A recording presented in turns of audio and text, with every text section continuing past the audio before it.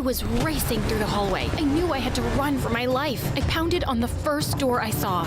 Open the door, please. Hey, who are you? What do you want? He's after me. What? Who? Help me! No, don't go outside! Okay, hold on. Let's get some context here. I'm Luna, and I was born in a small town in Switzerland. Before we go any further, like and subscribe to hear my story. Thank you! It took my mom hours to give birth to me. So much so that doctors and nurses figured it would be okay to take a lunch break since they'd be there forever. Maybe it's cause I was scared with everyone there, but as soon as the room was empty and my dad took a bite of a sandwich, I decided to come through. My mom gave birth to me pretty much by herself. What a hero. We should name her Heidi. Really? The most ridiculous Swiss name you could think of? We might as well have named her Cheese Fondue or Swiss Army Knife. After arguing over it, they agreed on Luna. Luna means moon in Italian. It's no wonder that I grew up to be a dreamer. When my parents split, I was a little upset. Pack your suitcase. We're leaving. In order to keep me from destroying our house, Mom decided to take me on a trip and explore the world. Life was amazing. Why don't we travel the world for the rest of our lives? Mom was skeptical. I just graduated high school. It's the perfect time to take a break. And how will we afford that if I don't work? Ugh, see, the Lunas of this world, the dreamers, we aren't made for sitting in classrooms for hours. So we're not gonna travel the world? I'm not saying we won't. I'm saying I won't. And with that, she just gave me a wink that could have meant two things. Either she was giving me the green light to go on this trip alone, or she had something in her eye. Either way, I was left feeling confused and a little nervous. I had never traveled without her before. I mean, she was the one who packed my bags and reminded me to put on clean undies. But there was no turning back now. I ran out of things to break in the house, and Mom was starting to look at me like a caged animal. I needed to get out of there before I started gnawing on the furniture. When I told my mom I planned to go to Australia, she looked at me like I had announced I was joining the circus. Australia? That's on the other side of the world. Yes, because I got the best deal. I used my student card to get the cheapest package to Australia during peak season, and there were no other countries available, so I had to act fast since there was only one spot left. Do you know how big the spiders are in Australia? Of course I knew, but I had refused to Google anything about Australia out of fear I'd get too afraid to go. I had to do this.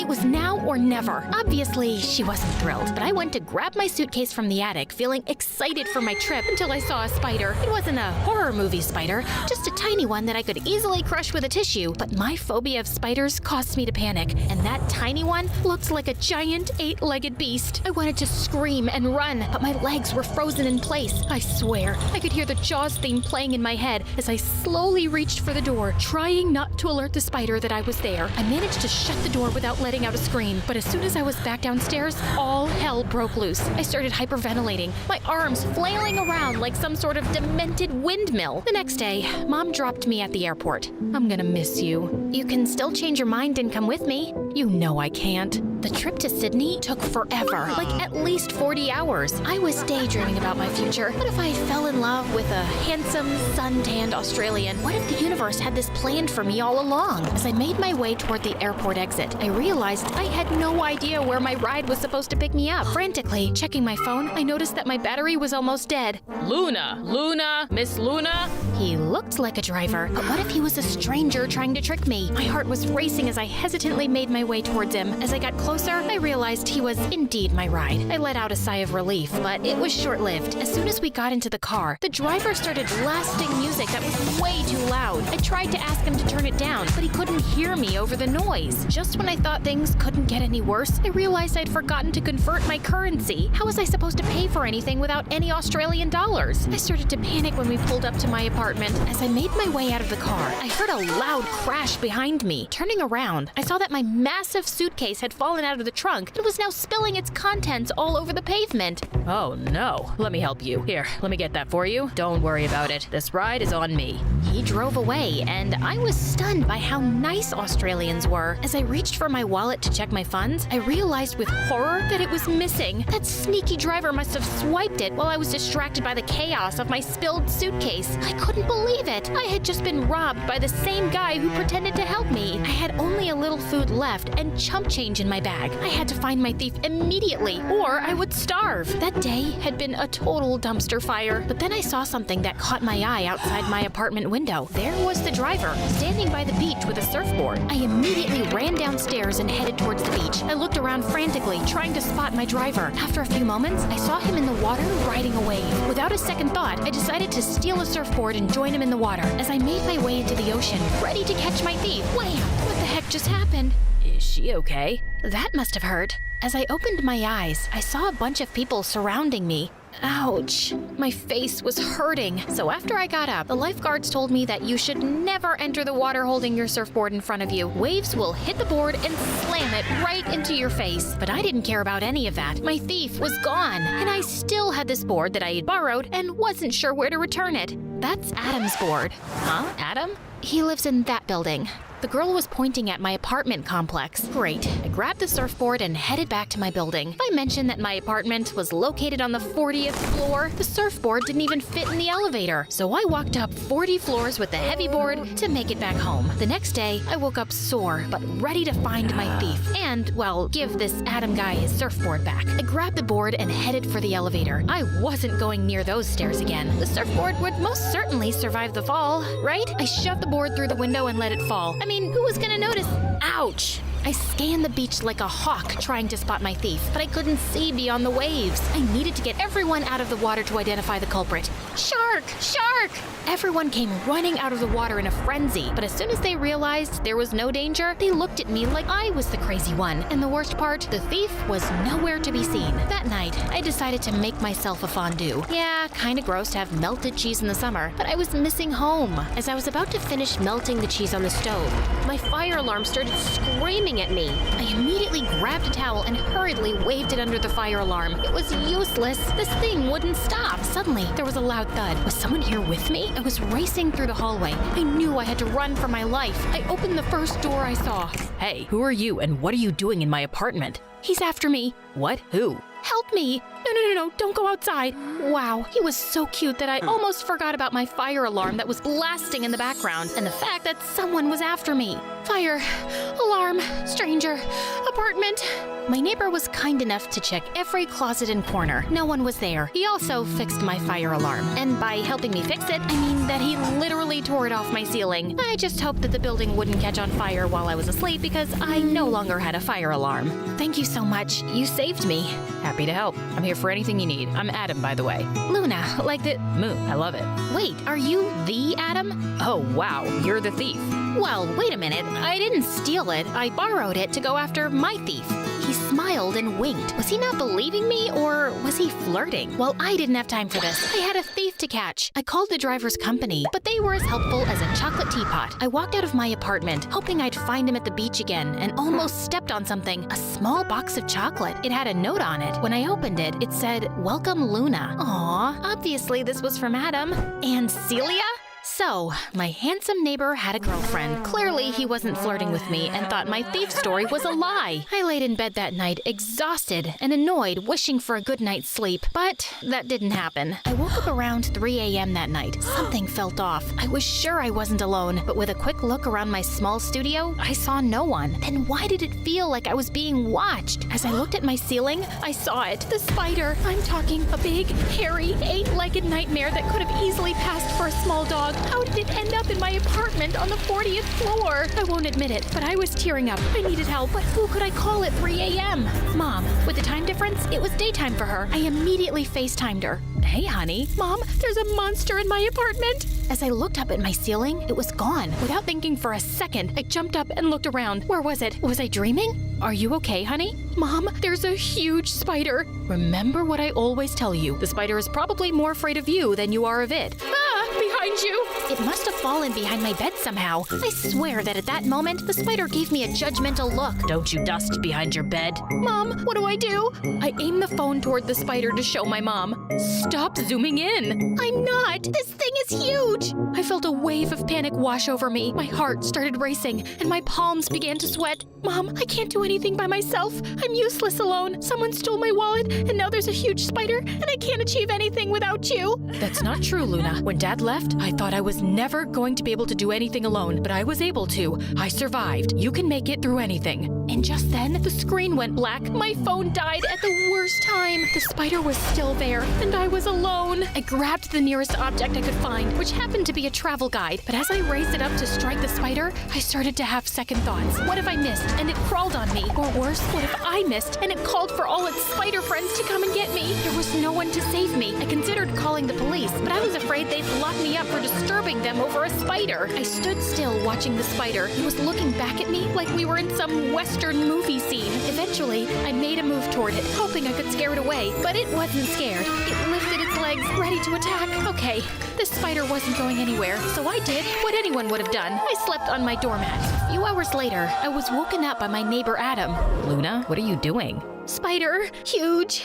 Oh, you must have met a huntsman spider. They're great. They eat mosquitoes. Mosquitoes? I'm surprised this thing doesn't eat cows. It's huge. Adam was laughing. He helped me up and looked me in my eyes. You could have knocked at my door. So I wasn't wrong. He was hitting on me. I didn't want to wake up your girlfriend. My girlfriend? Oh, Celia? That's my sister and current roommate. Oh, and just then, he pulled out my wallet from his back pocket. How? My dad owns the building. I told him about what happened with your driver, and he mentioned that a tenant found a wallet on the floor outside. It must have fallen when you walked out of the car. I suddenly felt terribly embarrassed. I was running after my driver, thinking he stole my wallet, when in reality, he truly was a kind local who gave me a ride for free and helped me with my suitcase. Adam gave me one of his perfect smiles. Want to go surfing?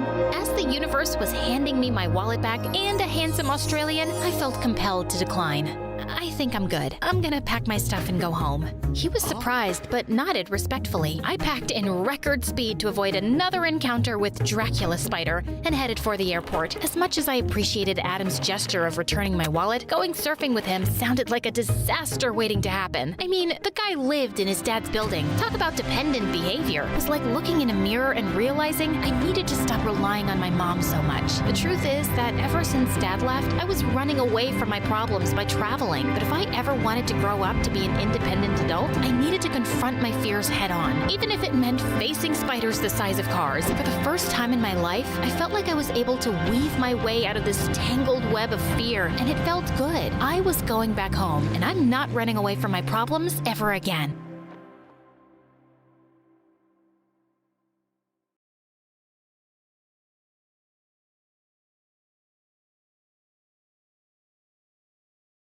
Hi there, my name is Mishka, and for the longest time, I was the only girl in my whole village. Before we continue, please hit like and subscribe. My village was stunning and bountiful, but for ages, our people thought this land was cursed. Before me, no girl had been born in this village for 50 years. Everyone just kept giving birth to boys. Some couples had 14 babies just to get one girl, but they all failed.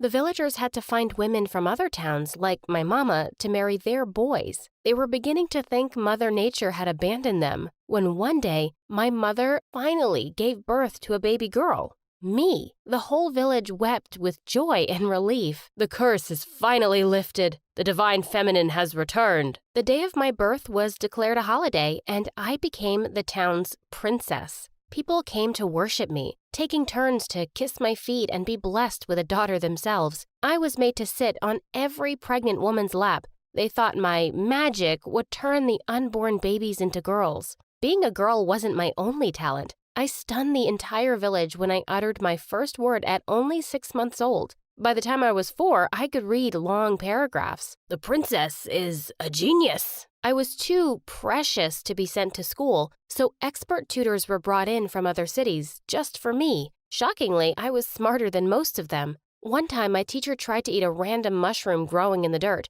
I slapped it right out of her hands before she could take a bite. "There's white stripes on the stem. That's poison." She ran through the town screaming, "The princess is an angel. She saved me. She saved my soul." The entire village worshipped me even more now. If I was spotted, everyone would fall to the ground and start bowing. People showered us with gifts and jewels that filled our vaults to the ceiling. One man even gave away his sons to become our servants for free. "Take 2 of my boys to serve our precious princess. I don't need these 2. I have a lot of them." At first, I kind of enjoyed the attention, But as I grew, I became more beautiful, and that's when things started getting crazy. One day, my teacher told me about a special new library full of books. I can take you there. Jump into my cart. I want my mama to come with me. She grabbed my wrist. Come on, princess. You don't need mama anymore. She tried to cover my mouth and I bit her. Ah! Mama! My screams echoed in the mountains and the villagers jumped on her. I want the girl for my son. She will give birth to girls. Give her to me. She wasn't the only one losing it. Fights between angry villagers started breaking out in front of my house every day. They were fighting over whose son I would marry. The village was breaking down into chaos. We had to put a stop to this. When I turned 10, the village elders declared that a contest would decide my future engagement. All the boys in town would compete, and I would get to make the final choice when I turned 16. Mama, this sounds weird. This is the only way to keep peace in our village, Mishka. Don't worry. We'll be with you the whole way. So, every few days I was dressed and primped to perfection to attend the marriage contest. Archery, hunting, sword fighting, mathematics. There were several levels for the boys to compete in. I was so bored. All I did was sit there and look pretty. I was really starting to wish I was a boy. They got to play games and run free in the village while I was caged like a bird. When I turned 12, I put my foot down. I want to go to school, Mama. It's too dangerous, Mishka. I'll dress up as a boy. I'll wear a wig. Please, Mama. I need a life. After a lot of begging, she accepted my request. She bought me a wig and helped me pick out boyish clothes. Soon enough, I was ready to start my second life as a boy. I was so nervous on my first day. What if someone found out about me? I should have been more worried about the school bully, Carl. Once he saw me, he said, "Do everything I say, or we'll throw you in the lake." What? I refused his orders, and he actually threw me in the water. He was horrible, not just at school, but also during the marriage contest. He said, "My stunning princess, if you choose me, all of my lands will be yours, and all of my body." Ew! I would never choose a horrible bully like him. One day when he threw me in the lake just for fun, again someone came to help. It was Ren, the son of the village chief. He was really quiet and aloof, and he was the only boy in the town who had refused to participate in the marriage contest. Thank you, I said in my best manly voice as I took his hand. Suddenly he started staring at me like I was a ghost. Your hair. I touched my head and nearly screamed. My wig was gone. My long hair was loose right in front of Ren. You're the princess. I ran out of there as fast as I could. I was finally caught. What was I going to do? When I went to the marriage contest the next day, I was literally shaking. Did everyone know my secret already? I was stunned when everything was just normal. No one suspected me or accused me of anything. Had Ren not told anyone? Why would he do that? Not only was Ren keeping my secrets, he started following me around in school to make sure no one would mess with me. I told him I could handle myself, but he'd always say, "I'm the chief's son. It's my job to protect the princess." One day, I just snapped. I'm not a princess. I'm Mishka. If you're here because you think I'm blessed or something, you can just go away. I don't think you're blessed, but you could get hurt if anyone finds out about you. Was he actually just nice? I started trusting Ren, and before I knew it, I was actually falling for him. He was the kindest, strongest person I'd ever met. One day I lost all control and I kissed him. I was so amazed when he kissed me back. I didn't want to do that stupid contest anymore. I just wanted to be with Ren. At the next event, I made a public announcement that the contest was over. People went mad with rage, but I ignored them. Surely they'd get over their disappointment soon enough, right? Wrong. One day, some unexpected guests showed up at home. The entire town, with Carl and his family standing right ahead. They had pictures of Ren and I kissing and hugging. She has been pretending to be a boy to enter the school, and she chose a husband without the consent of any of the villagers. No! None of you have any right to choose who I marry. You're the only girl. We own your future and your destiny. You own nothing. I'm not just a girl, I'm a person. I slammed the door shut and ran up to find Mama. When I got there, I found her puking on the bathroom floor. Mishka, I'm pregnant. Holy wow. 9 months later, Mama gave birth to a new baby, another girl. The whole town rejoiced at Kira's birth, and they started worshiping our family even more. I thought another girl would set me free, but Kira being born was one of the worst things ever. As she grew up, Kira learned about our village's history. She realized that if it weren't for me, she would be the only girl in this village. I wish you were never born. Then all of this would be mine. She would lock me in a room every time Ren came over the house. Why should you get the chief's son? It's not fair. Open the door, Kira. Only if you dump him. Kira tried to get rid of me about 100 times a year. Fake jobs out in the city, framing me for theft so I would go to jail. She tried everything. She was my baby sister, and I was never going to go against her, but she had no problem going around the whole village bad-mouthing me. Carl and his family joined her happily. Mishka is a fake. She wasn't even born in this town. People actually believed her lies. My parents got threatening letters asking them to remove the fake princess. One day, Kira broke all her limits. She showed up to her house with a whole crowd of angry people carrying torches who demanded that I leave our village forever. I told them to eat dirt, and my sister tried to drag me out of the house. That's when the rest of the town showed up. What are you doing to our princess? She's a fake. She's adopted. And she needs to leave our village. We saw her being born, you idiot. You're the idiot. You... Before I knew it, the entire village was at war. People pitched tents in our yards to sleep there so they could protect me the entire day. The chief tried to settle the dispute, but they refused to calm down because Kira would keep riling them up. I will not live with this fake. We need to split the village in half. What? Draw a line through the village. You take one half. I take one, and we never see each other again. No matter what I tried, I couldn't change her mind. It took months of deliberation, but we finally managed to create the line, white chalk that divided our land's resources. I took the people that trusted me and began my own village. We are going to do things differently from now on. We will learn and improve our village. While I took an oath to change things, Kira wanted things just the way they were before. She restarted the marriage contest in her village. She loved being the judge. She could dress like a queen and have men fight over her. While my home stayed the same, Kira built a castle just for herself. She made the boys do it to prove their love. I focused on building schools, playgrounds, and filling up our libraries. One day, a little boy came to me and said, "Princess, I want to see the stars." "Sure you will. I promise." So I bought them a telescope. The princess brought us magic. Wow! My people loved me because my work showed results. They became happier, wealthier, and had more comforts in their life. Unfortunately, things on Kira's side were really bad. One day, Kira chose the same boy twice for a date. The other boys got really mad. "If this is really happening, I'm gathering my family to fight your family, and I will bring more people to kick your butt." "What did you say?" And a war broke out between the families. One time I woke up to the sounds of people screaming. When I ran out, I saw a cloud of smoke on top of Kira's crops. They were burning.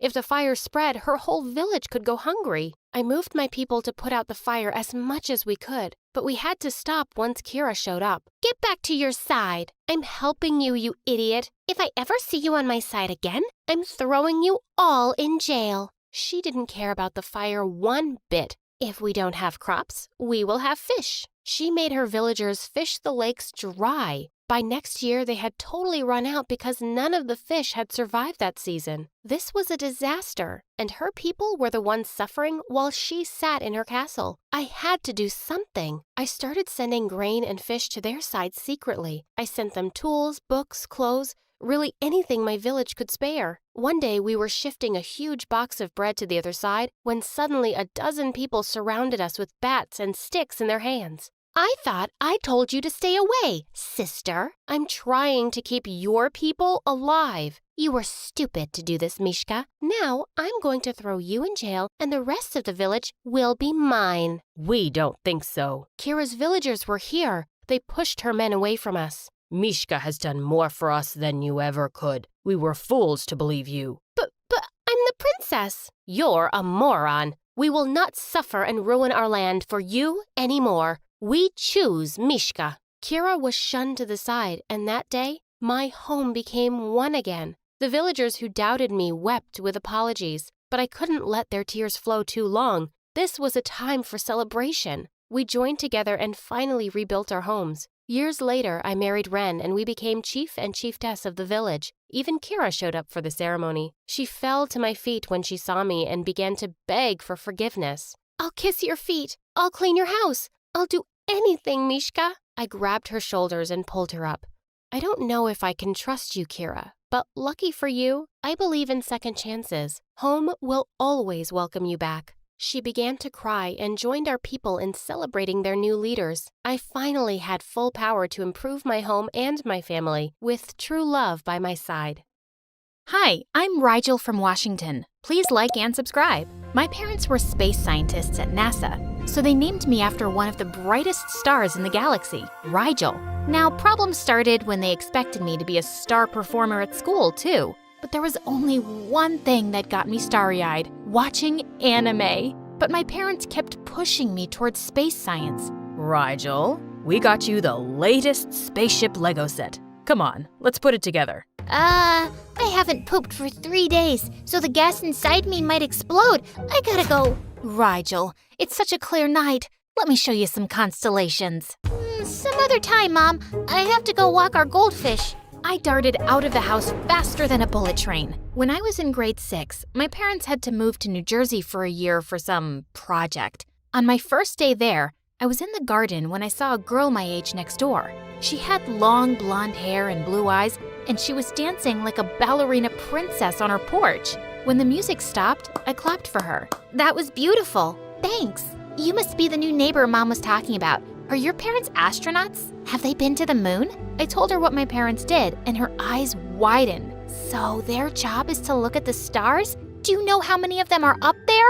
Of course. There are 20,000 gazillion million stars. Wow, you sound like a genius. Mom says when God forgets to give someone beauty, he makes up for it by giving them brains. Okay, that was kind of insulting. The girl introduced herself as Bianca, and she told me her mom was a model and her dream was to become the best ballerina in the world. We even went to the same school, and I found out Bianca was super popular. She had her own YouTube channel with amazing dance videos and thousands of subscribers. We grew close, and most days after school, she'd hang out at my house, mainly because of Mom's cupcakes. My mom doesn't let me eat sweets. She says I won't be able to dance if I put on weight. No need to listen to your mom, honey. Scientific studies suggest that makeup gets absorbed through the skin and shrinks brain cells.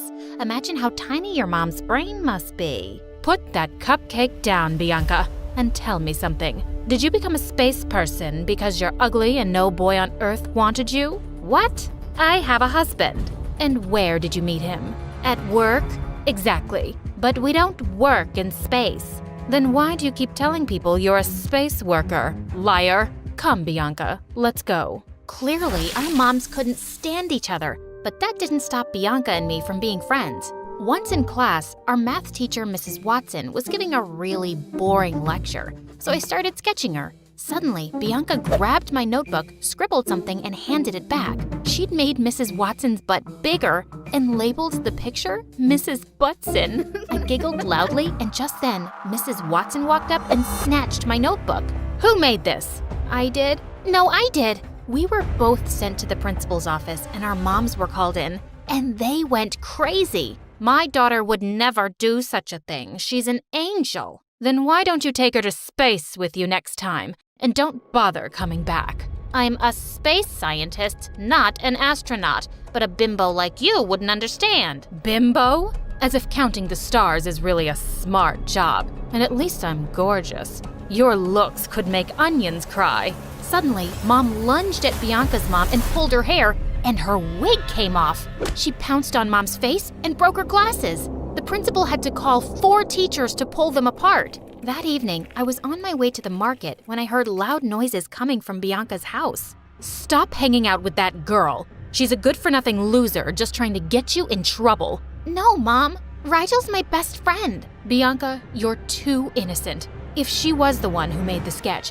why did she let you take the blame too? Bianca fell silent, and I quietly walked away. Why didn't Bianca say she'd drawn something too? I tried to avoid Bianca after that day, but it was hard since she kept following me around like a lost puppy. One day, she was at my place when she saw my bicycle and said no one had ever taught her how to ride one. Well, I can teach you if you want. Woohoo! This is so much fun! Suddenly, Bianca's mom came out running and started shouting, "Get off that thing right now. You'll hurt yourself before your big ballet performance next week. And you, stop teaching my daughter stupid things." Riding a bicycle isn't stupid, but you wouldn't understand because when God gives you beauty, He forgets to give you brains. Did you just call me stupid? No, I called you beautiful. Bianca's mom refused to let her go out after that until the day of her ballet performance. But one night, I got a text from Bianca saying she was super bored, so I asked her to sneak out of the window where I was waiting for her with my bike. We both had so much fun taking turns riding it.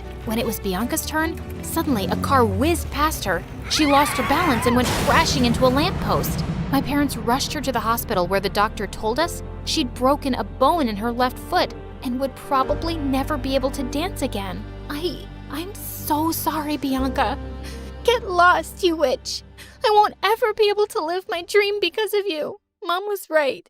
You're just a good-for-nothing loser who can't stand anyone who's prettier and more popular than her. I was shocked at her words. How could she mean that? She made it sound as if the accident was my fault. Honey, she's really upset right now. But don't worry, she'll come around. Only Bianca never did. She blamed me for what happened and turned into this mean bully who didn't miss a chance to put me down. Thankfully, I didn't have to deal with it for long since we moved back to Washington soon after. By the time I was in high school, my parents had given up all hopes of me becoming a NASA scientist, but I was still obsessed with anime. So when our teacher announced career day in class, I decided to dress up as my favorite anime character. As I entered the classroom in costume, I saw all the boys gushing over a new girl. She had blonde hair and really blue eyes.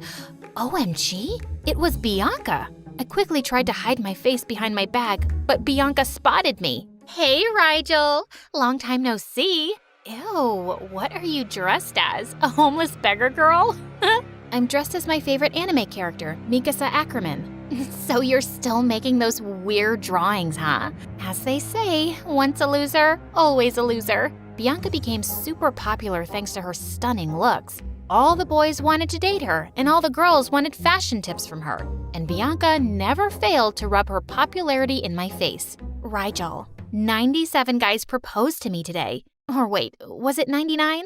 Well, good for you. I bet no one's ever asked you out. Such a loser. Mikasa Ackerman can never be a loser. I turned around to see Toby standing behind me. He was a year senior to us and was an awkward skinny guy with braces and huge glasses. I just wanted to tell you that I loved your outfit that day. Thanks. Are you into anime too? Yeah, big time. We ended up discussing our favorite shows and characters and didn't even notice when Bianca marched off angrily. After that day, I started hanging out with Toby, and he told me something shocking. Bianca was his stepsister. Her mom married my dad a few months back. Things are weird between Bianca and her mom. They hardly ever talk to each other. I told him about our friendship and how things ended between us. Now I get why she's mean to you. Do you want me to talk to her? No, I don't want things to turn ugly between you two because of me. Toby and I started getting closer day by day, and we had tons in common. One evening, he invited me to his house to show me his collection of anime comics. His favorite anime character played the guitar, and he had a similar one in his room too. When I asked him if he knew how to play, Toby shyly took the guitar and started playing, and he was phenomenal. Wow, Toby! You could easily play in our school band. You're so good! The next day, I insisted Toby meet our school band teacher, and he agreed to give him a chance after hearing him play. After that day, Toby joined the school band. I even gave him a little makeover, and his popularity in school shot through the roof. But he just wanted to hang out with me, and this really pissed off Bianca. My brother doesn't know what a two-faced person you are. Stay away from him. He deserves someone better. Why do you have to be so mean, Bianca? What happened all those years ago wasn't my fault. Really? You have to have some nerve to say that. If you hadn't made me sneak out of my room that day, I'd still be dancing. How was I to know you'd get into an accident? We were just kids, Bianca. Let it go. Easier said than done. She pushed me aside angrily and marched off. Gosh, this girl was something else. A few weeks later, Toby and I were chilling at my house when he saw some of my anime drawings on the table. Oh, it's nothing. Just a hobby right now. I tried hiding my drawings, but when Toby insisted, I showed him the anime series I'd been sketching. Wow, these need to be published. You have no idea how amazing you are, Rigel. Can I show these to my dad? Toby told me his dad's friend owned a big publishing house and he could actually get my series published. I was super excited by the idea, so I put my sketches in a folder and gave them to him. The next day, I reached school early and waited anxiously for Toby when a girl from my class told me he was waiting for me in the auditorium. But when I got there, it was completely empty. I was about to leave when the stage lit up and Bianca walked onto it. And she was holding the folder Toby took with him. Surprise, surprise. So what were you saying that day about letting things go? Well, today I'm gonna do something, and you're gonna have to let it go. Okay, Rigel? Just then, Bianca pulled a lighter from her pocket and set my folder on fire. I watched in horror as years of my hard work got burned to ashes. But just then, I noticed a spark from it land on her dress, and in a fraction of a second, it caught fire. Before Bianca had a chance to react, I ran on stage, peeled off the thick carpet, and wrapped it around her. Thankfully, that was enough to put out the fire. Are you hurt? No, I'm okay, I think. Bianca, what did you just do? Are you insane? Toby told me he'd been looking everywhere for the folder this morning, and a maid told him she'd seen Bianca take it from his room last night. Yes, I stole the folder because I wanted to show Rigel how painful it is when something you've worked so hard for is snatched away from you. Bianca, I'm so sorry for what happened to you, but it was an accident. Yeah, but it ruined my chances of becoming a ballet dancer. It's everything Mom ever wanted. After I stopped dancing, Mom basically lost interest in me. And then she got remarried and got busy with her life. I felt so lonely. I was always there for you, Bianca, but you never warmed up to me. Because every time I saw Mom being nice to you, I felt jealous. And then you started hanging out with Rigel, and that just made me angrier. Life always gives us a choice, Bianca. We can choose love or we can choose hate. You chose hate today, but I choose love. I forgive you for burning my drawings. With that, I walked out of the auditorium. A few weeks later, it was my birthday, and I'd thrown a small party for my friends. I was in my room getting ready when I heard Mom talking to someone. It was Bianca. Rigel, you never told me Bianca had moved to Washington too. It just slipped my mind. Just like it slipped your mind to invite me to your birthday party? Well, I'm here anyway. Happy birthday, Rigel. I don't want anything from you. Just open it. My jaw dropped when I saw it was a book of my anime series. But you'd burned all my drawings. I tried, but I couldn't. I just burned the empty folder that day, Rigel. When that accident happened, Mom kept blaming you for it, and I started believing her. And when I saw you after all these years, the hurt came back. I'm sorry for what you went through, Bianca. Believe me, if I could turn back time, I'd be on that bike instead of you. I know. When I saw you being so nice to Toby and encouraging him to play in the band, I realized maybe I was wrong all along. I know you think of me as this evil person, but I'm not as bad as you think. No, you're not. I hugged Bianca, and she hugged me right back, and it felt great. Okay, now I'm feeling a little jealous. Bianca and I laughed as we pulled Toby into a hug too. My anime series soon became a huge hit. With success came money, and my parents were shocked that what they considered a waste of time could actually be a full-time career opportunity. So, do you guys still want me to be a space scientist? Yes, but only in an anime.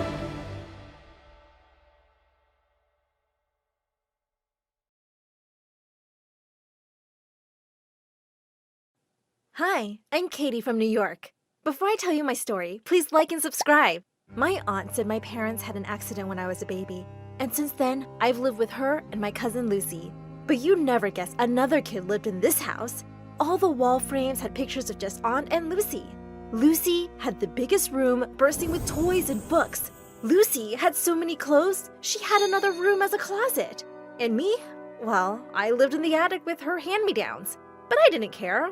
All I ever really wanted was for Aunt to love me like she loved Lucy. So I did whatever Aunt asked me.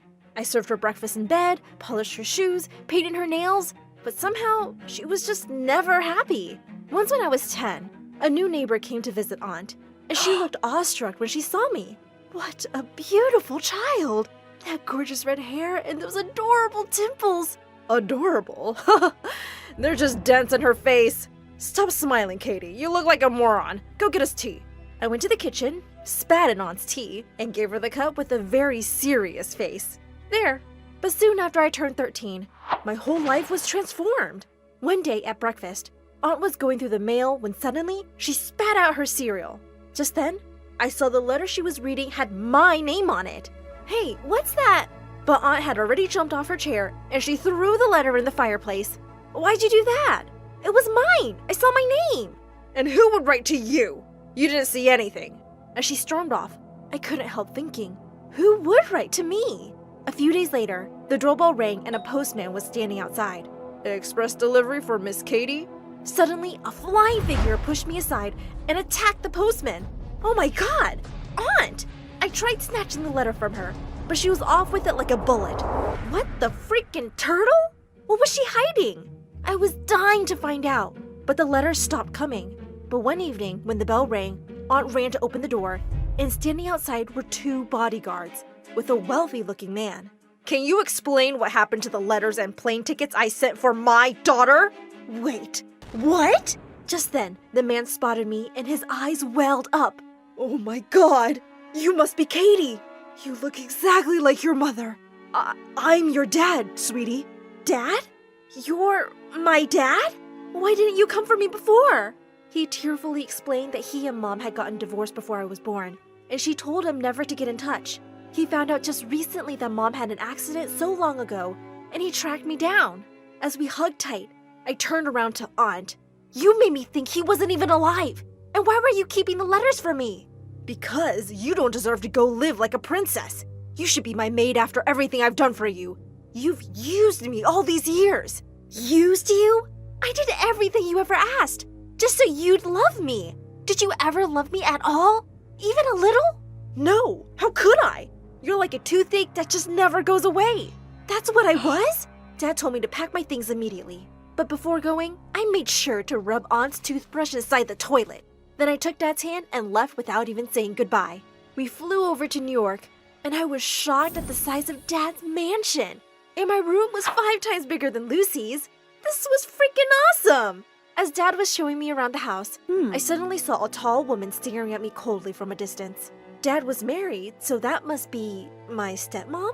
Mary, there you are. Come meet Katie. But Mary just turned away and slammed the door behind her. Later that night, I walked past their bedroom to hear Dad and Mary talking in loud voices. It's her first day here, Mary. Think how unwelcome she must have felt. What about me? You just expect you'll bring a child home and I'll start loving her like she's my own? I crept away without hearing any more. Great. Another mom figure who already hated me. When I went down for breakfast the next morning, Dad greeted me with a smile, and so did Mary. Sorry, Katie. I wasn't feeling too well yesterday. I hope you slept well? Yeah, as if she cared. When I asked Dad for the orange juice, Mary quickly got up to pour it for me, and she dropped the whole jug in my lap. Oh my God, what are you doing? I'm so sorry. It just slipped from my hands. I know you don't want me here, but you don't have to be so petty. With that, I stormed off. Her whole innocent act was fake, and she proved me right soon enough. A few days later, I was walking over to the sofa in the living room when suddenly, I tripped over something. I went flying straight into this weird statue, and I stared at the wreck in horror. Mary leapt up angrily from her armchair. Oh my God! How could you be so clumsy? Do you know what that's worth? Just then, Dad burst into the room, and behind him were some guests. What happened? We heard a loud crash. Oh, honey, Katie broke the statue by accident, but thankfully she's not hurt. Dad looked really upset but stayed silent. I couldn't stop myself though. You were just shouting at me, but the minute Dad came in, you became an angel? What? No, I was just shocked. I didn't mean to shout.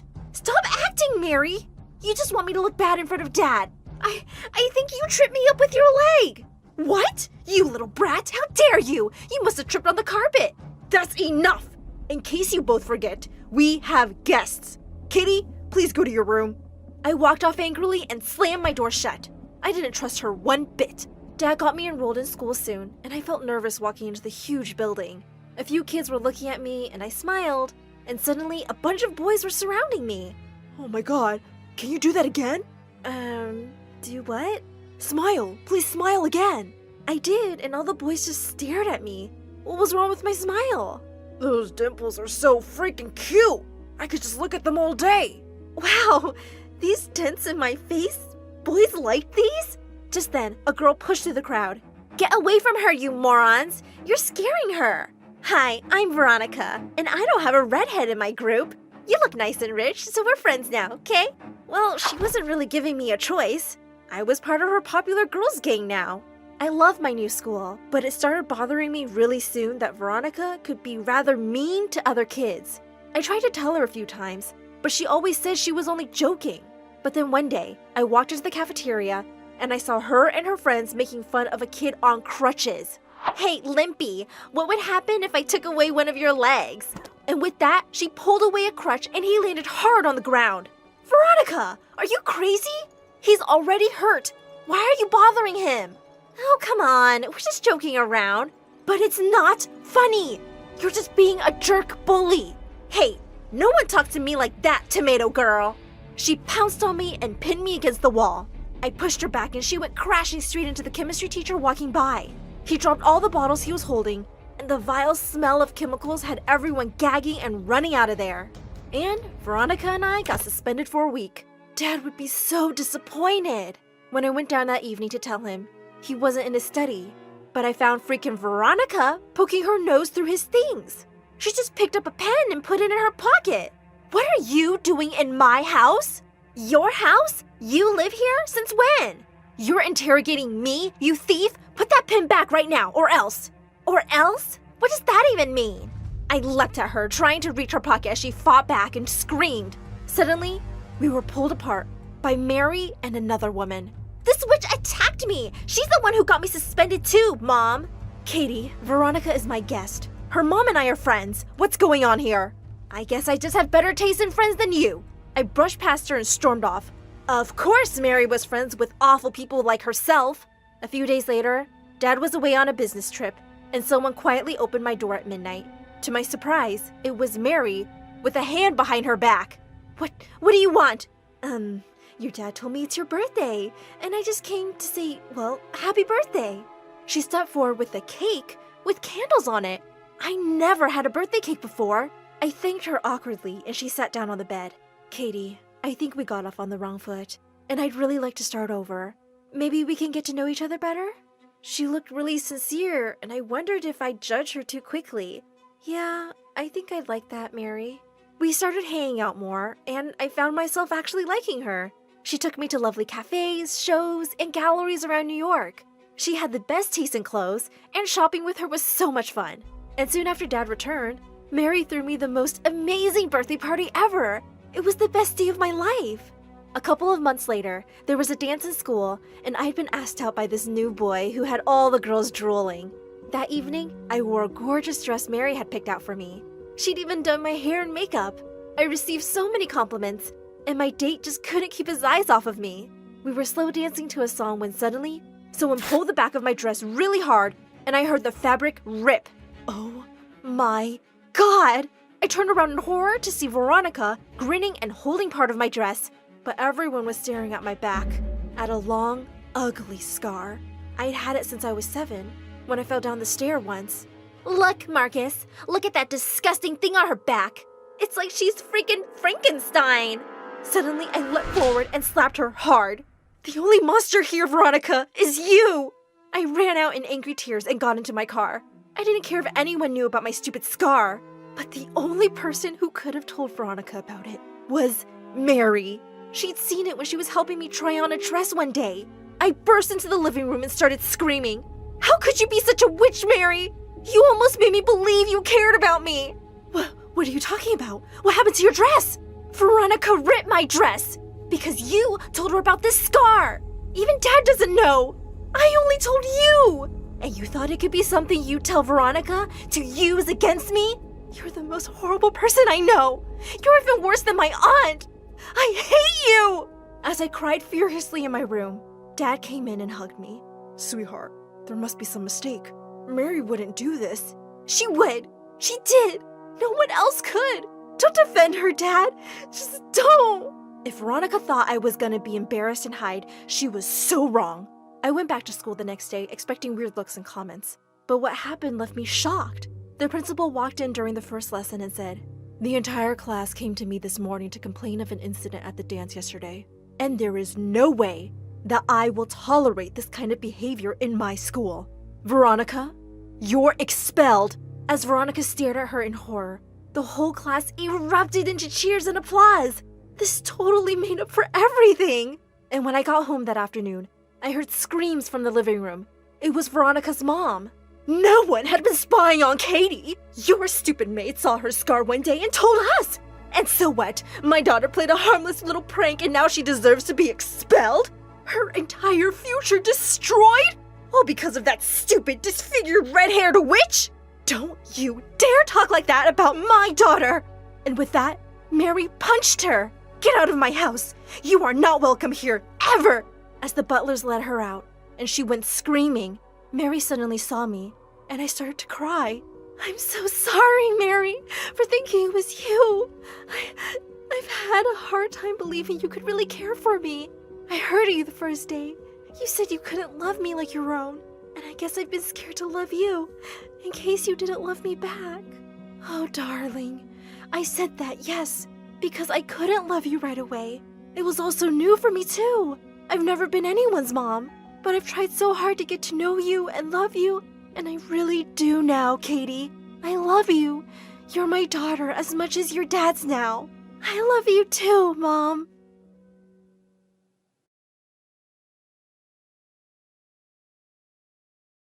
Hey friends, I'm Sarah from North Carolina. Please like and subscribe. Ever since I can remember, I've had to fight for my mom's attention. And it was all because of my elder sister, Amanda. She was the family's golden child, and Mom loved her to bits. Amanda was great in studies and sports and looked like a porcelain doll. Sometimes I wondered why God had to make her so perfect. Gosh, how I envied her. One time, we got her report cards from school, and as usual, Amanda had aced all the tests. Wow, Amanda, I'm so proud of you. My daughter gets an iPad. Show me your results, Sarah. Mine didn't come yet. Liar, liar, pants on fire. Mom, it's in her bag. She must have failed again. Amanda then ran and brought my report card, and I just wanted to kick her hard. C's, D's, and an F again? When I go to school, teachers can't believe you're Amanda's sister. When Mom left, Amanda kept laughing at me and telling me I was a dumbhead. No, I wasn't. I just didn't want to try because I knew no matter what I did, Amanda would always be one step ahead of me. We both had our birthdays in August, and Mom would always throw a combined party. On Amanda's birthday, one time Mom even forgot to have my name written on our cake. But I was glad Dad was always on my side. He'd spoil me rotten. Every time Mom would scold me for having bad grades or making some mistakes, Dad would defend me and take me out for ice cream. I know your mom has a lot to say. For me, her arguments go in one ear and out the other. Wow, I should do that too. Dad was the best. But in 5th grade, something awful happened. He suddenly left us and settled in Europe. He promised to come for me soon, and I waited for weeks. But he never did. Even his number became unresponsive after some time. That was a huge blow for me. Mom and Amanda tried to talk to me, but I just shut them out. I knew Dad had left because of Mom, yet she still acted like she was innocent. Sweetheart, I know how you feel. Just know that I'm here for you. What are you talking about? I'm fine. And please don't be here or anywhere for me. Because of you that Dad went away. Saying that, I ran to my room and slammed the door shut. Things were pretty much the same at school. I had no friends, and Amanda was like the most popular girl. One time during recess, I was looking for a place to sit, and seeing an empty chair at the table, I pulled it. But just then I heard someone yell. OMG, a girl was about to sit, and I had pulled the chair without realizing it. Oh, I'm so sorry, I didn't see you there. Really? Are you blind? I think you were just trying to be funny. I'll teach you a lesson. Saying that, she took my tray and rubbed it all over my face. The entire cafeteria burst into laughter. But the worst thing was spotting my very own sister laughing at me too. I instantly ran out and hid in the janitor's room and cried. Just then, I felt a hand on my shoulder and jumped in surprise. Who's there? I know karate and I'm not afraid to use it. Just then, someone turned on the light, and I saw a boy my age. It was Eric. He was a new admission, and since he was cross-eyed, the kids made fun of him all the time. Hey, I was here first. It's kind of my hiding spot, so you have to leave. Nope, not happening. I'm not going out there. I can understand. Why do people have to be so awful? No idea. We both sat there for some time, and then Eric handed me a cloth and I cleaned all the icky food from my clothes. We have to go out at some point. Maybe we could support each other and go out together? I really liked Eric's idea. We took a deep breath and stepped out of the janitor's room, acting like nothing had happened, and pretending like we couldn't care less about jerk bullies. It totally worked, and for once, I had a friend. Eric and I started hanging out together all the time, and we grew really close. One time in 7th grade, we were having the most boring history class ever, and Eric was hating it the most. I think I'll start crying. She's just dragging the lesson. Aw, anything can be fun if you know how to draw. I showed him the sketch I'd made of our teacher, and he nearly burst out laughing. You are the ultimate jerk. But the teacher heard his comment and sent him to detention for using the word jerk in the class. I couldn't just sit and listen to her blabbering, so I stood up. Yes, Sarah, do you have something to say? Yes. I want to say jerk. Everybody is a jerk. Detention for you too. When I went to the detention room, Eric actually thanked me for getting him kicked out of that boring class. And I knew you'd be here within minutes because you can't stay too long without me. He was so right. He then had this awesome plan of sneaking out of the school to visit a fun fair nearby. How could I say no? Eric and I had an amazing time. We took so many rides and ate tons of ice cream. For a while, I remembered all the fun times I had with Dad and thanked my lucky stars for sending me Eric, my best friend. But when we returned to school, I was shocked to see my mom and Eric's parents there. What were you thinking, sneaking out of school? Are you crazy? You never do such things, Eric. What's gotten into you? Oh, I'm sure it must have been my daughter. She's really a handful. But Mom, it was both of us. Yeah, it was my plan. But no one would listen to me, and in the end, I was the only one to be suspended. I hated Mom so much for that. She didn't even once try to be on my side like Eric's parents did for him. Once we got home, I had the worst fight with her. I wish it was you who'd left. Dad was the one who loved me. All you can see is your perfect Amanda. Oh yeah? Well, guess what? Your dad left because he was selfish. But you never see that I'm the one doing everything for you. I'm the one who's stuck around. Selfish? Dad? How? I am not having this discussion with you. Just go to your room, right now. I went to my room and I was so angry that I knocked everything off the table, even the picture of Dad and me. But I regretted it instantly because I loved that picture. Just as I was picking it up, I accidentally cut my hand on a piece of glass. And that's when Amanda walked in and totally freaked out. Oh my God, Sarah, you are so careless. Let me see your hand, come on. She cleaned up the wound and put a bandage on it. Why are you suddenly acting like you care about me? Because I do care. No matter how dumb and hot-headed you are, you're still my sister. And I love you. You and Mom are the only family I have. Look, I know I've not been the best sister or made things easy for you, but I will try to be better, okay? Fine. I don't hate you either. Amanda chuckled and so did I. She asked me why I got into trouble, and when I told her that I'd bunked school with Eric, she seemed really amused. So, is he like your boyfriend or something? Yuck! Ew, gosh no! Eric is my best friend. Ew, please don't ever use the B word again. We both burst into laughter. After that day, things were somewhat better between Amanda and me. She even started helping me with my studies, and it was because of her I cleared my exams and entered freshman year of high school. During summer vacations, Dad suddenly seemed to remember that he had kids and sent tickets for me and Amanda. Amanda refused to go, but I was really excited. But when I got there, I learned Dad had a new family. I'm sorry I hid this from you, kiddo. I wanted to tell you everything a while back, but there was never a good time. I was so angry at him, and now I was stuck here for a month. The only thing that got me through was talking to Eric for hours every day. He told me that he'd started seeing a girl, and I was really happy for him. When I finally went back home, I was so eager to meet Eric. Dork, I missed you so much. Me too. So tell me, who's the mystery lady? Won't you introduce me to her? Sure, I'd love to. How about we meet tonight at the pizza joint? Awesome! In the evening, when I went to the pizza joint, the girl sitting next to Eric made the earth beneath me shake. It was Amanda. I felt like someone had punched me. The moment Eric and Amanda spotted me, they smiled, but seeing my angry face, their smiles dropped. Wow, awesome. This is like the cherry on top of my terrific life. Well done, sister, for stealing the only friend I had. And Eric, are you stupid? You know how Amanda is. All the guys are after her, and she chose you just to mess with me. Don't you see it? Sarah, how can you say that? I finally thought things were better between us. Why do you always have to be so bitter? I'm not talking to you. Eric, come on, let's go. I want to talk to you alone. Seeing how he didn't even budge, I felt angrier. Fine, but don't come crying to me when she dumps your sorry butt.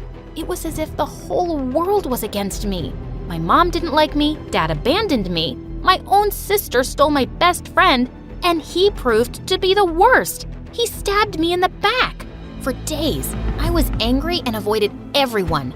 Even though Eric kept trying to talk to me, I refused to listen to a word. Some weeks later, the spring dance was announced, and when I learned that Amanda and Eric were going together, I felt so alone. But luckily, a guy from my class asked me to the dance, and that made me feel better. Mom, I want your purple dress. I'm gonna make some changes. I am so excited for the dance.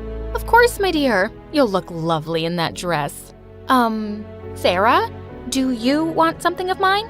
Or perhaps we can both go shopping and get you a new dress for the spring dance, please? The way she said please made me give in, and I went shopping with her and got myself a new dress after trying so many. I actually had a really good time with Mom. Maybe she wasn't so bad after all.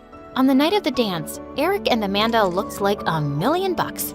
Mom took so many pictures of them while I waited for my date to come, but he just didn't show up. Come on, Sarah, you should just come with us. Forget about that guy. Yeah, you look amazing. Just join us. As your third wheel? No thanks. I hated the pity in their eyes. I went to my room and climbed out the window. I just wanted to run away from everybody and everything. I was so lost in my thoughts that I didn't even realize it started raining. I ran into a park and sat under the gazebo as I cried. But then sometime later, someone swept me into their arms. It was Mom. Mom, how did you know I was here? Magic. No, I just followed you. Tell me, baby, what's bothering you? Is it the Amanda and Eric thing? Honestly, I don't know. I think it's everything. You love Amanda more than me, Dad leaving us to get another family, Eric choosing Amanda. All of it. Mom hugged me tighter. I love you both equally, sweetheart. Because you had such a strong bond with Dad, I felt like I needed to be more caring towards Amanda.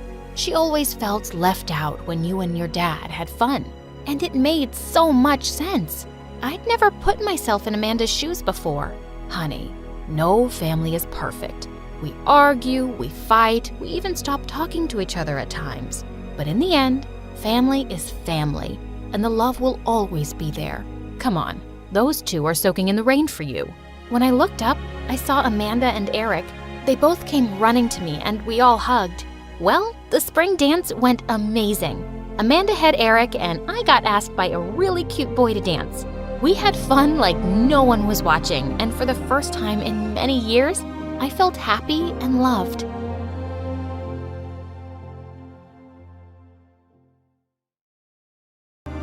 Hi, I'm Penny from Nebraska. Except my parents are nomads, which means we travel to another state every month. Before I continue, please like and subscribe. By the time I was 8 years old, I'd lived almost everywhere. I stayed in a tent in the desert, old abandoned houses in the forest, and even in a beach cave.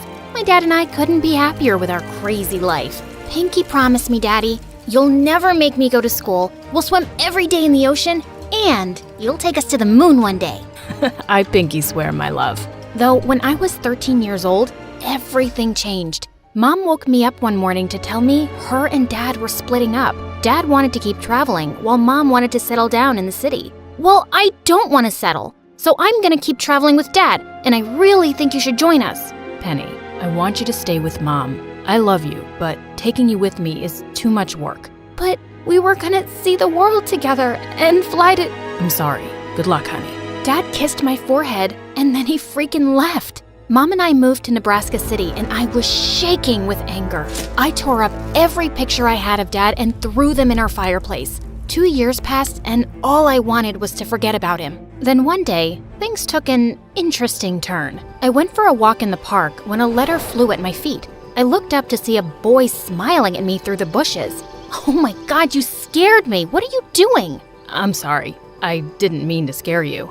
I was just too nervous to talk to you, but I still wanted to look at you because you're beautiful. The boy rose up from the bushes and holy crud, he was majestic. Take a walk with me. I'll take you somewhere magical.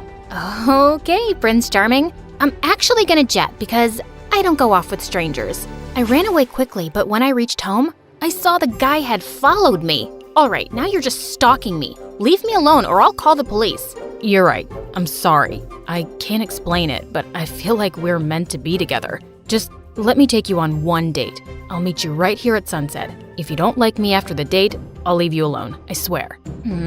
Okay, fine. You're kinda cute. But we have to be in a public area around other people. The guy agreed, but when I went out to meet him, I almost fell back in shock. He had landed a golden jet in my driveway. Hey, gorgeous. Want to fly to Europe for dinner?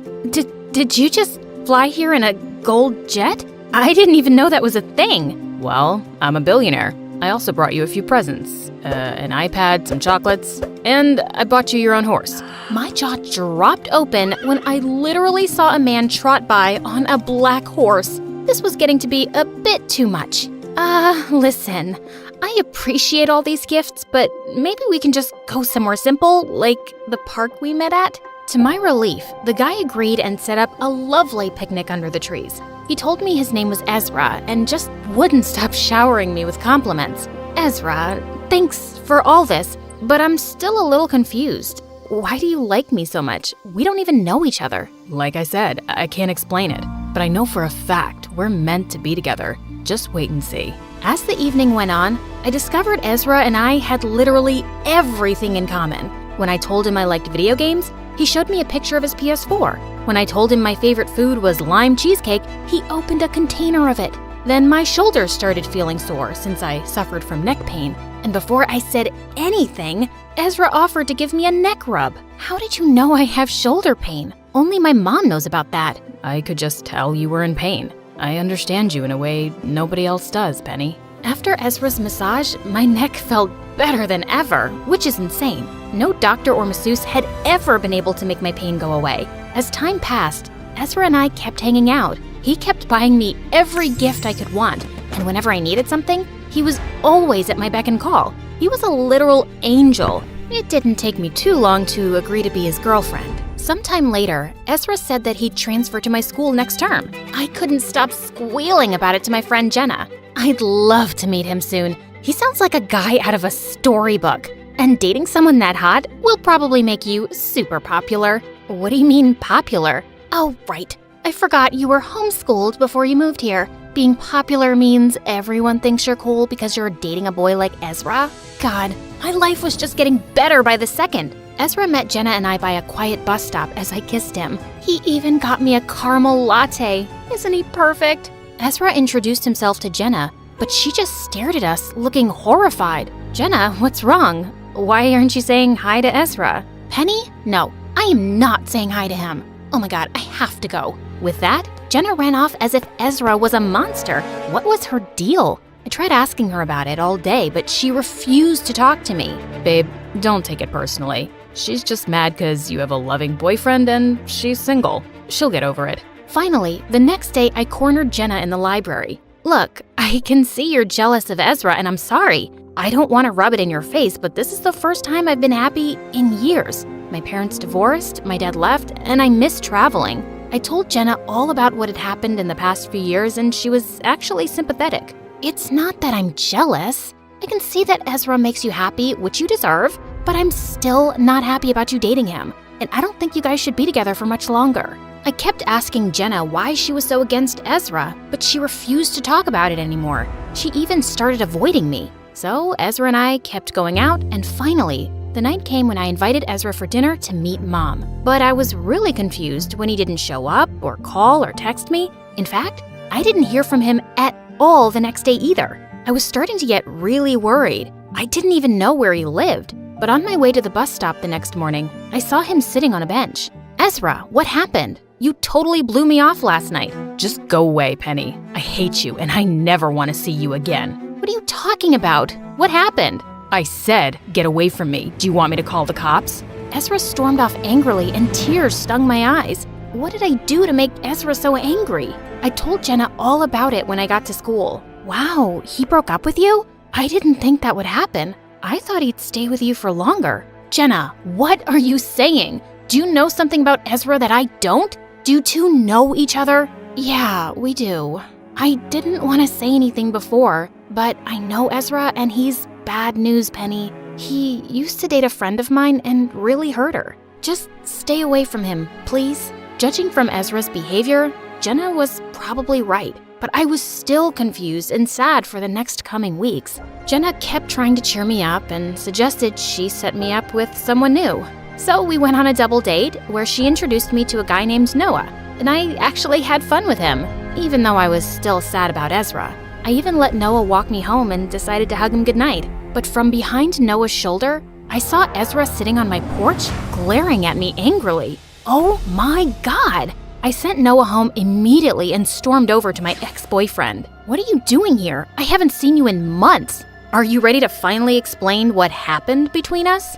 Oh no, I don't owe you an explanation. I'm just here to tell you that there's no way that Noah guy will ever love you, 'cause you're the nastiest girl I've ever met. Funny, because months ago, you said I was the love of your life. I don't know what your problem is, but just back off, Ezra. I'm moving on from you. You can stop insulting me now. I don't think I will. You're a horrible girl and you don't deserve to be happy or loved. And I'll make sure you never are. God, what a bully! I started dating Noah and really started liking him. And I felt 10 times better with Ezra out of my life. Then one day, I got a text from Noah to meet him at the movie theater for a date. But when I got there, Noah wasn't waiting for me. Ezra was. Well, well, well. Look who it is. It was you who texted? Did you hack Noah's phone? Even better. I hacked your phone so I could read your messages. Look, Noah will be here any minute, and I want to talk to you. And apologize. It's too late. I want nothing to do with you. I started to walk away, but Ezra put his hand on my shoulders. Penny, I know I've been a jerk these past few days, but I can explain myself. Give me a chance. If you don't forgive me, then I'll never bother you again. But let's just talk. I still didn't trust Ezra, but I did want to hear what went on with him. Just then Noah texted me and said he'd be a little late. So Ezra said he'd buy me a soda. He went to go order for me and I went to go fill up my cup. Then suddenly an employee came up to me. Excuse me, miss? You can't just walk in here and pour yourself a soda. You have to pay. Oh, my friend is buying it. He's paying right now. But when I looked towards the counter, I realized Ezra had left. What the fudge? I tried explaining the situation to the employee, but she didn't listen. Instead, she called security on me. The guards had me wait outside the manager's office, and as soon as they left, Ezra came up to me.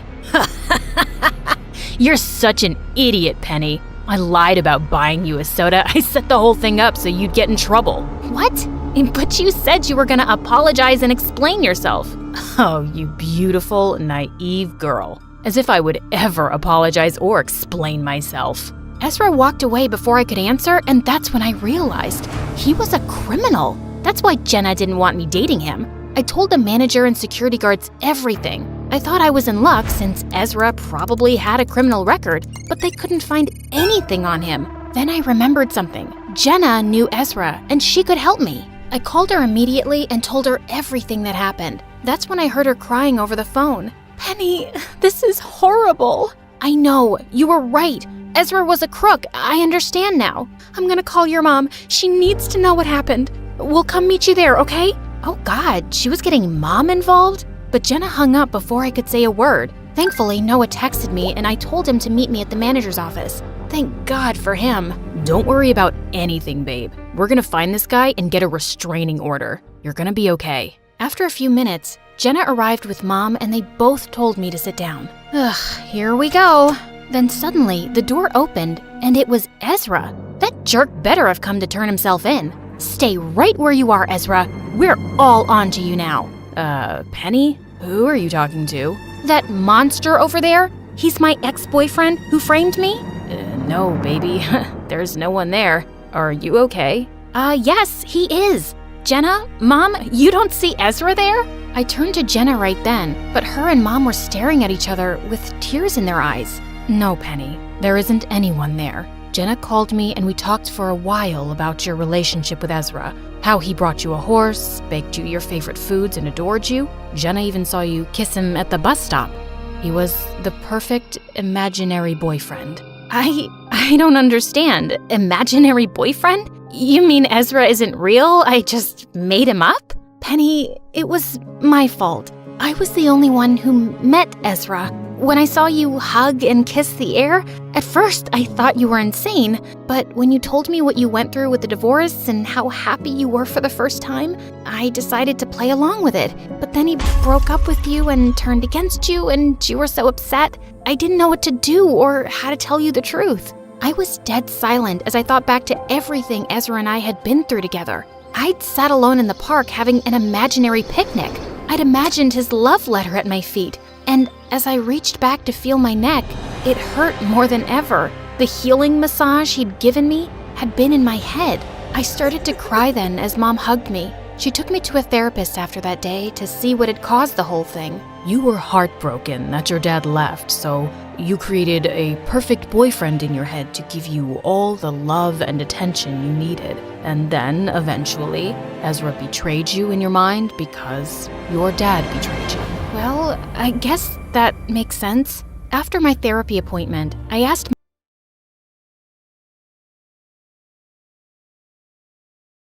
Hi, I'm Lena. Before I tell you my story, please click like and subscribe. My mom used to be a supermodel, but after I was born, she gained weight, became a stay-at-home mom, and then Dad left us when I was 3. She'd just be weeping all day and stuffing her face with ice cream. Whenever I cried, she'd give me ice cream too. But as time went by, I was still eating like this while Mom got over her depression, lost those extra pounds, and jumped back into modeling. One day, I was imitating her poses in the mirror and she came in laughing. Mommy, what's so funny? I'm gonna be a model one day, like you. Oh, poor baby. Why are you so dumb? Modeling isn't for everybody. We'll find something you're good at. But I doubt that. That was mean. But when she left, I sneaked out her high heels to practice my catwalk. And moments later, I broke one. I glued it on and put it back. Mom started going away for work, so she hired a nanny for me. Years passed and eating just became a way to cope with my feelings. Whenever I was sad or stressed, I'd just stuff my face. And by 8th grade, I was plus-sized. I was smart and got good grades, but everyone just mocked me over my weight. I even changed schools, but things didn't get better. Because here, I was invisible, and it felt awful. Until one day, Freya, the most popular girl, came and sat next to me. Hey, you're the new girl, right? Your hair is so pretty. She started sitting with me every day, and we became really good friends. Now, suddenly the boys were noticing me, but only 'cause they wanted to get close to Freya. I'd become the official delivery person for everything they wanted to give to her. So one day, when this cute boy Sheldon gave me flowers, I was shocked when he said they were for me. Was this some kind of prank? But he looked so sincere, and then he asked me out. The next few weeks, I was over the moon. But once when we were out for dinner, I suddenly felt the chair give away under me and I went crashing to the floor. I just wanted to disappear.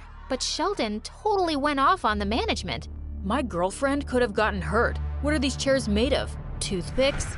He then got us a huge free meal and we had a car picnic instead. I loved how he'd stood up for me. The next day, I went to the school gym looking for him, but I suddenly stopped when I heard Sheldon. Guys, how much longer do I have to date this baby elephant? Dude, the dare is for a month. I'm getting broke paying for all that food. And it's embarrassing being seen with a girl twice my size. I couldn't hear another word.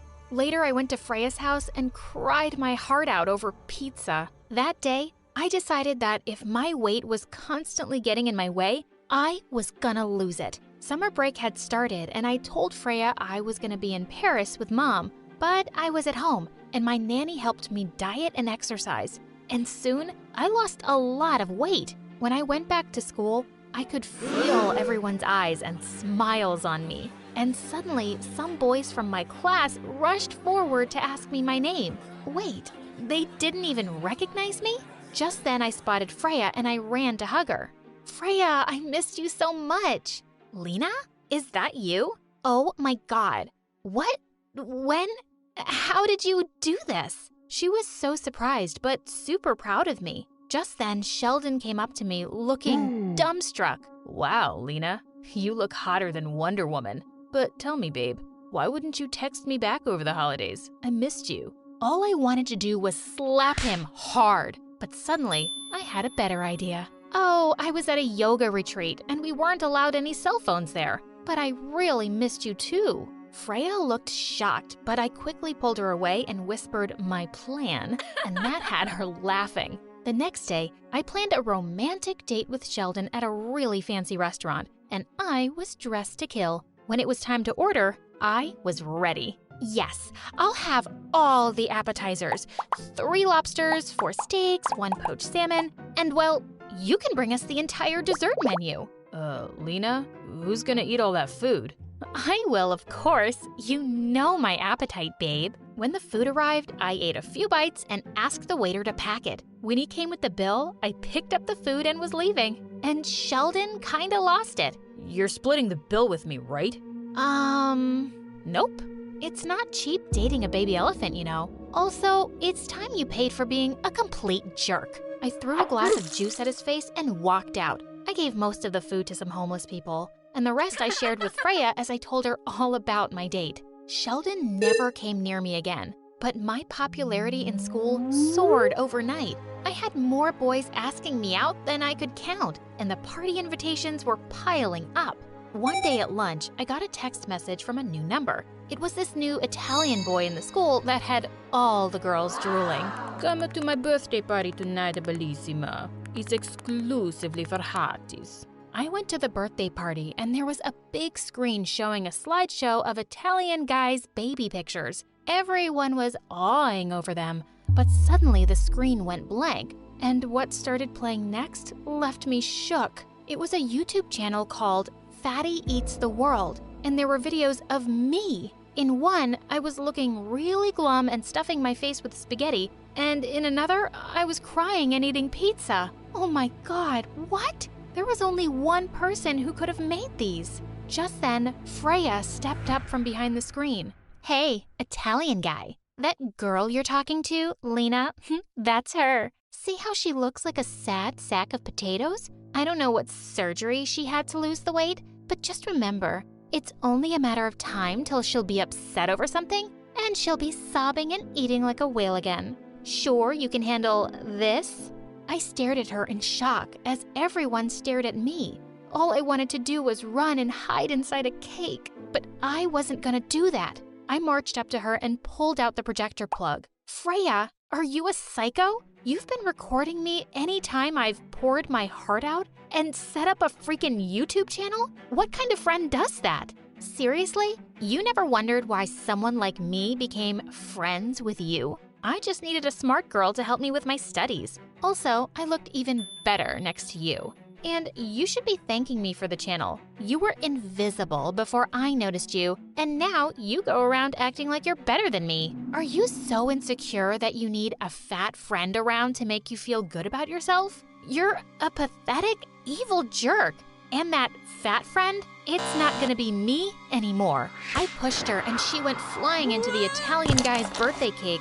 She screamed and he screamed and I stormed out. I was heartbroken by Freya's betrayal and I didn't go to school for the next few days. But one day when the doorbell rang, I was thrilled to see Mom was back. Am I in the wrong house or… Holy cow! Lena? Is that you? Of course it's me, Mom. How do I look? I think I don't like you this way. I liked my cute, chubby girl more. Come on, let's get her back. I'll order pizzas. You'll eat a large one, right? Mom, no. How can you say that? I thought you'd be so happy. And you know, I can even try modeling now. What? No, forget it. I've said this before, modeling isn't for you. I couldn't really understand Mom's reaction. Why didn't she want me to be a model? She noticed that I wasn't going to school and I told her about the stupid party. When I showed Mom the horrible YouTube channel, she actually started laughing. I'm sorry, I didn't mean to laugh, but it's kind of funny in a cute way. And suddenly, I was raging mad. You think it's funny that my best friend recorded the saddest moments of my life and put them up on YouTube for everyone to see? Do you think this is a funny, cute joke? Mom, I had an eating disorder, and you know whose fault that is? Yours. She leapt up like she'd been electrocuted. Hey, watch it. I've worked really hard to give you a good life, and Mom, you worked really hard for you and left me to literally eat my feelings. Do you have any idea how tough my life's been? And now that I've worked so hard and finally feel good, you're not even happy for me. Gosh, you're the worst. I shut myself up in my room and decided I had to deal with Freya on my own. I made a video about my emotional eating problem and how my videos had been uploaded without my consent. I posted it and it went viral. So many people reported the channel, it was immediately taken down. Lots of people even commented that I should sue Freya. And the next day, her parents were at my door begging me to forgive her. She'll do anything. We'll change her school and she'll never bother you again.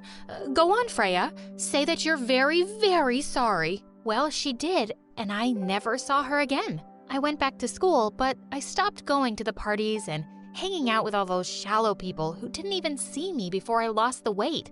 One day, I took Mom's address book and copied some fashion agency numbers. I contacted a few and waited patiently for some response. One day, a suited man came to our house, and it turned out to be Mom's first modeling agent. Oh, it's been so long since we did a project together. I'm so happy to see you here. Oh, yes, but right now I'm here to meet your daughter, Lena. She sent in her audition tape, and I think she could be the next big thing. You must be so proud of her. I was ecstatic, but Mom turned pale. She pulled me aside. How dare you do this to me? You lost weight just to show me that I'm outdated and irrelevant, and you can be better than me? I pushed her hand away angrily. So that's what your problem is? God, you're more insecure than Freya. My weight loss isn't about you. It's about me taking control of my life. I signed the contract for that project in front of her eyes, and it went really well. Other projects started rolling in, and I was making really good money.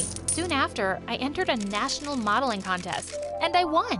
I stepped onto the stage for my winner's speech. To all the young girls out there, I just want to say, don't let anyone or anything get in the way of your dreams. People have a way of pushing you down and making you feel worthless, but you should know your own value and power. You can achieve anything you set your heart to. Just believe in yourself. Okay, if you hate everything and my car so much, why don't you just get out? This isn't funny. It's freezing, and it's dark out. Is this a joke? Does it look like a joke? Call an Uber. My jaw dropped as he sped off. I was waiting for the driver when I suddenly heard glass shattering and a loud alarm. I looked behind me and saw a man in a dark hood running out of a jewelry store. We both froze. Hi, I'm Layla from New York. Before I tell you the rest, don't forget to like and subscribe. I had a perfect family. I grew up in one of the most expensive penthouses in all of New York City. We had a personal chef, designer clothes, everything. My dad was the president of a huge company, and he loved my mom and I more than anything in the world. We had it all. But when I was 5, my life turned upside down when my mom left, and my dad started spending all his time at work, and a few years later, he married Gwendolyn, who was some random supermodel, and they started jetting off to exotic cities for her work every weekend. At first, I hated how they left all the time. I even tried going with them once. All packed up for the trip, Daddy. Oh, Layla, you didn't really think you were coming with us, did you? Tomorrow's my 7th birthday. Right. The housekeepers will make you the biggest cake you've ever seen. Toodaloo! But as I got older, I got used to them being gone for weeks, and eventually, I totally loved it.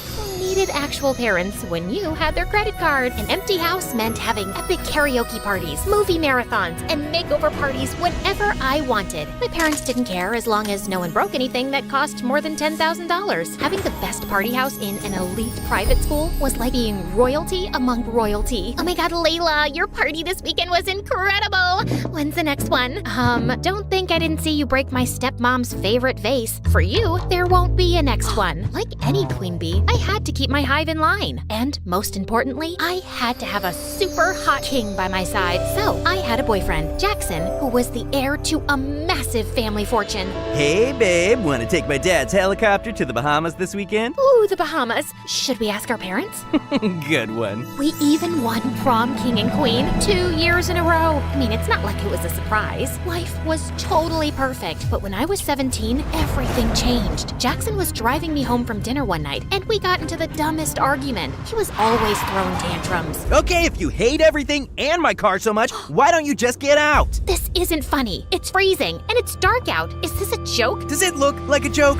Call an Uber. My jaw dropped as he sped off. I was waiting for the driver when I suddenly heard glass shattering and a loud alarm. I looked behind me and saw a man in a dark hood running out of a jewelry store. We both froze. He was turning to run when a huge gust of wind blew his hood off. I immediately noticed this huge scar on his forehead. Luckily, the alarm must have called the police. The flashing lights and sirens sent him running. I told the officers everything. They dropped me off at home. Jackson didn't take my call, and I had to sleep with all the lights on. The next morning, I woke up to the sound of someone banging on my door. It must be Jackson, begging for forgiveness. Surprise, surprise. You better have a whole bouquet of flowers for me. You're not Jackson. 2 giant men in dark suits with gold badges were standing at my door. FBI, Layla, you need to come with us now. Is this about last night? I told the police everything. The man you saw is some psycho who's connected to robberies all over the city, and he's extremely dangerous. We've already contacted your parents. With your family's high profile, we're putting you in witness protection. Witness protection? Doesn't that only happen in movies? You'll be living with a new family in a discreet location until he's captured. He barely saw me. My dad will never allow this. Dad? Wait, what? Can't you just come home to protect me? Apparently, Gwendolyn signed all the paperwork and sent it to the FBI that morning without even asking me first. You can't do this to me. I wasn't even allowed to say goodbye to my friends or take my phone. And I dozed off in the car until we pulled up to a small house in the desert. A woman and a little girl stood at the door waving and holding up a handmade sign. Eunice? Who is Eunice? Welcome home. Miss Celia will tell you everything you need to know from here. Good luck. Walking into the house felt like the beginning of a nightmare. Everything was so old. Even the floorboards were creaking under my feet. I know this is probably a lot for you, Eunice, but we're here to make you feel like home. Okay, but where's the rest of your house? I can't believe I have a pretty big sister.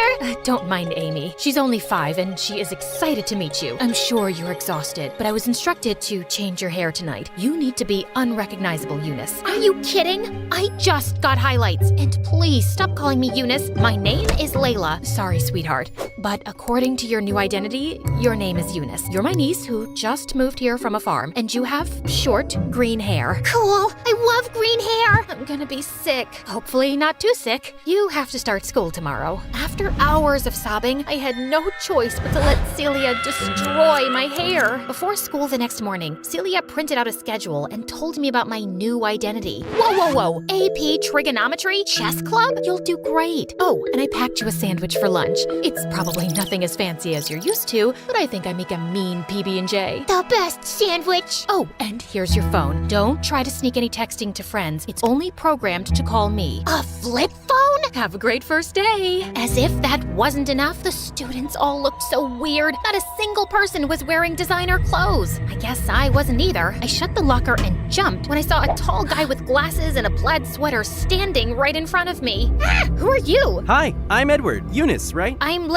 Yeah, I am. How did you know? I'm the chess team captain. I heard we were getting a new student today, and you're the only person here I don't recognize. Small town. I don't need a greeting committee. I won't be staying long. Whoa, sorry. I thought I'd help the new girl, but if you've got it all figured out, I'll see you later. Great start, Eunice. If the nerds already hated me, I wouldn't dare try my luck with the popular girls. I ate lunch in the bathroom, alone. This is all Jackson's fault. I was so furious that I spent the rest of the day in a daze, thinking about getting out and seeking my revenge. The final school bell snapped me out of it. Time for the worst part. We have a new member. Everyone, this is Eunice. She'll be my partner today. Earth Eunice, you go first. Oh, right. Okay. I bumped a random piece up on the board. I don't know what chess was like where you're from, but you can't do that. My aunt made me join. I really don't care about this. Well, we care, and I don't have time for someone who doesn't want to be here. Fine, whatever. I stormed out and looked for a phone booth since I couldn't use my own phone. There had to be a way to get out of here. I thought about calling Jackson or my dad until I realized they're the ones who got me here in the first place. Jackson abandoned me on the sidewalk, and Dad just straight up abandoned me.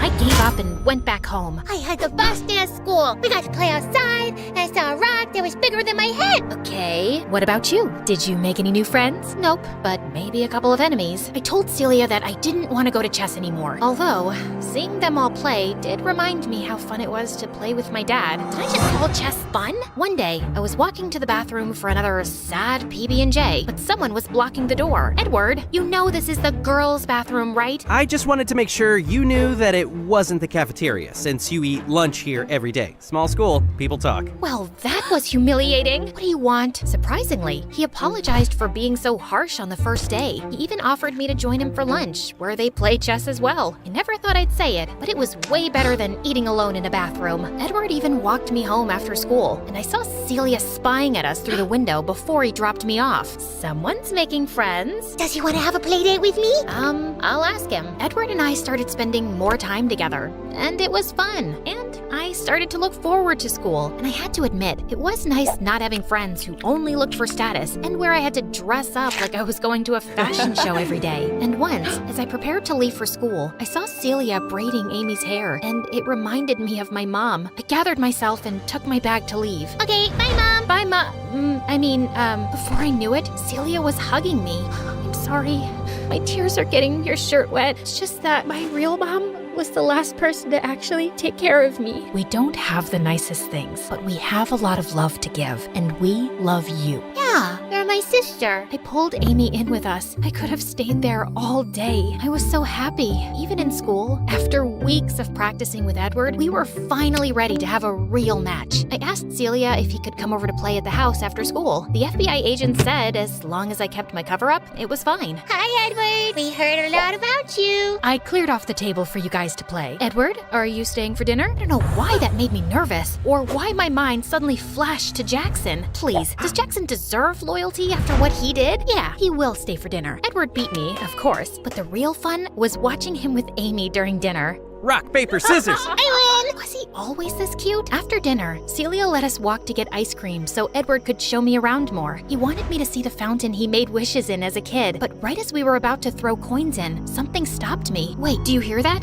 There's a rustling sound. Edward stepped in front of me, and that's when I saw a dark figure, and my heart raced with anticipation of the man with the scar to come out and... Jackson? What are you doing here? Layla, I felt terrible for what I did, so I came to rescue you. You're not safe here. You know this guy? Wait, why is he calling you Layla? Well, I'm not really allowed to tell you. Is this real? My ex-boyfriend and I don't even know what. Quick, read this. Someone dropped it at my door a few days ago, and I've been looking for you ever since. Tell Layla I found out her new identity. I know all about the mom and the little girl, and I will find her. He found me, the psycho with the scar. I hired an investigator to find you. The FBI said we could fly to one of my dad's islands until it was safe. The helicopter is waiting. I'm never one to run from a fight, but what about Celia and Amy and Edward? As long as I was here, they were in danger too. I'm sorry, Edward. I have to go. Jackson grabbed my hand and we ran. I couldn't bring myself to look back. Before I knew it, we landed in front of one of Jackson's beautiful island mansions. Ah, look at you. You need a proper makeover, and these green hairs look like snot. You belong to me. Yeah, I mean here, not in some middle of nowhere loser town. I think I need to lie down. Jackson got me new clothes, fixed my hair, and even brought his personal chef to cook us 5-star meals. Wasn't this what I had been missing? So why did I keep thinking about Celia and those silly peanut butter sandwiches? You could at least say thank you. I'm basically your hero. I didn't really mind living there, you know. Very funny. Our dinner was interrupted by someone pounding on the door. Jackson jumped out of his chair to look out the window. Oh no. FBI, open the door. FBI? What did you do? He tried to block me, but I pushed past him to open the door. Good, you're safe. Celia thought something terrible happened to you. We've been looking for you for days along with your dad. We asked him to wait for you at home. But Jackson said I showed them the letter. Miss, the man you identified has been on trial for a few days. We were waiting until he was in prison to tell you it was safe to return. There's no way he could have written that letter without us knowing. Yeah, I can explain. Jackson, you ruined everything again. I had a family who cared about me, friends who wanted me for more than just parties. Why do you even care? You got me into this mess. Because no one walks away from me! Only I can decide that! I am Jackson St. Germain! I always get what I want, and I still want you! Walked away? I was in witness protection. I didn't even have a phone. You're insane. The agents had to put Jackson in handcuffs to put an end to one of his famous tantrums. Get him out of here. The FBI told everyone I was safe and took me back to my penthouse in New York. Walking through the empty rooms, I thought about Celia and Amy, and I suddenly understood the difference between a house and a home. My baby, Layla, I'm so sorry for not being here with you all this time. I can't go back to the time that has passed. I know I was so focused on work because I was trying not to miss your mom, and I didn't realize how much you had grown up. You look just like your beautiful mom, and when I got to know that you were in the witness protection program, I used all my connections to find the scumbag bandit as soon as possible. And when I found out you'd gone missing, I realized what a terrible father I am. Oh, Dad, you'll always be my dad, but I really want to go back to finish high school with Celia. My dad accepted as long as I had a bodyguard for protection. There's just one thing I had to do before going home. Driver, can you please make a stop at the local jail? You better tell them to let me out! Tell them it's a mistake! I cut him off with a well-deserved slap across the face. Clearly, he hadn't learned any lessons yet, but he was super rich. I knew he'd be bailed out in no time, but not by me. Bye, Jackson. It was time to reveal my big plan. Layla, it's beautiful. I took Celia and Amy's blindfolds off and revealed a brand new house by the fountain in the park. My dad wanted to make up for his absence, so he paid to build a big house with everything the three of us could need. And yeah, I did ask for a walk-in closet. A girl can only change so much. Do I have a playroom? You have two. Wow! I still can't believe your name is actually Layla, and you did all this just for some chess-playing nerds in a small town. Don't flatter yourself too much. It was for all you nerds in this beautiful small town. Let's head inside. I'm kind of craving a peanut butter and jelly sandwich.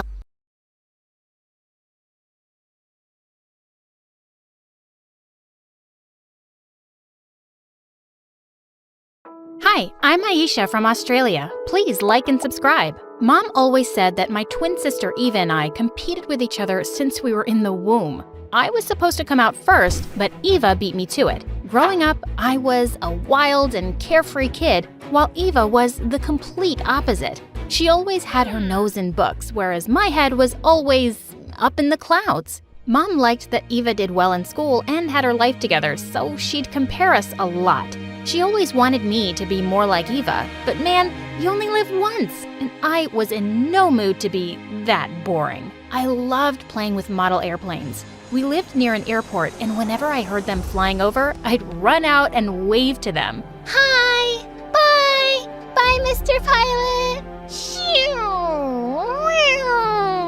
I knew that when I'd grow up, I'd be a pilot, and I'd fly away anywhere I wanted. I could never sit still for long, and I'd always get in trouble for being too wild. Once when I was 7, a mosquito kept me up half the night, so I decided to use my water gun to get revenge. But when I accidentally knocked over Mom's favorite flower vase, she was so mad. Aisha, that was so expensive. Why can't you be more like your sister? Here, Mom. Take my shoe. She deserves a good beating for this.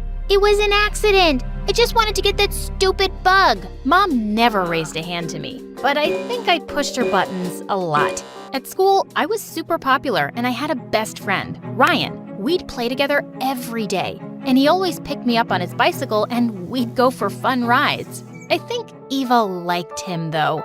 She'd always try and keep him from seeing me, and she acted weird around him. Once when he came to pick me up, she stopped us from leaving. Do you think you can take me to the shop with you today, Ryan? I'll buy you some sweets. You mean you'll steal some again? The shopkeeper told me you weren't allowed back there anymore.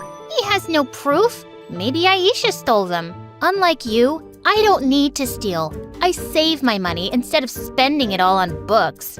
At least I know how to read, unlike you two dummies. As we cycled away, Eva angrily picked up a pebble and threw it straight at us. Ryan dodged it, but he lost his balance, and we both fell off his bicycle. We laughed at her silly tantrum and rode off while she cried to Mom. When we reached middle school, I realized that Eva was right about one thing. I would have to study harder if I wanted to be a pilot one day. I'd never admit that to her though. But I started working much harder, and by the time I was in 8th grade, I won the best scholar over her. She was so jealous. To celebrate, Mom took us out for a picnic, and Eva pouted the entire time. That is, until a boy on a bike passed us and splashed me with dirty water. Now that is something worth celebrating. You stop right now and apologize. To my surprise, he actually stopped and took off his helmet. Oh, my, did I do that? I'm sorry, I was in a hurry. Don't apologize, handsome. You're my new hero. Would you just shut up, Eva?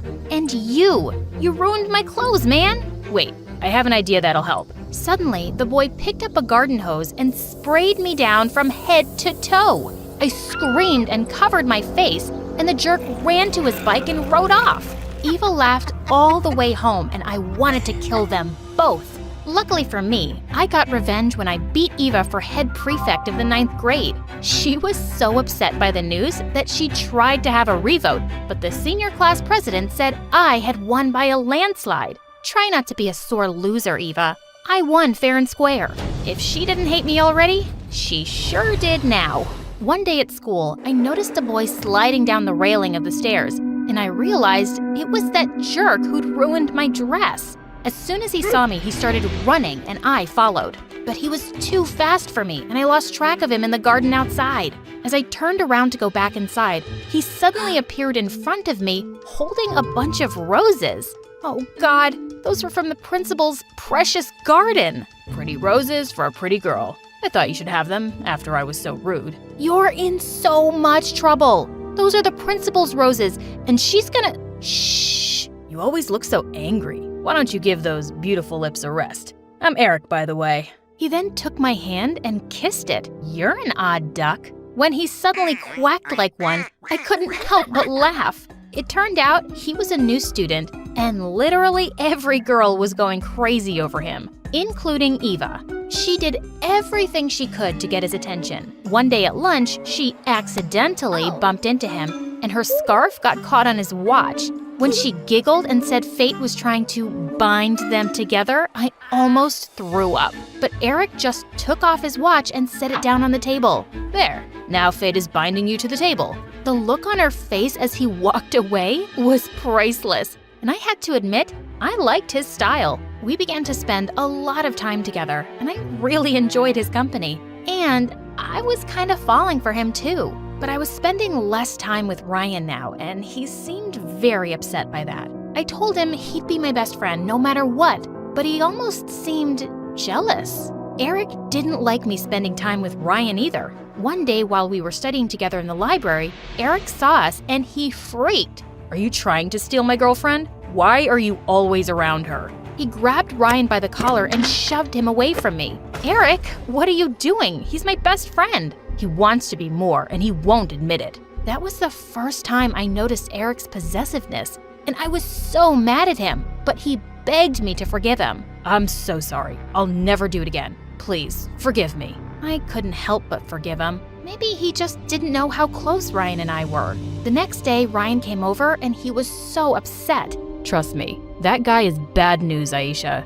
You just don't know him like I do. Fine. Whatever. Won't matter to me because I'll be leaving soon anyway. What do you mean? I've been trying to tell you, but we haven't had a moment alone. I got a scholarship to a great school and I'm moving out of the city. I can't believe you didn't tell me about this sooner. When do you leave? Why do you care anyway? I'll be gone by the end of the week, and then you two will never see me again. Goodbye, Aisha. With that, he rode off, and I was so sad to lose my best friend. Just then, Eva huffed from behind me. I can't believe how stupid you're being. What are you going on about? Ryan is totally in love with you, you idiot. He has been since we were kids, and you're wrecking it all for that jerk Eric. What?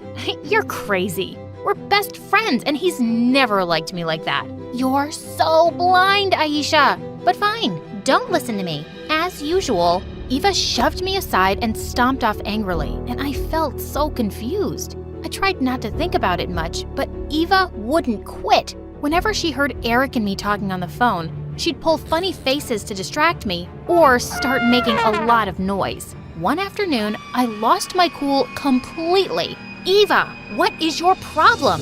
Get over it. Eric likes me, not you. I don't want him. That guy's a jerk, and you're being foolish. He is no good. Yeah, nobody's good enough for me, but they're perfectly fine for you. You'd take him in a second if you wanted you. Maybe she finally got the message because she stopped nagging me about him. After graduation, Eric and I got accepted into the same university. We wanted to be together through college, so I'd taken up an engineering degree like him and put away my pilot dreams. I cared for him deeply, and he came first. One morning, I noticed Eva's door was open and her bed hadn't been slept in. When I went in, I found a note on her bedside table. Mom, I'm leaving forever to live with my true love. Aisha stole my childhood crush Ryan, and she didn't even want him. Please give her poison in food. She took away all the fun from my life, but this boy is just a thrill. What?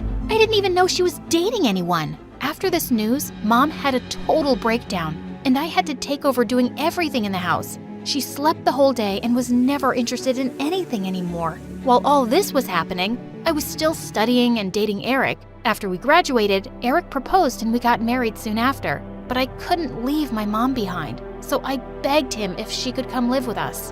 He happily agreed, and he was the perfect husband. But as his career took off, he started working later and later, and I'd almost never see him. When he was home, he just wanted to watch TV or go to bed. After some time, I decided I should finally start working on my dreams again. But when I told Eric, he did not react the way I thought he would. I know you have these dreams of becoming a pilot, but what about your mom? Who will take care of her if you're not around? We'll have to put her in a home, but if that's what you want, I'll make some calls tomorrow. Eric was right.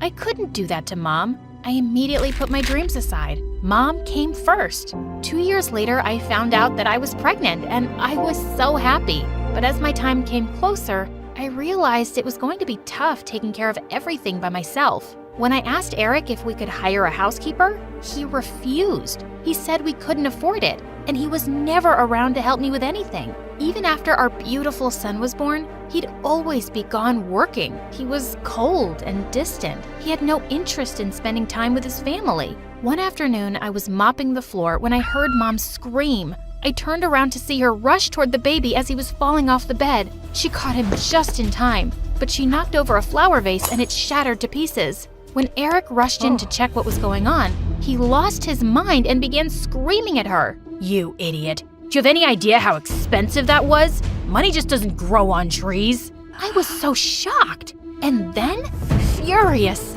Don't talk to my mother like that. And she just saved our son from falling off the bed. Don't start with me. I work all day to provide for all of you. Do you think it's easy? I work all day at home too. And I'd get a job too, but you never let me. Your job is here, in this house. That's where women belong. That's just your backward thinking. I'm capable of earning a living too. You should be thankful to me, not giving me attitude. I care for you, your mother, your son, our son. If you're not happy with this arrangement, then why don't you leave? See how you manage on your own. Who was this man I married? I realized in that moment how wrong I'd been and how everyone tried to warn me against him. Ryan and Eva, they were right. I packed my bags and we left him. Eric didn't even try to stop me, and I had a newfound determination to prove that jerk wrong. We'd be fine without him. I got a job as a receptionist and moved us into a small house with my first paycheck. In all that time, Eric never looked for us. I began to think of Eva a lot, and I felt upset that I'd never believed her about him.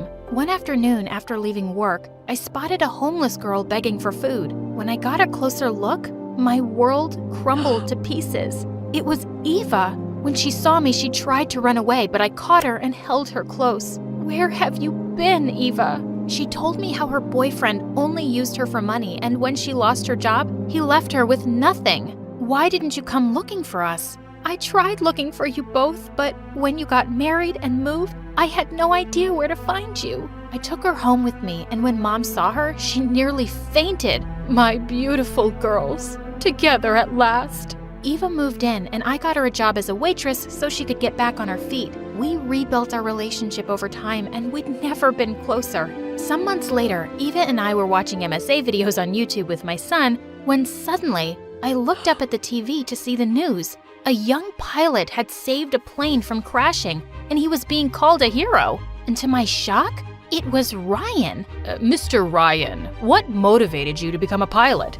I loved a girl growing up, and she was obsessed with becoming a pilot. She even insisted she'd only marry a pilot one day, so I wanted to be one. But before I could tell her I'd cleared the pilot's exam, she told me that she had a boyfriend. I gave her up, but I'm glad I didn't give up on being a pilot. It's the most amazing job ever. I was speechless. I called him up, and when he didn't answer, I left a voicemail. Days passed, but he didn't call me back. I'd almost given up hope when one morning someone knocked at the door. When I opened it, it was Ryan. He wore his pilot's uniform, and my heart nearly stopped.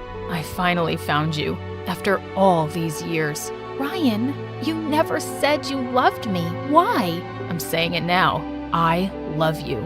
So much has happened. I'm not the same girl anymore. I know about Eric, about everything. I don't care. As long as you're willing to give us a chance, we can get to know each other again. I agreed, and being with him was amazing. And he was really good with my son, too.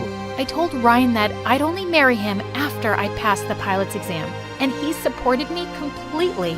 A year later, I had my first official flight as a working pilot, and when I landed, he was waiting for me at the airport with a ring. A deal's a deal. Will you marry me, Aisha? Yes, I will.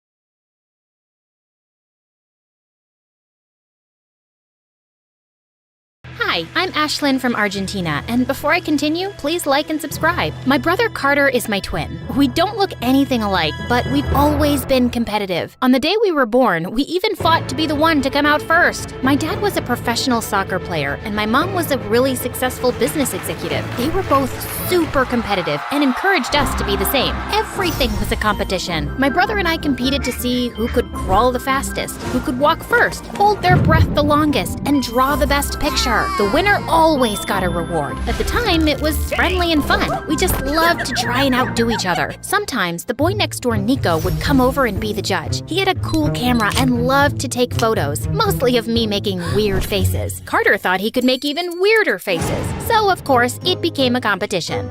And Carter wins again! What? Come on, Nico, why are you always siding with Carter? That wasn't even close, and you know it! You heard what Nico said. I won. We always play fair, sis. Whatever. Carter and Nico became best friends and loved teaming up against me, which was so annoying. Still, I loved my brother. He meant the world to me, so I was always a gracious loser. But Carter, not so much. You cheated. I did not. I beat you fair and square. It only got worse as we got older. My parents pushed us to compete with each other even more. Winning is everything. If I don't win, my team loses. And if I don't win, my company will fail and I'll be out of a job. But does that mean that everything has to be a competition? Of course it does, dummy. I just wanted to have a normal relationship with my brother, where we didn't always have to prove that we were better than each other. But whatever I did, he had to do it better. I even let him win just so he wouldn't hate me. Not again! I guess you're just better than me. What can I say? Then one day, he crossed a line, and everything changed. When we were in the 10th grade, I was getting straight A's, I was captain of the girls' soccer team, and got the lead in the school play. Carter got B's, didn't even make the boys' soccer team, and only got a tiny part in the play with no lines. He hated that I was doing better than him. He stopped speaking to me in school unless it was to say something mean in front of his friends. Hi, Carter. You want to eat lunch together? Wow, you guys smell something? Someone really needs to take a bath. I could tell that Nico didn't like it, but he never stood up for me. When I announced that I was running for class president, Carter ran against me. Vote for me if you want longer lunch periods. Vote for Ashlyn if you want twice the homework. And then he humiliated me in front of the entire school. You can't be class president if you have secrets, and my sister has a huge one. What are you talking about, Carter? I don't have any secrets.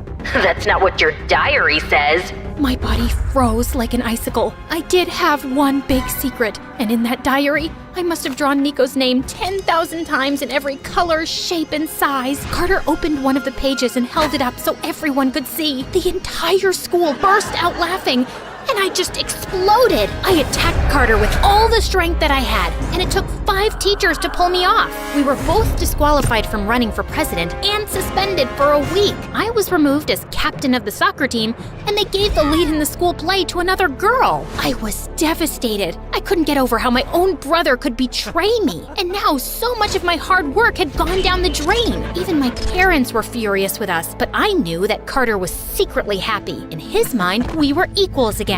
My life was ruined, and my grades declined. It just wasn't fair. Then one day, I was crying by my locker when I felt a hand on my shoulder. You okay? I turned around to see Nico. My heart started pounding in my chest. I was so embarrassed I tried to run away, but I tripped over my shoelace and fell. But Nico caught me. For a moment, I just lay there in his arms, staring into his big blue eyes. Ashlyn, you okay? Yeah, I'm fine, thank you. Listen, don't be embarrassed about the diary. Carter was a jerk for doing that, but the truth is, I only started coming over to your house in the first place because I had a crush on you. Really? Yeah, and when I would go home, I'd print out the photos I took of you and just stare at them. Kinda creepy, right? About as creepy as having your name written all over my diary. Over the next few weeks, Nico and I spent a lot of time together. And at first, Carter tried to ignore it, but I could tell that it was driving him crazy. I was happy again. My grades went back up, and the girl who took my role in the school play got sick, so I got it back. I even scored the winning goal in our soccer championship game and was awarded Most Valuable Player. Carter finally couldn't take it and confronted Nico and me in the hallway. Nico, you can either be my best friend or hang out with my loser sister, but you can't have it both ways. What's it gonna be? Everyone stopped to watch. I was too terrified to speak. I just stared at Nico, who looked like a little boy lost in the woods. But then he made his decision and walked over to Carter. I rushed up to Nico and grabbed his hand. Nico, this is stupid. There's no reason you have to choose. But he does, and he did. Sorry, sis. Nico shoved me away, and my heart shattered into a million little pieces. What a jerk! That night, I burst into Carter's room and confronted him. What is wrong with you, Carter? Why do you always treat me like I'm your worst enemy? Because I have to, Ashlyn. What do you mean? It's Mom and Dad and the stupid competitions they make us do, isn't it? You're worried that you're gonna disappoint them. I never said that. I know that's what it was. Look, I forgive you for everything, but let's stop this right now before it completely destroys our relationship, please. For a moment, it looked like I was getting through to him. He seemed so vulnerable. I swear I thought I saw a tear in his eye. It's just what? But then his body tensed back up like he was suddenly possessed by a demon. It's just that you're a loser and I will always beat you. Now get out. The play was coming up in a couple of weeks, so I made a point of staying away from Carter. I knew he would try to sabotage it for me. Then one day, as I was rehearsing my lines, Nico walked over. Hey, Ashlyn.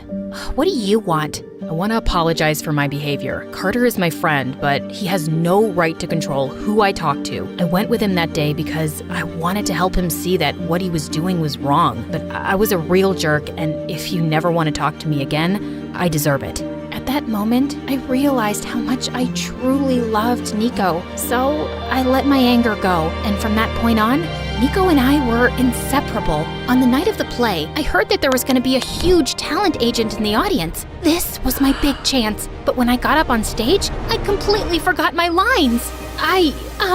I had been so lost in my thoughts about Nico that I lost focus on the play. The theater was silent, but I could see Carter sitting all the way in the back next to Nico, and he was laughing. Then it hit me. This was his plan the whole time. He sent Nico to distract me. I was furious, but I wasn't about to let Carter win. So I gathered myself, took a deep breath, and suddenly, I remembered my lines. I poured all of my anger into the performance, and when the play ended, I got a standing ovation. I couldn't believe it. As I was leaving, the talent agent ran up to me. "You were fabulous up there. I think you could be a star." "Me? Really?"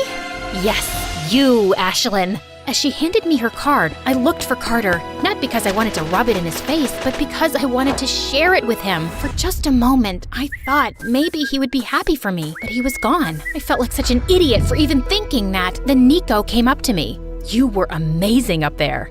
"No thanks to you and Carter. You tricked me." I didn't know about his plan until tonight, I swear. When he told me I should spend time with you, I thought he had changed, but it was just a plan to distract you. I'm done being his friend. "Why should I believe you, Nico?" Because I love you, Ashlyn. And then he kissed me. I nearly melted right there in the middle of the theater. But then I caught a glimpse of Carter in the doorway. He looked sad. Over the next few months, I started going out on auditions, and right after graduation, I booked my first movie. Overnight, I became a huge action star. Nico was there for me every step of the way. Every time I booked a new role, Nico would come and visit me on set, but I barely ever saw Carter. He started staying out late at night and skipping school so he didn't graduate. After that, Carter moved to another city. Life was good, but I hated not having Carter around. I worked so hard to get where I am, Nico, and while I should be happy with my success, still, I can't stop thinking about Carter. He's an adult, Ashlyn. He chose to act the way that he did. Instead of trying to make himself better, he tried to tear you down, and it didn't work. I know, but I don't think it's all his fault. My parents turned us against each other from the day we were born. They taught us to be this way. A couple years later, Nico asked me to marry him. I wanted to invite Carter to the wedding, but no one had heard from him or knew where he was. I had an old number for him, and I often left him messages, but he never returned my calls. Then I got nominated for a prestigious acting award for one of my action movies. I was going to be on TV in front of millions of people at the award show, so every designer wanted me to wear their fancy dresses and their really expensive jewelry. I chose a stunning yellow diamond necklace that was worth millions of dollars. I left a message for Carter telling him about the great news. I wasn't sure if he would ever receive it, but it felt good to hear his voice. The night of the award show, something crazy happened. Nico and I stopped at my parents' house so my mom could help me get ready before the show. As Nico and I were walking to our limo, a robber wearing a mask jumped out in front of us. He shoved Nico to the ground and snatched the yellow diamond necklace. I sprang into action and used the kung fu moves I'd learned from my movies. I punched the robber in the face, kicked him in the stomach, grabbed the necklace, and then pinned him to the ground. Ouch, that hurts. I recognized the robber's voice. I snatched off his mask. It was Carter. My parents heard the commotion and ran outside. "Carter, what are you doing?" I'm so sorry, Ashlyn. I should have listened to you. But I was so obsessed with winning that I ended up losing everything. And now look at me. I haven't eaten in days. So when I heard your message about the award show and the necklace, I decided to steal it. It was a dumb idea. It's okay, Carter. No, it's not. I was a horrible brother and a worse friend. I hope that one day you can forgive me. This is all our fault. We were wrong to always push you two to compete against each other. We didn't realize the damage that we were doing.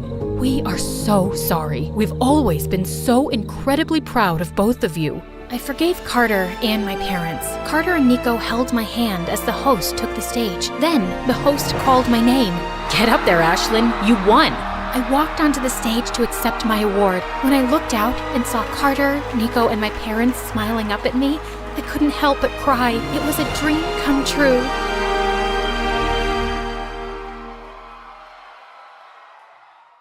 Hi, I'm Gwen from Louisiana. Please like and subscribe. I was born to one of the wealthiest families in New Orleans. My dad was a successful businessman, and my mother was a pastry chef. But she stopped working when I was born to raise me.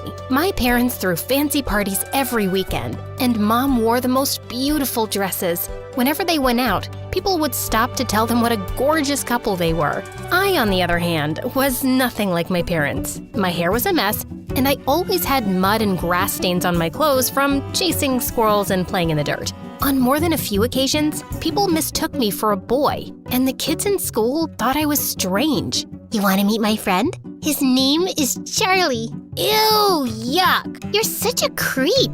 Once in 8th grade, I was watching Mom get dressed for a party, and I couldn't help asking, Mom, how come I'm not pretty like you? What? Of course you're pretty. No one has ever called me pretty except you and Dad, and you're my parents, so it doesn't even count. Are you sure I'm your daughter? Gwen, why would you say that? None of the kids at school like me very much, and I just don't see how I'm related to you two. Was I switched at birth? Am I adopted? You can tell me, I won't be upset. Mom pulled a beautiful gold locket from her jewelry box and put it around my neck. Inside that locket is a powerful secret. Beauty, success, happiness, whatever your heart desires, you'll find your answer in there. No way! It's true. I want you to have it. But you have to promise to wear it all the time to keep it safe. I nodded and opened the locket. There was a mirror inside. I don't understand. What do you see? My face, obviously. Well, that's the secret. Mom, that's really lame. One day, I hope you'll see what I see when you look in that mirror. When I was in 10th grade, things took an awful turn. Mom got really sick and went into a coma, and Dad and I were devastated. Over time, Dad started making bad business decisions and lost most of our money. We moved into a tiny apartment, but Dad was still struggling to make ends meet. Most days, he was too sad to even get out of bed. One day, Dad forgot to make dinner, and as I looked around for some snacks, I found Mom's old recipe book in a drawer. I picked a recipe and made the most delicious meal ever. What's that smell? It's wonderful. Dad and I ate together, and he smiled for the first time in months. After that, I started cooking dinner regularly, and it made me feel closer to Mom. A few weeks later, someone pounded on our door one evening. It was our landlord demanding rent. Please, I just need more time. This is the last extension. If you fail to pay next month, I'll throw you out. I really wished I could do something to help. Suddenly, I remembered Mom's words and opened my locket. Beauty, success, happiness, whatever your heart desires, you'll find the answer in there. I thought of all the recipes I'd been making recently from Mom's book and had an idea. I printed out a menu and went door to door in our apartment building with copies and tasting samples. And to my surprise, orders started pouring in the next day. Soon, I had to make so many lunch and dinner boxes to deliver that Dad started helping me. We were able to make our rent, and over a few months, we were supplying food to other apartment buildings too. We needed more space for our operations, so we soon moved into a small house. At the start of summer vacation, I was busy packing meals one day when I saw a moving truck pull up to the house next door, and a pretty girl my age stepped out of it. I thought I'd welcome her, so the next day I went over with a pie. But just as I was about to ring the doorbell, I heard people yelling inside and then a loud smash. I quickly turned to leave, and a few steps later, I tripped over someone's leg and fell over with my face in the pie. That was hilarious, and I really thought I wouldn't be able to laugh today. Why did you trip me up? Why were you snooping around my house? I just came to say hi, like a nice neighbor. I even baked you a pecan pie. Pecan? That's my favorite.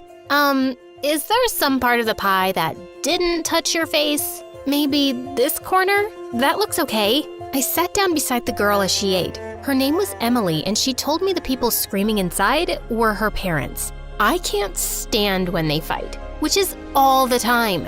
They're so busy hating each other, they don't even notice me anymore. What are your parents like? Do they get along? Suddenly, I felt a lump in my throat, and I just couldn't bring myself to talk about Mom. Yeah, my parents are like best friends. They're perfect together. But it's just me and my dad right now. Mom's out of town for a few months. Emily and I quickly became friends, and we spent the whole summer together, watching movies, riding our bikes, and baking cookies in the kitchen. When high school started, I was glad that I had a friend for a change. But the very first day, I saw some cheerleaders talking to Emily by the lockers, and then she came skipping to me.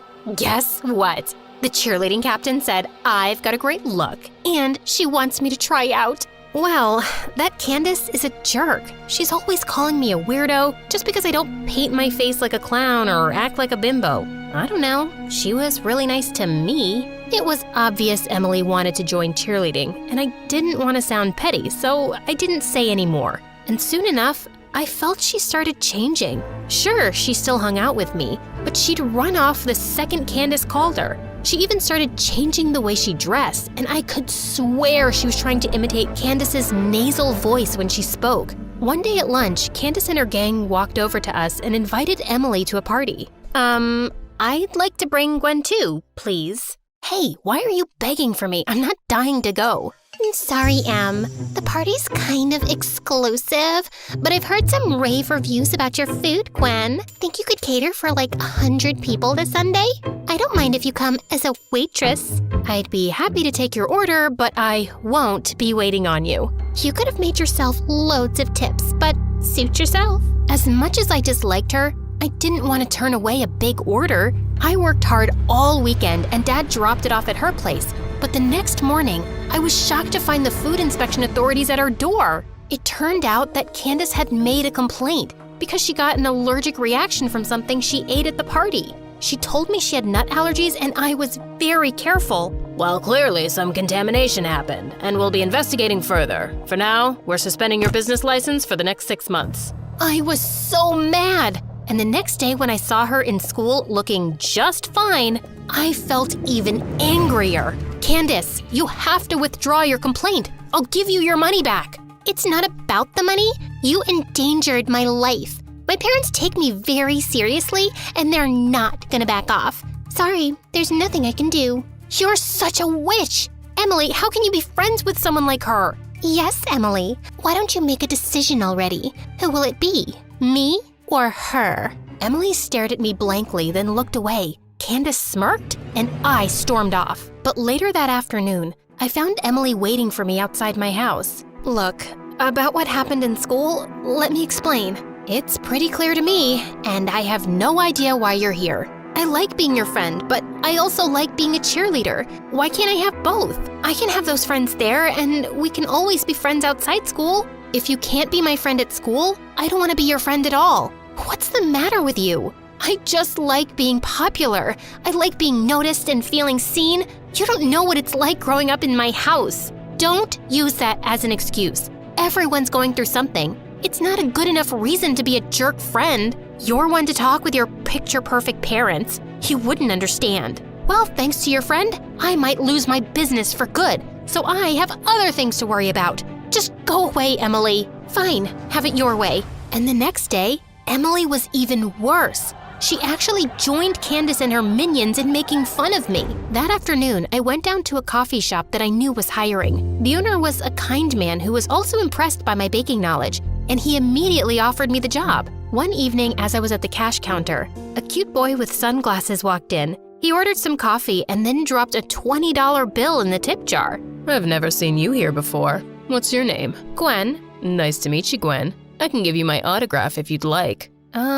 Why would I want your autograph? You don't know who I am? Hey, buddy, I've got other customers, so if you don't mind getting out of the way, please. No one has ever talked to me like that. Well, maybe if someone had, you wouldn't act like the world revolves around you. Please, step aside now. Just then the boy pulled off his sunglasses, and everyone in the coffee shop lost their minds. OMG, Damien, I love you.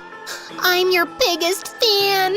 Suddenly, a crowd of people rushed towards the boy. Then 2 huge bodyguards appeared out of nowhere and ushered him out the door. That night, I looked Damien up online and discovered that he was a pretty big movie star. I felt like an idiot. The next day, my boss called me in for a special shift at the coffee shop, and I found out that Damien had booked the place for a networking event and was inviting some big celebrities. I want you to make your mom's signature pastries that you had me try one day. I was only too happy to, and the guests couldn't stop raving about them. My boss introduced me as the baker, and I caught Damien smiling at me warmly. It kind of made my toes tingle. After the party was over, Damien asked me if he could drop me home. I think we got off on the wrong foot. I'm Damien. It's a pleasure to meet you. Damien and I talked and laughed the whole way home. This was really fun. I feel like you really see me. Of course I see you. I'm looking at you right now. Wait, I hope you're not telling me you're a ghost.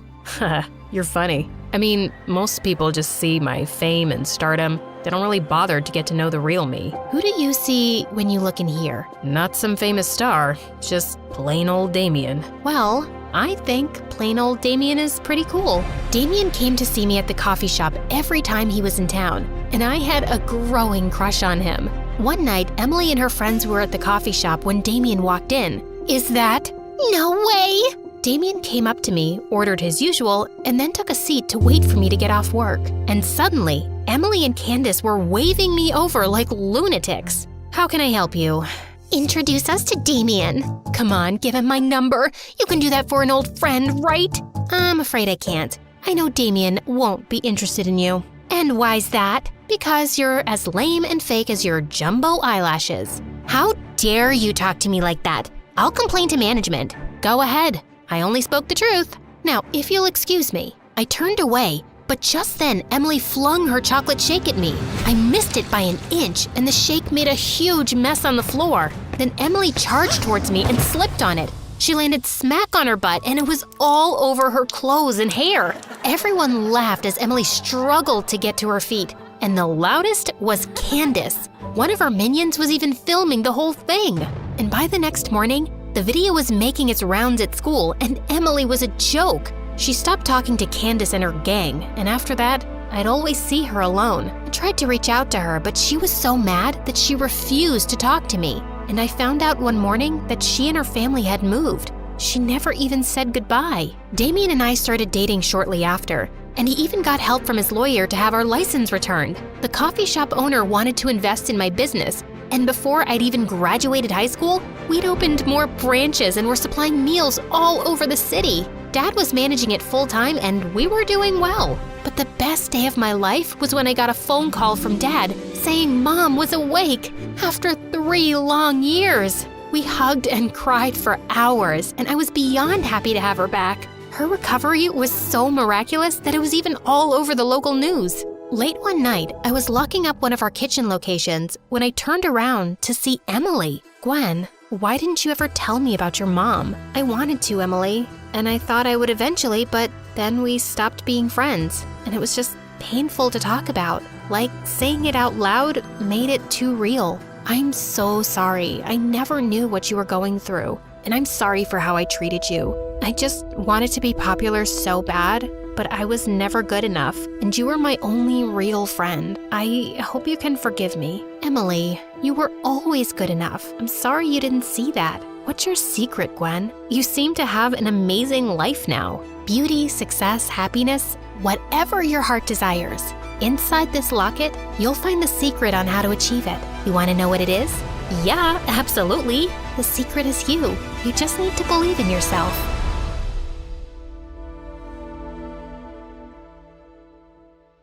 Hi, I'm Isabella from Tuscany, and this is my story. My parents were super wealthy, strict people who had everything, but they longed for a second child. I was born 5 years after my older sister Abigail, and my parents instantly fell in love with me. Abigail took one look at me and made a face. What's the big deal? She looks like a potato. A very cute potato. Look at those cute girls. Growing up, Abigail really hated how I was always the center of attention. When I started crawling, she pushed me under beds and sofas.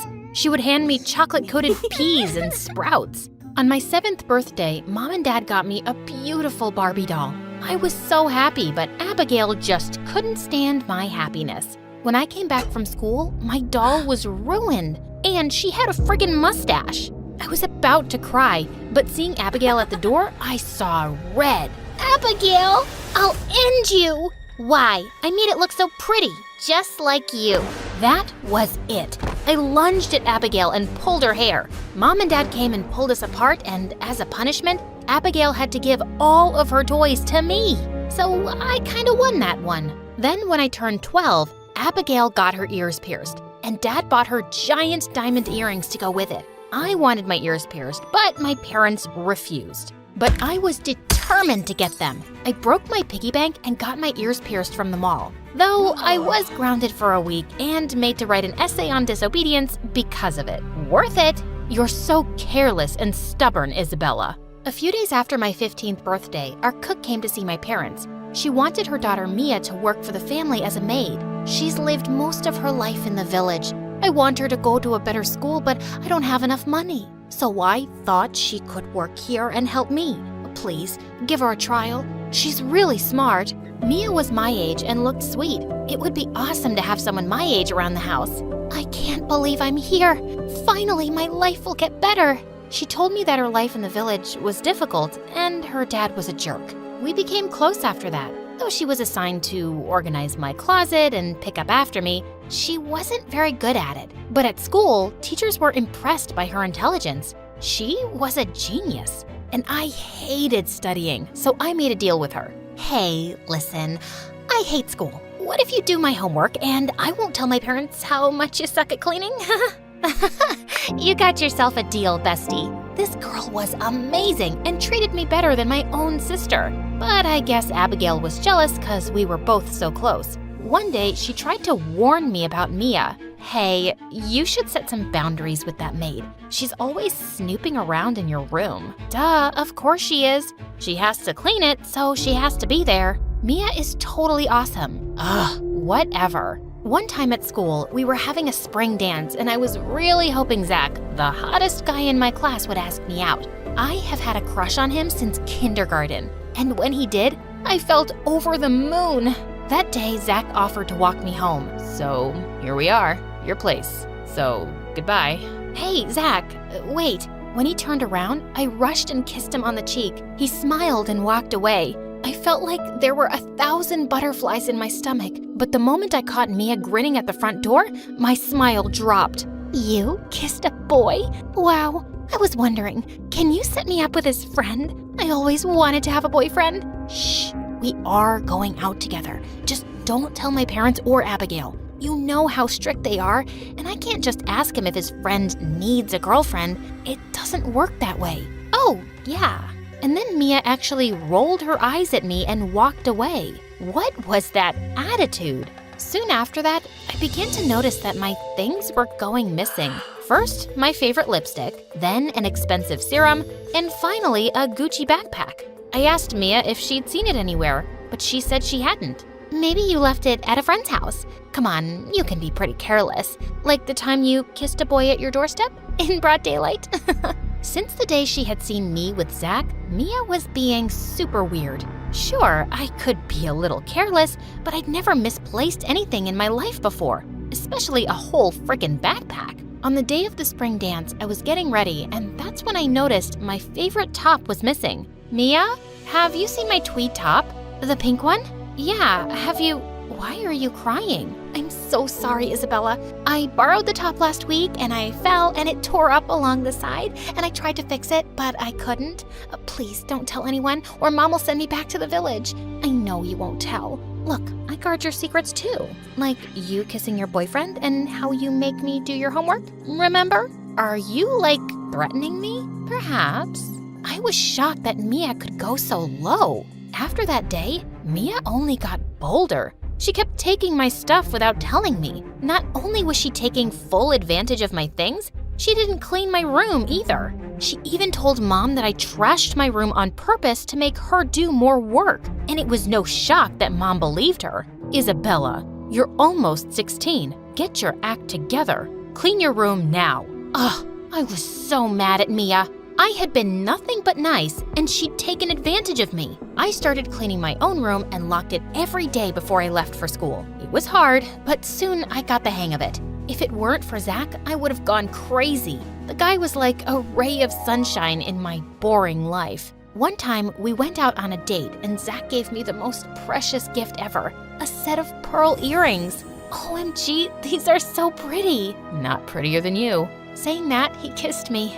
Zach was so perfect, and I was so in love with him. The next day, when I woke up, I felt sick. Mom and Dad took me to the doctor, and I learned I had some viral infection and needed complete bed rest. I was literally knocked out cold because of the meds and stayed in bed for days. But when I finally felt better, I tried calling Zach. His number was unreachable, and he had blocked me everywhere. He even changed his school. But he left me a message on Insta. Good luck with your new life. I am moving out of town because of Dad's work, but I'm sure you must be happy. When I tried to reply, I couldn't. What was that even about? I was sad for weeks. One day when I stepped into my room, I saw Mia in front of the mirror trying on the earrings. Hey, get those off. Zach gave those to me. For God's sake, stop touching my stuff. Zach, the same guy who royally dumped you, still hoping he'll come back to you? You are very naive. Here you go, your ugly earrings. I am so gonna tell Mom. Good luck convincing her. Your own family will never believe you. The careless liar of the family. She was right. She had Mom and Dad fooled. A few weeks later, I saw Abigail flaunting her new hair, and so I wanted to do the same. That's what girls do, change their hairstyle after a breakup. But when I asked Mom and Dad to let me have the treatment, they refused, saying I was too young. Well, they were wrong. I watched some YouTube videos of the treatment. It looked easy, but I didn't have enough money to afford it. I snuck into my mom's room and pulled out a credit card from her wallet. A few days later, my package arrived. I made sure everyone was busy before I set everything up. After hours of work, I took the towel off the mirror to look at my new and improved hair. What the heck? My hair was curlier than before and clung to my head like a furry cap. Abigail heard me scream and rushed into the room. Oh my God, what happened? Oh, Abby, it went all wrong. Calm down. Take a deep breath. How did this even happen? Yes, how did it? But one look at Mia's evil grin, and I had my answer. You witch. You did this. Why are you this way? What did I do to you? I was always nice and treated you well. It just annoys me to the core that a dumb witch like you is living this perfect life while someone like me is just a maid. You have a serious problem. You're so sick. I knew it was you who did this to me. Me?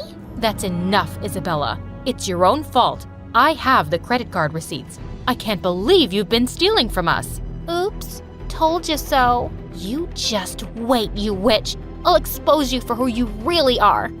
Best of luck. A few days later, we had a huge party at our place. I felt so sad that I couldn't attend because of my hair. But then I found a box near my bed. A beautiful wig was inside, from Abigail. I suddenly had tears in my eyes. Abigail had always loved me, no matter how much we fought. I quickly got ready, and as I was having some soda at the party, I spotted a familiar face. It was Zach. So, you finally showed your face. I didn't want to come. My dad made me. How could you leave me like that, Zach? Did I never mean anything to you? I left you? Last time I checked, you dumped me because one of the jocks had gotten you pregnant. You told me to stay away because you wanted to be with him, whoever the jerk was. Where is he even? Hearing his words, I felt the ground shake. Pregnant? Me? Seeing me shell-shocked, Zach realized I really had no idea what he was talking about. He then showed me Insta messages from me telling him to back off. Checking the dates, I realized they were sent when I was sick. And then it all clicked. By any chance, did you talk to my maid, Mia? Actually, yeah. I called your number and she picked up and said you asked me not to call you ever again. Oh my God, that psychopath witch! The moment I spotted her among the guests, acting as if she were some supermodel, I slapped her. Seeing Zach next to me, her eyes widened. You crazy evil psycho! You went too far this time. Our shouting attracted everyone from the party. Zach, you should be thanking me. I was saving you from this freak. Yeah, I told a small lie, but it was so worth it. I felt my cheeks turn red and I just wanted to hide. I had never been this humiliated, but before I could run, Abigail came forward and pushed Mia away from me. How dare you treat my sister this way? Wait till you hear what she actually did. Zach told Mom, Dad, and Abigail the whole lie Mia told, and they were stunned. Mia, how could you do this? We thought you were a sensible young girl. Sensible girl? I don't want to be a sensible poor girl. I'm too smart. No, I'm a genius. That's how I ruined your daughter's life. Yeah, I hacked your phone, Isabella, you dumb, useless girl, and sent Zach everything. Someone like him can't be with someone like you. I want your life. Why should I have to work for all the things I want? I won't be a loser like my mom. Don't talk to my mother that way. And calling your own mom a loser? Mia, you are pathetic. As if you could. Before she could even finish, someone grabbed Mia's arm. It was her mom. Mia, you are a disgrace. This family took you in, treated you as their own, and this is how you repay them? I'm sorry, Miss Isabella. My daughter is out of control. I knew she had some problems, but I never expected her to go this far. Oh, Isabella, we're sorry, darling. We should have believed you. Mia, you are no longer welcome here. Get out, now. Hearing this, Mia went completely bonkers and suddenly jumped over the tables and set the curtains on fire with some candles. You stupid rich people, treating poor people like trash. I hate you. You should all die. If I can't live this lifestyle, no one can. The fire instantly spread all across the house and everyone ran out screaming. I felt my feet glued to the floor, but thank God, Zach held my hand and dragged me out. Watching my house burn was a scene from a nightmare, but the main thing was that everyone was safe. Soon the fire brigade and the police came, and they took Mia away. I'm so glad you're okay, Isabella. I'm glad you're okay too. You were totally right about Mia being a psycho. I should have believed you. I kind of made your life a living hell when we were living together, so I don't blame you for not believing me. I was about to answer, but just then I felt someone's arms on my shoulders. I am so sorry for ever doubting you. I can't believe I fell for those stupid lies. Isabella, I love you so much. Shh, it's all in the past, Zach. I love you too. I always have.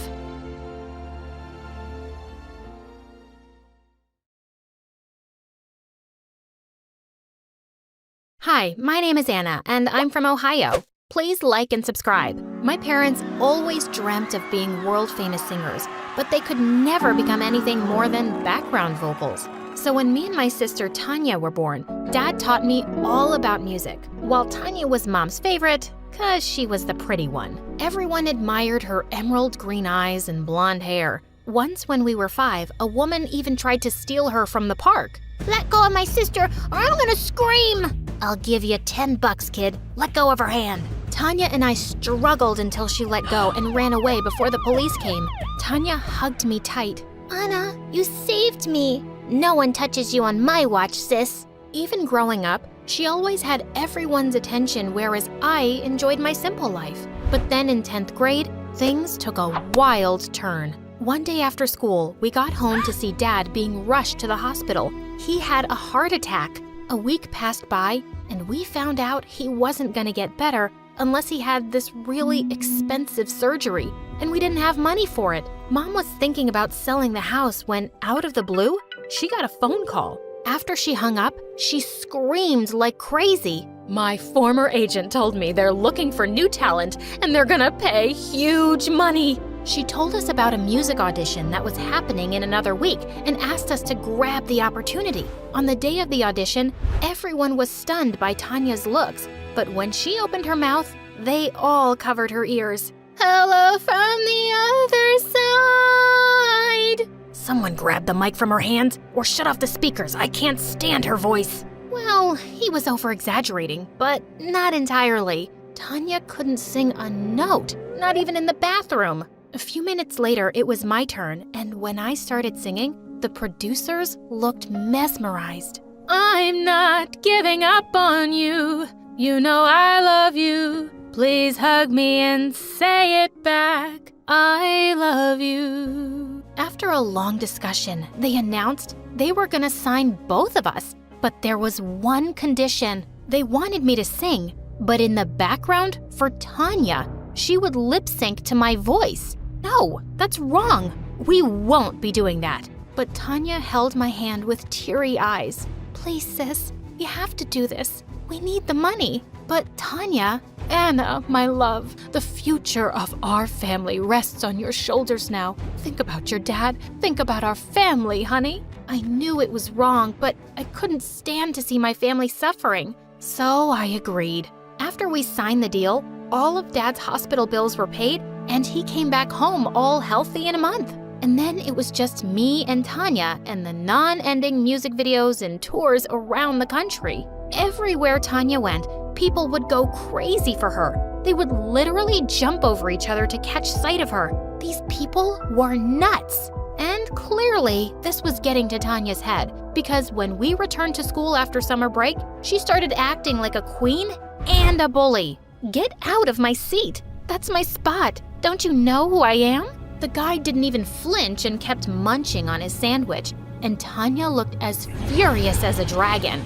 Hey, it's okay. We can take another seat. Maybe he can't hear, but she just picked up a bottle full of mustard and dumped it on his head. You've got to be frickin' kidding me. I looked at the guy, who looked raging mad. Hey, I'm sorry about my sister. She's a little... Please, let it go.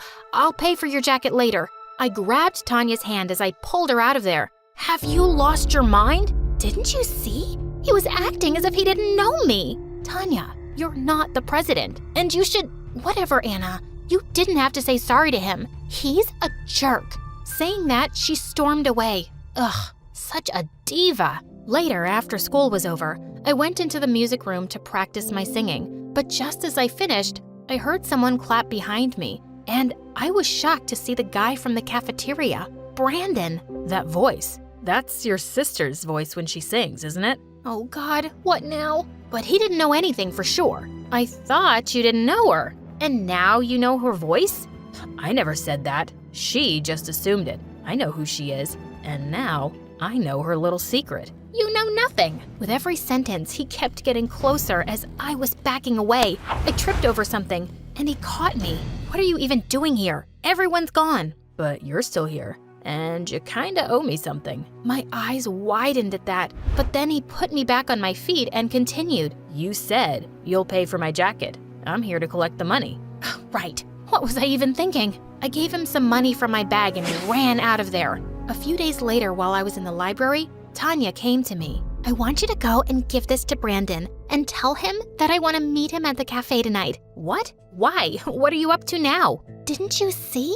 He ignored me. He isn't like the other guys who were running after me 24/7. I like him. I want him. I want to make him my frickin' boyfriend. Well, then you go and talk to him. Why should I do it? Because I'm me, duh. I'm a superstar. I can't make the first move. I don't want to look desperate. Do it for me, please. Ugh. Reluctantly, I left a note on his table and asked him to come to the cafe and ran out of there. Later, Tanya asked me to tag along, and just when we reached the cafe, she saw some random people with cameras there. Oh no, paparazzi. I can't be seen with anyone. My contract doesn't allow me to date publicly, Anna. But what about Brandon? He's waiting for you. Can you please go and tell him I'll see him tomorrow at school? Okay, thanks, bye. Saying that, she ran into a cab and rode away. Now I had no choice but to inform Brandon myself. So I went in. Hey, I'm sorry, but I thought you wouldn't come and that this was some stupid prank, but I'm glad you're here. What? Me? Wait, did he think I was the one who called him here? Shoot! I wanted to tell him everything, but he looked so happy to see me, and he'd ordered all my favorite food items. I thought I could wait another few minutes before telling him, but as time went by, things just kept getting better and better. He was pretty cool. After our little date, he walked me back home. This was my chance to tell him the truth, but he just pulled me in for a kiss, and gosh, it was amazing. Suddenly, I heard Tanya coming out the front door, and I pushed him away into the bushes and rushed in. The next day, I was looking for him everywhere to tell him the truth, but I found Tanya was already talking to him in the corridor. Frickin' fishes. What do you mean you don't like me? Then why did you show up at the cafe last night? What are you, crazy? I wasn't waiting for you. I was there for Anna. I wouldn't date someone as mean as you, even if you were the last girl on earth. How dare you? Tanya slapped him hard and ran out of there, and all the kids were recording everything on their phones. This was bad. I ran after Tanya, but she pushed me away. Get lost, Anna. I told you I liked him, but you trapped him first. Tanya, stop it. I didn't do anything. He liked me from the beginning, and you sent me to him. Yeah, it was my biggest mistake, thinking I could trust you. Traitor witch. She jumped onto me and grabbed my hair, and we broke into a huge fight. Mom and Dad were called in, and the principal showed them the videos the kids had recorded. He said Tanya's behavior was getting worse day by day, and she was suspended for a month. I felt so bad and went to hug her later that night and told her I wasn't going to see Brandon anymore, and she immediately hugged me. But when I went to my room, Brandon was already waiting there. Why are you avoiding me? And what was your sis talking about today? Brandon, you can't be here. Get out now. Hey, chill. Why do you look so tense? Tell me, what happened? He pulled me close into his arms, and I just melted. I told him everything, honestly, and then he looked into my eyes. I won't force you to like me, but if you do, I won't let anyone keep you away from me, Anna. He moved in to kiss me, but just then, Tanya came into my room with a fire extinguisher in her hand and sprayed it all over us. I knew it, you ugly cow. I knew you're a filthy backstabber, and I'm gonna destroy you both. Suddenly, Mom and Dad came running too, and she was taken back to her room. And I was grounded for a week for inviting a boy. We had a big concert soon, and though I was super mad at Tanya, I still had to help her because of our contract. As usual, I was singing backstage while the entire crowd was cheering for Tanya. After the performance was over, she was given an award for star performer. Even Mom and Dad were called on stage. You guys must feel truly blessed to have a daughter with the voice of an angel. It's an honor. We're so lucky to have her. For some reason, I felt really left out, and I smashed my mic on the ground. Just then, someone from the audience asked Tanya to dedicate a song to Mom. Holy moly. Tanya made this gesture with her hands that was my cue to sing every time. But my mic, it was lying broken on the floor. She started singing without me, and everyone in the audience heard her real voice. Oh my God! A wave of silence passed through the audience, and Tanya looked at me super mad. The crowd started chanting that she was a fraud who did lip syncing. They went mad and started climbing onto the stage. The bodyguards immediately took Tanya and my parents away to safety and left me there all by myself. How could they? I ran out of the venue and I was raging mad. I did so much for them and they didn't care about me one bit. But when I reached home, I was shocked to see a huge crowd gathered in front of my house. What in the world was happening? Just then, my phone went buzzing like crazy with videos and messages from everyone. Tanya's bullying and lip-syncing videos were going viral, and someone uploaded my video as the real singer too. Holy Mother of Jesus! I quickly went into the house through the back door, and on seeing me, Tanya viciously threw a vase at me, which I barely missed. Just then, I saw all the singing awards and trophies she was burning in the fireplace. Oh my God, have you gone crazy? Why would you do that? What were you thinking? Trying to ruin me? What? Are you kidding me? It was an accident. Oh, was it? Or is it because you want some fame for yourself now? Just remember this, you witch. People hear your voice because of my face. Otherwise, no one would ever pay you, even if you sang on the roadside. Who was this monster? You're such a mean, self-absorbed brat, Tanya. I can't believe you'd say that to me when the fact is, you're only a star because of my voice. Without me, you're just a pretty dumb face. Tanya picked up a burning trophy in her hand and charged at me with full force. You took away everything from me. The guy I loved, my reputation at school, and now my fame too. I'm gonna kill you. Thankfully, Mom and Dad came in and stopped her just in time. Stop this madness right now. I can't believe we were so blinded by your beauty and fame that we never realized what a monster you were turning into. Dad took the burning trophy from her hand and threw it away. Anna, we're so sorry. We've never truly appreciated you for everything you've done for us. You're the daughter that every parent would be proud of. Please, forgive us. Oh, Mom, Dad, you people are just morons. And I'm not letting go of my fame so easily. Watch this. I'm gonna walk out and everyone is still gonna love me. Tanya opened the front door and walked out, and all the media surrounded her. So, is it true you can't sing? And that creepy frog voice we heard? Was it your real voice? And who's the real singer? Is she your sister? We want to say her. You're just fake trash. Just then, a bunch of anti-fans started throwing eggs and rotten tomatoes at her. She was screaming like crazy and pushing through the crowd to get to her car. And well, I was enjoying it. She was totally getting what she deserved. I thought I'd get a better view from my room, so I went up and found Brandon there. I immediately hugged him. Whoa, the truth's all out now. And I can't believe I'm dating the real star. I'm excited for your famous life now. No, Brandon. I just want a peaceful life. And if you're with me to enjoy some kind of popularity, you got the wrong girl. No, babe. I don't care about what you choose, just as long as I can be with you. Always.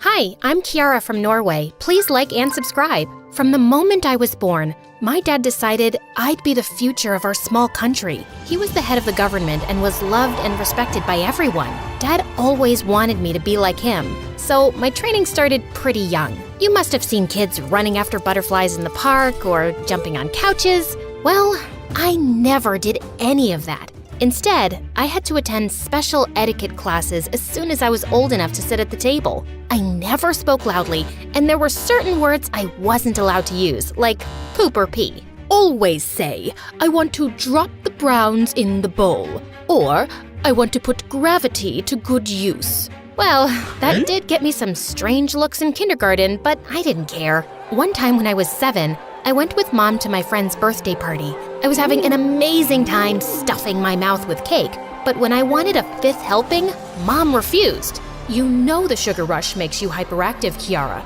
No more cake. But when Mom wasn't looking, I sneaked to the table quietly and cut myself a huge slice. Just then, Mom saw me and tried to snatch it from my hand when my classmate Naomi bumped into me and the cake went flying onto Mom's face. What have you done? I wanted that cake. It's so yummy and sugary. Not like all those awful salads I have to eat at home. Here, have mine. This one's even more sugary since I added strawberry syrup on top. And here's a secret. Salads taste much better when you put chocolate sauce on it. That was genius. I tried her recipe that night, and the sugar rush made me go wild. I transformed into a little tornado bouncing off the walls, destroying everything in sight. And Dad was not amused. He gave me the biggest lecture on how I needed to behave responsibly and grounded me for a week with no gadgets, no storybooks, and no desserts. This should teach you how to live a disciplined life. I sulked for hours but knew better than to argue with Dad. The next day at school, Naomi asked me if I tried her recipe, and I told her the truth. But that's so lame. If kids won't eat sugar, then who will? We can't have the sugar factories go bankrupt, right? After that day, Naomi brought sweet treats for me every day, and soon we became best friends. Meanwhile at school, I studied my butt off to ensure I topped my grades. I knew it was always expected of me, and I loved studying anyway, so I wasn't complaining. But studying wasn't the only thing I was good at. By the time I was in high school, I was the president of the student council, a national-level chess player, and the best actress in the school's drama club. And I absolutely loved the drama club. It was the only time in my life when I could forget who I was and slip into the life of another character.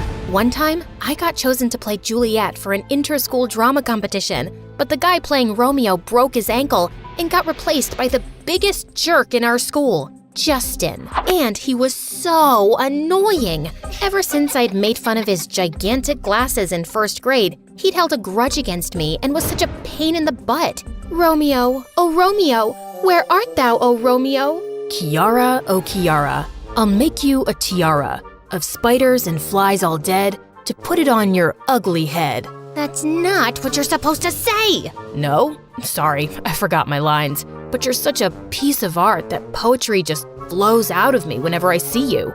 God, why was he such a moron? Other than this minor glitch called Justin, my life was perfect. Hey, Naomi, I won the Spanish debate competition. Again. Could it be that no one else participated? Well, it's not my fault everyone's scared to compete against me.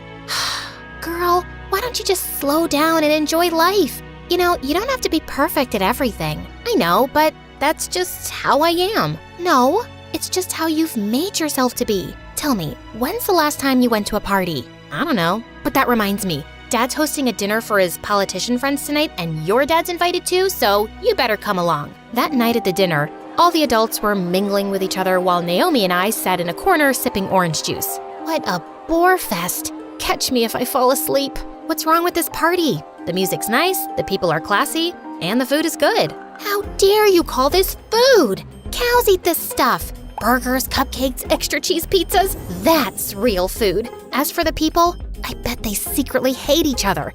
Can't you see all the fake smiles? That's called being polite. Polite my butt. After putting me through this torture, you've gotta accompany me to the school's camping trip this weekend. I don't think Dad would. Just then, Dad walked over and said he wanted to introduce me to someone. Kiara, meet Ted. His dad's a media mogul in the US. And my dear friend, we keep joking about you two getting married. Why don't you two get to know each other? Ted took me out for a stroll in the garden, and it was so awkward. He cracked the lamest jokes, kept bragging about how rich and famous his family was, and even tried holding my hand once. I avoid holding hands since it's the flu season, and I can't risk catching an infection. I like it. A girl who knows how to take care of herself will take good care of my babies too. What the freaking fudge? Thankfully, at that moment, someone came looking for him and he left. I thought of escaping to my room when I saw Naomi at our mansion's gate talking to someone. It was Justin, and he was dressed as a pizza boy. What are you doing here? Belly dancing. Can't you see I'm delivering pizzas? Sorry, Kiara, but I was starving and the food at your party is, terrible. But Naomi, it's healthy and it's good to eat healthy food. Good luck trying to convince yourself, hun, but I'd rather eat unhealthy food and go to heaven sooner. Yum. I have a spare pizza if you want some. I can't eat junk food and take risks with my health. Holy potatoes. I always thought you were a snob, but you're actually a nutcase. I guess it's no fun being you. Can you stop being a jerk? It's easy for you to judge when you don't know a thing about me or my life. Feeling angry, I turned and stormed off. But deep inside, I knew no matter how much I tried to deny it, Justin was right. It was no fun being me. Feeling a bit frustrated, I went to Dad's study later that night to have a heart-to-heart conversation with him. I had to tell him about that self-absorbed dimwit Ted, and that there was no way I could have a future with him. What do you mean Ted's not your type? You don't even know him yet. Besides, I've decided this marriage will be great for your political career. Marriage is not a deal, and I'm still a teenager. So where's the rush? You two can start dating and then eventually get married. I couldn't believe my ears. Dad had decided my future and I had no say in it? I was so mad at Dad that the next day at school, I told Naomi I'd accompany her to the camping trip. Your dad agreed? I hope you told him you can't take security along. Dad doesn't need to know. Whoa, who are you, girl? And what did you do to my perfect friend?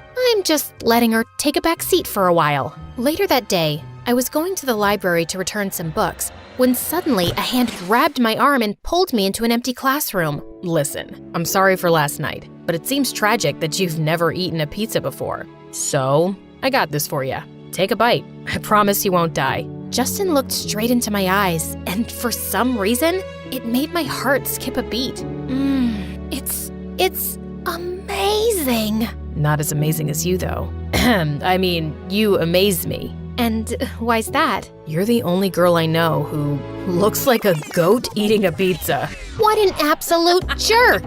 That weekend, when I snuck out of my house early in the morning for the camping trip, Naomi's car was already waiting for me. We drove for hours and reached a huge house by the lake in the middle of nowhere. Where are we? And where are the camp people? Kiara, don't be mad, but I lied to you. This isn't a camping trip. Justin and I decided to organize an overnight party, and I thought Dad's lake house would be perfect for it. What? You've gotta be mad. You know I hate parties. That's 'cause you've never been to one. Come on, Kiara, it's just one night. Even though I was super mad at Naomi, I agreed since I had no other option. Her driver had already left after dropping us off. As we went inside the lake house, I discovered Naomi had invited tons of people, including some of our classmates, and everyone seemed to be enjoying themselves. I stood like an outcast for a while until Naomi forced me to join everyone. And I must admit, I had a lot of fun. That night, we played Spin the Bottle, and I got partnered with none other than Justin. Our task was to spend an hour in the woods. Oh, come on, you can't be serious about this. It's just a stupid game. Guys, I think Kiara's too chicken to do this. She's a scaredy cat. Me? Scared? You've gotta be kidding. I marched ahead of Justin, and in a matter of minutes, we were out in the woods. Justin asked me to stop, but I was determined to prove my bravery. So I kept going, and soon we were lost. You idiot. How are we gonna go back? No one's ever called me an idiot. And why don't you open Google Maps or something? Because there's no signal here. We tried finding our way back, but when we couldn't, we fell asleep under a tree. When I woke up the next morning, I found myself lying awkwardly over Justin, drooling on his jacket. Oh God, I'm so sorry. Ugh, you're heavy. I'm gonna have a sore back for a month. You could have woken me up. And risked your anger? No thank you. Besides, I understand you're used to sleeping on soft mattresses. I wanted to tell him his abs were anything but soft, but I knew better. Justin, I want to drop the browns in the bowl. You want to what? Oh gosh. I need to use the washroom. And where will your highness find it in the middle of this jungle? No need to be so snarky. I'll go find one myself. Where do you think you're going? Don't even think of wandering alone unless you want to end up in some bear's browns. He then pointed towards a big rock and asked me to finish my business behind it. We spent that day wandering through the woods. Thankfully, Justin knew how to climb trees and he plucked lots of fruit that kept us going. We talked about random things and I found myself getting attracted to him with each passing second. He was funny, smart, and incredibly handsome. And for some reason, I felt totally at ease with him. I told him everything about my life, my love for theater and Dad's expectations of me. He told me about his younger sister who was sick and that he was working 2 jobs after school to earn money for her treatment. That's why I was at your home that night delivering pizzas. You aren't who I thought you'd be. You pretend you don't care, but deep down, you're actually a good person. And you're trying so hard to earn your dad's approval that you've forgotten to have your own life to live. You don't get it. It's not that easy. It isn't so complicated either. Okay, close your eyes and see yourself as a politician giving a speech. Do you like it? Yeah, kinda. Now, picture yourself on stage, giving the best performance of your life. In that moment, I imagined myself as Juliet, delivering my lines with such confidence that the audience cheered loudly. It felt so surreal that my eyes flew open. So, which scenario did you like better? I don't know. Don't lie to yourself. You have one life, Kiara. Live it the way you want to. Suddenly, Justin's face was so close to mine that I forgot to breathe. Then he gently lifted my chin and kissed me. It was the most magical moment of my life. Just then, we heard the sound of helicopters and we started shouting and waving like maniacs to catch their attention. Soon, a team of paramedics rescued us, and when I finally reached home, I thought Dad would be relieved to see me. But to my surprise, he looked furious. I can't believe you would be so reckless, Kiara. Do you have any idea how much negative publicity we've got? Dad, I was lost in the woods for hours, and all you care about is negative publicity? I stormed off to my room, wishing I'd never been rescued. That night, I was about to go to sleep when I got a call from Naomi that left me stunned. I wish I'd never invited you to my party. Your dad is literally ruining my life. He got my college application canceled by telling the dean stories about my reckless attitude. And he even got Justin fired. You knew how the guy was working so hard to save money for his sister's treatment. But Naomi, I didn't save it, Kiara. I wish you had a spine. Saying that, she hung up on me, but I felt my blood boil. How could Dad do such things? I ran to Dad's study and confronted him, and he didn't even bother denying it. They got what they deserved. That was it. Something in me snapped that day. Dad, how could you? That college was Naomi's dream, and Justin's working 2 jobs so he can afford his sister's treatment. I don't care. Those kids were distracting you from your goal. My goal? Says who? Did you even consider for a second that I may not want to be a politician? All my life, I worked so hard to make you happy, but I just can't do it anymore. For the first time in my life, I shouted at Dad, and he looked stunned. The next 2 days, I refused to eat anything until Justin got his jobs back and Naomi's admission was restored. Ultimately, Dad had to listen to me. Then, when I told Dad a few days later that I planned to join an acting school in the US after I finished high school, he threw a massive fit. But I was no longer the Kiara he could dominate. I knew Dad had bribed the college dean into kicking Naomi out, so I threatened to tell the press about it. I'll create a massive media frenzy, one you'll never come out of. I knew Dad's reputation meant everything to him, so he had to agree. I moved to the US, and over the next few years, I worked my butt off and became a popular actress. One day, I was backstage after a performance when I heard a familiar voice. Autograph, please? Yeah, for me too. Justin?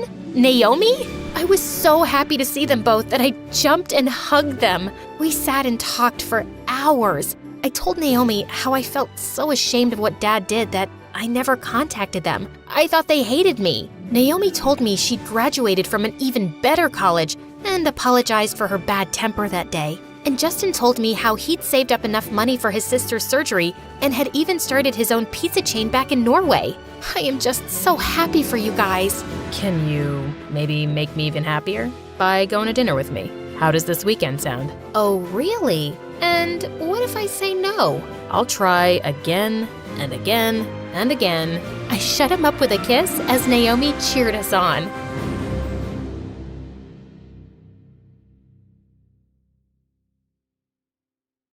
I was crazy nervous as I tried to hold my balance. Someone from the crowd cheered, "Come on, Scarlett! You can do it!" Okay, here goes nothing. I took a deep breath. Even though these were only tryouts, practically half the school was there to see me perform. They were all cheering for me. I closed my eyes and started to roll. And your girl did not disappoint. Oh my god, I did it! Everyone applauded when I landed the perfect split. Just then, the gym door flew open, and my mom rushed in screaming, "Be careful with my baby!" I groaned, momentarily forgetting where I was and losing my balance. The next second, I was on the floor. Half the audience ran to help me up. Thankfully, Mom couldn't push past my adoring fans, but I could hear her yell, "Is she okay? You won't know! Let me pass!" But her screams were drowned out by all the boys asking me if I was okay. "I'm fine, guys. No biggie." The football captain laughed and said, "Darn! That was a nasty fall. But you didn't even flinch. You really are perfect." Why, thank you. Everyone laughed kindly as I brushed off my dress and took a bow. "Time to go home, young lady." "Hi, I'm Scarlett. I've just been made captain of the cheerleading squad, and to everyone else, my life was perfect. But I have this rare condition called CIPA, which means I can't feel pain or hot and cold. My condition helped me make my crush fall in love with me. But shh, it's a secret." As soon as we got home, Mom started my daily body check. I rolled my eyes. "Seriously, Mom? I'm 16 now. I can do it myself." But Mom wasn't listening. She was staring in horror at something on my elbow. "Just look at this! You'll end up killing yourself and you won't even know." "It's just a scratch, Mom." "A scratch? Any more scratches like this and I'll have you homeschooled again." I groaned. Jeez. Mom was always overreacting. "I hurt my leg that one time, Mom. I was 8. I'm sorry, that one time? Need I remind you of the state of your perfect leg?" Ugh, fine. She had a point. When I was 8, I fell off a swing and injured my leg. But because I couldn't feel pain, I didn't know how bad it was. When the doctor realized the week after, I ended up with a prosthetic leg. But that was ancient history now. Mom just wouldn't get over it. Suddenly the door slammed open and my younger sister, Brooke, barged in. "Mom! You said you'd take me shopping today. I'm still waiting." "Oh, yes, I forgot. I'm busy now. We'll go another day." "What? Oh my god, no, Mom! You've been stalling for like 2 weeks. I need a new outfit for the spring dance." By this point, Mom wasn't even listening. "Mom, But Brooke looked at me with anger and stormed out of the room, yelling, "I don't need your stupid sympathy. I need you to get out of my life." A few weeks later, as I was putting my books in my locker before practice, someone said, "So, you want to be my date for the spring dance tonight, dollface?" Dollface? Ew? Where was I? In some tacky noir movie? I looked up to see who it was and saw the captain of the football team. Oh, of course. Ever since I'd been promoted to captain of the cheer squad, every jock in school was on a mission to claim me. But this guy was the most persistent. One day, I found my locker full of gifts and hundreds of love letters. It took me an hour to find my chemistry notes. Another day, I was in the cafeteria when I said, "I love pizza." Suddenly, he jumped up and announced, "Free pizza for everyone!" I gasped in horror. He didn't even wait for me to finish. I told him I really wasn't planning on going with anyone tonight. I couldn't imagine how Mom would react. Half the time, she acted like breathing was an extreme sport. But thankfully, at that moment, a crowd of people started rushing to the parking lot. Someone yelled, "The new kid has an Audi!" Within minutes, the entire school was gathered around the car, breathless to see the owner. I rolled my eyes, like waving candy in front of a baby's face. But just as I was about to leave, the owner of the car stepped out. For a minute, I was starstruck. This was the most handsome guy I'd ever seen. And clearly, I wasn't the only one who thought so. All the girls began to ooh and ah. The most interesting thing was that he seemed to not even notice anyone. He walked away from the crowd and headed straight over to me. I froze. Why was he coming over here? He looked at me and our eyes met. He hesitated, and I felt my knees getting weak. Then his eyes filled with anger and said, "Move out of my way." I jumped away like I'd been electrocuted. As soon as he went past me, it was like everything returned to normal, and immediately the captain appeared and said, "So, about that date." That evening when I got home, Brooke practically skipped over to me. She looked really happy. "You know that new guy, Connor? He's coming to the spring dance tonight. He won't say no to me if I wear your black outfit. Mom didn't take me shopping because of you." With that, she grabbed the dress and was gone before I could say a word. I slumped onto the bed and decided to watch videos on my favorite YouTube channel, My Story Animated. I just put on my favorite one. My psycho mom is obsessed with healthy food. At least this would cheer me up. Mom suddenly barged in through the door and snapped, "You're not going to this dance, are you?" I rolled my eyes and said I might go for a bit, and Mom quickly forbade me. She said since she wouldn't be able to come with me to keep an eye on me, I couldn't go. Kids do all sorts of crazy things at these parties. You might hit your head or injure your other leg. You wouldn't even know. So you're not going. But Mom, she just slammed the door. Ugh, it was so annoying how she was always in my face. I could hear Brooke dancing around as she got ready. Now that Mom had said I wasn't allowed, I really wanted to go. So I waited for Brooke to leave and Mom to go to her room. Then I put on my turquoise evening dress, grabbed my heels, and tiptoed down the stairs. The minute I was at the door, I broke into a run. Suddenly, a car came racing towards me. I screamed and in my panic froze on the spot. A loud horn blared and the car stopped just inches from me. "Are you out of your mind? What happened? Are you okay?" When I finally realized what was happening, I immediately pretended to be hurt and cried, "Ow! It hurts! It hurts! I didn't even touch you!" I wasn't sure if he was lying or not, so I just shouted, "Are you calling me a liar after you almost ran me over?" He helped me onto the hood of his car and looked for any injuries. I blushed. I couldn't believe Connor was helping me out so tenderly. As I got off the hood, I pretended to limp. But to my utter embarrassment, I lost my balance and ended up on top of him. "I'm sorry!" But then I heard Connor mutter under his breath, "You're breathtaking." I'm sorry, what? Did I hear him right? Then he abruptly pushed me off. "I'm sorry." I was confused till I saw what he meant. He accidentally stepped on my foot. I began to jump up and down again. "Oh, my foot! My poor foot!" He quickly opened the door of his car and helped me get in. When he pulled up at the dance, everyone looked at us in shock. Someone whispered, "Makes sense for them to come together. They look perfect." I blushed, wondering if he'd heard it too. But of course, Mr. Connor had just disappeared. The captain of the football team rushed over to my side and grabbed my hand. "Dance with me. You're my date for the night." Ugh, him again. I pointed to my foot and said, "Oh no, I hurt my foot. I couldn't possibly." But to my utter shock, he just pulled me to the dance floor. One dance never killed anyone. I was getting really annoyed now. "Do you not get consent?" I turned to see Connor glaring down at the guy. My heart fluttered. Was Connor rescuing me? My hero. Immediately, everyone gathered around us. The captain took one look around him, then dropped my hand. Somehow, Connor had that impact on everyone. No one wanted to mess with him. I stepped towards Connor to thank him, but before I could say a word, my eyes landed on Brooke. She glared at me before rushing over, dragging me aside, away from Connor. "I thought Mom said you couldn't come, and now you've hurt yourself in front of Connor to get his sympathy? You're disgusting!" "What? No, Brookie, that's not what happened."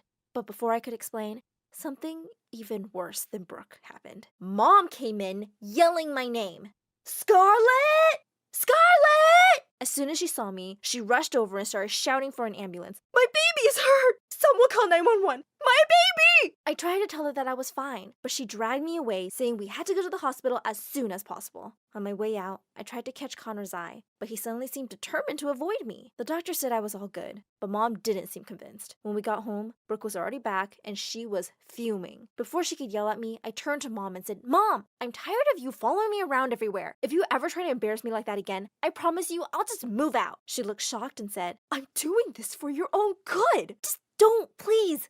There's gotta be another way. I can't have you showing up at school every day like that." For a minute, she looked stunned. And then she slumped onto the sofa, looking heartbroken. I almost felt bad for her. Almost. The next words out of her mouth made me want to jump out the window. "You know what? You're right. You don't need me all the time." "Thank you. Thank you so much, Mom." "Well, you've got your sister." We both yelled. "What?" I tried to tell Mom that's not what I meant, but she didn't listen and said I chose cheerleading against her will and that it's a dangerous sport. Brooke looked furious, and then she stormed out, saying, "You'll regret this big time." And regret it, I did. The next day, I tried to talk to Connor alone, But as if it weren't bad enough that he was avoiding me for God knows what reason, Brooke kept following me around the school. I finally found Connor alone in the library. I tiptoed up to him. Hi, I was wondering where I could find a copy of Pride and Prejudice. I'm not the librarian. He immediately turned his back on me. How mean. I know, but I just thought maybe. I tried my luck again. But whenever I tried to face him, he turned away. Leave me alone! He tried to rush past me just as I decided to step in his way again, and suddenly our foreheads bumped. Ow! Oh my God, Scarlet, what a smooth move. Hit the hottie in the head, why don't ya? I'm so sorry. Impulsively, I reached up and pushed his hair out of his eyes to check his head. He stared at me, and I suddenly realized what I was doing. For a second, we looked into each other's eyes, and instinctively, we both leaned in. Excuse me. We both jumped back as Brooke appeared. Immediately, Connor left the library while my body tingled all over. Had I just almost kissed Connor? I'm going to the cafe. Yes, I can see you're starving. In the cafeteria, as soon as I sat down, all the jocks started flocking around me. Immediately, Brooke danced up to me, smiling and said, I almost forgot. I got you a bar of chocolate. Then she stuffed it into my mouth. Thanks. The boys around me started panicking. I grabbed my phone and was shocked to see my swollen face. I literally looked like a pufferfish. Were there peanuts in the bar, Brooke? I'm allergic to peanuts. Oh no, I forgot. Someone immediately rushed me home. For a few days after that, I couldn't go to school, but I didn't miss much. It was like the whole school was sending me flowers and gifts and whatnot. A few guys even came to my house. But there was one gift that really caught my eye. It was a small package. I opened it up and gasped. It was a copy of Pride and Prejudice. Had Connor sent this? My heart fluttered at the very thought. Apparently, Brooke thought so too. Because as soon as she saw it, she tried to throw it away. I had to fish it out of the trash. I was thrilled. My life really, truly was perfect. But perfection was an illusion. And the next day, my illusion shattered. As soon as I walked to my locker, I noticed papers scattered on the floor and everywhere. They looked like pages from a book or a diary, and a very familiar one at that. A horrible thought entered my head, and I snatched up one of the sheets. Almost passing out. My gut feeling was right. It was a page from my diary. I rushed to my locker and saw something that totally crushed me. Across the front, someone had painted Frankenstein. From a corner of the room, the football captain yelled, Thank God I broke up with her. What was he talking about? I yelled back, We were never together. Can we be now? I don't care about your condition. So what? I ignored him and rushed to find Brooke. She was in the cafeteria surrounded by a huge crowd. Do you know who could have done this? It could be anyone. You keep your diary in your bag. I think my life is over. Oh, come on. You're super pretty and popular. Why don't you relax? Here, drink this iced coffee. Just as I was about to drink it, someone snatched the cup away from me. I looked up in surprise to see Connor. It's boiling hot. She's trying to trick you. Look at your hands.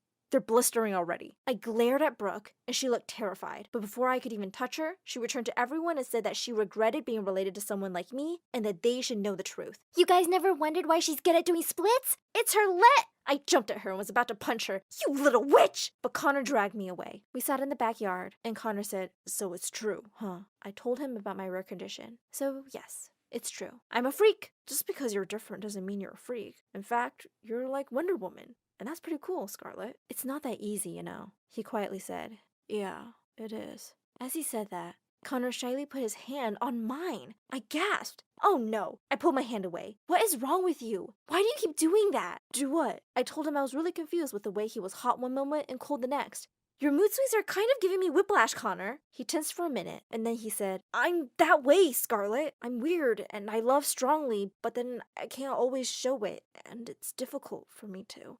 I could see that Connor was struggling, and my heart melted for him. I reached for his hand and said, I don't think you're weird, Connor. Not for a second. Suddenly, he pulled me in for a kiss. Fireworks exploded around me. As we headed back inside, I was stunned to see Mom marching over to me. She was dragging Brooke by the ear. Scarlet! My baby! Are you all right? The principal called me. Mom, relax. Relax? How can I when my own child, my own flesh and blood, is doing such terrible things? I'm going to ground her till college. No, Mom, it's not Brookie's fault. You're always so focused and worried about me. You're always leaving poor Brooke alone. Mom froze. What? What are you talking about? It's true, Mom. If you were fair to her, she wouldn't be so mad at me. So if you really want to change someone, it's gotta be you. Both Brooke and Mom looked shocked. And then suddenly, Brooke burst into tears. I rushed over to her and hugged her. I'm sorry. I'm so sorry. It's okay, Brookie. I'm here. I forgive you. We're all here for you. Mom started to cry too, and she hugged us, apologizing for all the times she was unfair. Behind Mom, I saw Connor and pulled him into the hug. They were all my family now. Hello, friends. I'm Maxine, but you can call me Max. Please like and subscribe before I continue with my story. I was born prematurely to a single mom who lived in a beautiful farm. Since I was so weak and fragile, Mom treated me as if I was made of glass. Literally, Mom was constantly worried about me, from what I should do to what I should wear. She'd always give me organic food to eat. I had to drink green-colored smoothies in the morning to boost my immunity system and whatnot. It didn't end there. She'd always make sure that before going out, even for a walk in the park, I had on tons of sunscreen and was wearing knee pads and a helmet. But I always did the opposite. I loved to run and hang upside down on the monkey bars. Hey, Mom, come on. Let's try this together. It's so much fun. Oh, God, no way. Calm down, honey, please. Don't get me worried. Oh, Max, you don't have to make snow angels, honey. It's so cold. Oh, no. Why did you take off the training wheels? It's dangerous. What? A hike with your friends? Do you have any idea how many things can go wrong during such an activity? You could fall, you could hurt yourself, and you could get lost. That's how Mom was. One time when I was 16, it was raining heavily and Mom wanted me to get back in. I didn't, and as a result, I got sick. This herbal tea will do wonders. Mom's herbs were doing absolutely nothing to help, and when I got a high fever, she rushed me to the hospital and it turned out I was pretty sick. I'm so sorry, sweetie. Why was I being so reckless? I should have brought you to the doctor earlier. Don't worry, Mom. I'll get better. I had to stay in the hospital for 2 days, and it was then that I became fascinated with everything doctors did, except for the needles. Mom, I want to have the exact same lab coat. It looks so cool. I'll be a doctor when I grow up. Once I graduated high school, I told my mom that I wanted to go to New York to prepare for the entry test of the best medical school in the country, and I wanted to apply. Mom was jumping with joy, and the next day, I saw her going to the grocery store on a bicycle. What's that, Mom? Where's your car? Oh, honey, I wanted to, buy a new model. You sold it! Mom! Oh, honey, you are all that matters to me in the world. You know I always wanted to become a doctor, but you know how you were born so early, and I was always worried about raising you and keeping you well. I am so happy to see you fulfill your dream. I know you're gonna make me proud. I didn't think twice about selling the car to cover your studying expenses. I'll always do all I can to help you. Once I was in New York, I was living in a hostel with a crazy roommate who was also a student at the same university I was applying to. I'm Mia. Welcome to my crazy world. Oh gosh, she was really crazy. That girl was always busy talking, laughing aloud, and lazing around. But she was also sweet and kind, and we both totally hit it off. Come on, get dressed. You must come to this concert with me. We'll have a blast. What? I've never been to a concert before. I'm not sure I'm very comfortable going there, Mia.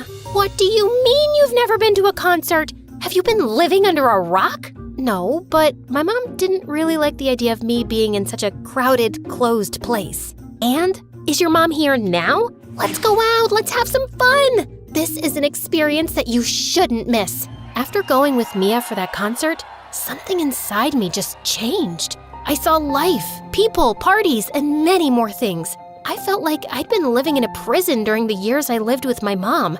This was freedom. My mom didn't let me do any of these things. Hey Mia, let's go to this yacht party. It sounds like so much fun. Yeah, most of my friends are going, so it's gonna be amazing. Mia, please take me with you to the concert. But you don't even like this band. Still, I want to go out and have fun.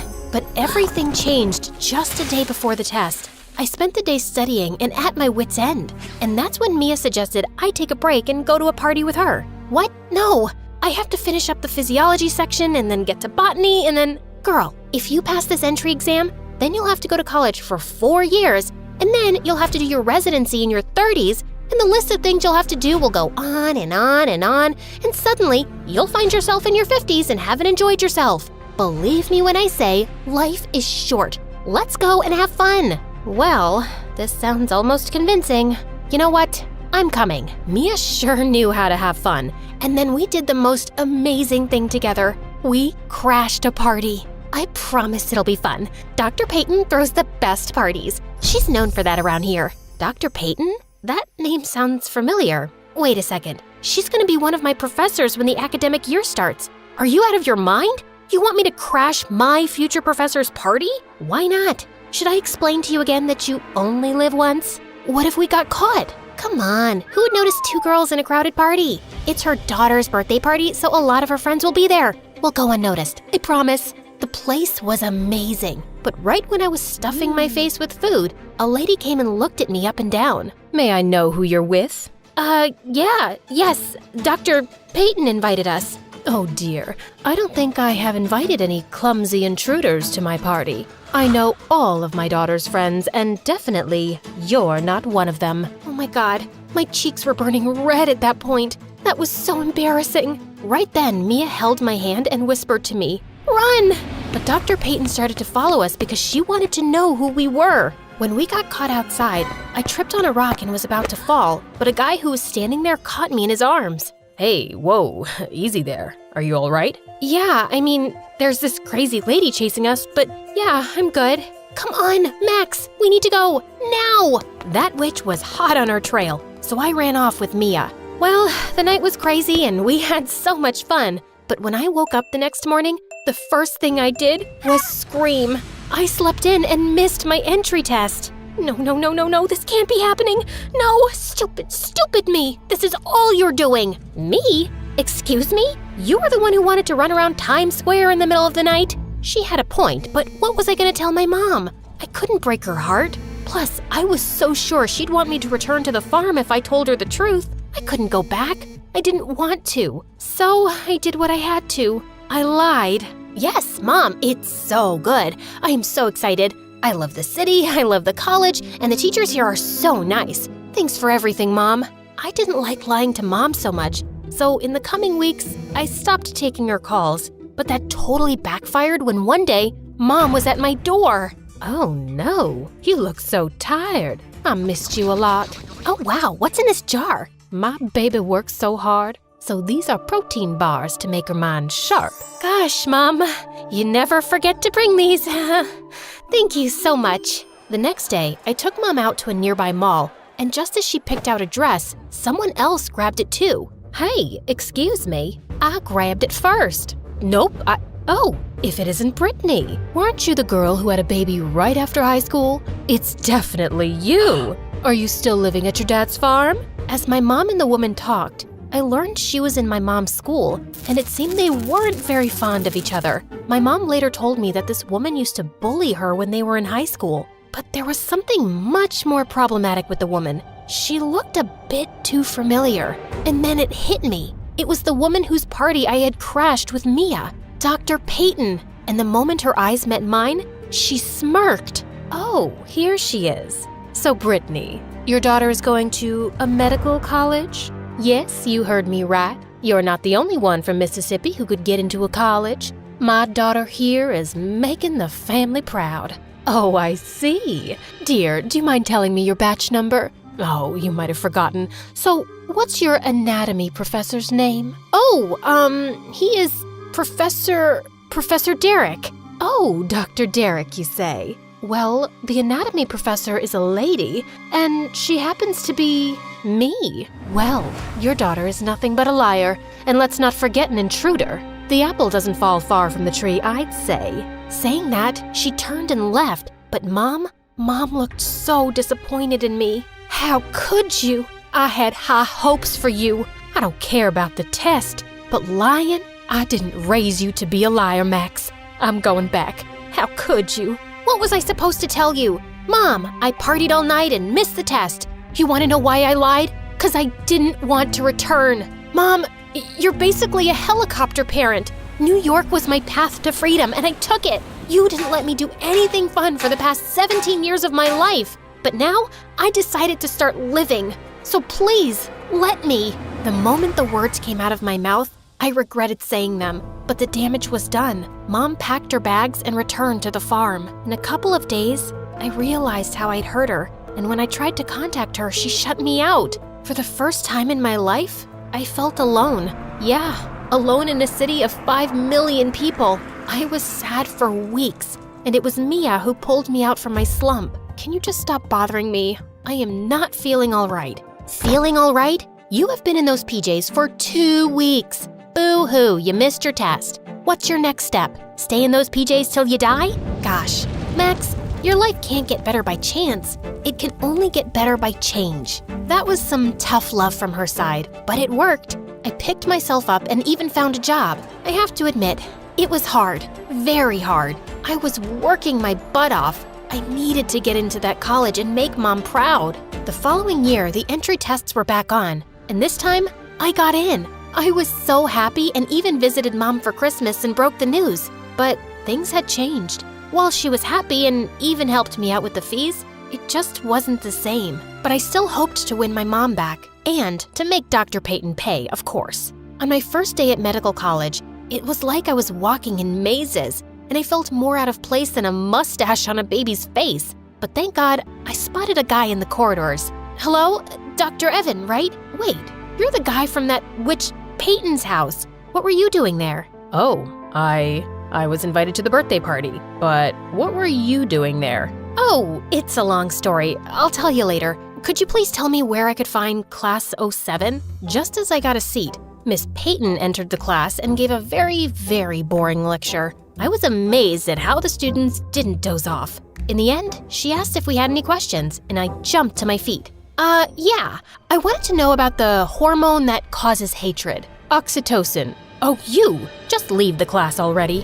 Why? I passed the entrance exam and I'm an official student here. I'm not going anywhere. Leave the class right now or I'll have you expelled for disorderly conduct. Ugh, I so hated her. After that day, I loved getting on her nerves every now and again. Hey, I wanted her to suffer even if it was for a little bit. But I also didn't want to get suspended. Besides her, all my professors were amazing, and I was actually loving college. Perhaps a little too much since I would run into Evan every now and then. Soon we started hanging out, and it turned out Evan was a pretty nice guy. Even Mia liked him when they both met. Oh my God, you totally look like McDreamy. Did anyone ever tell you this? No wonder Max is always talking about you when she gets home.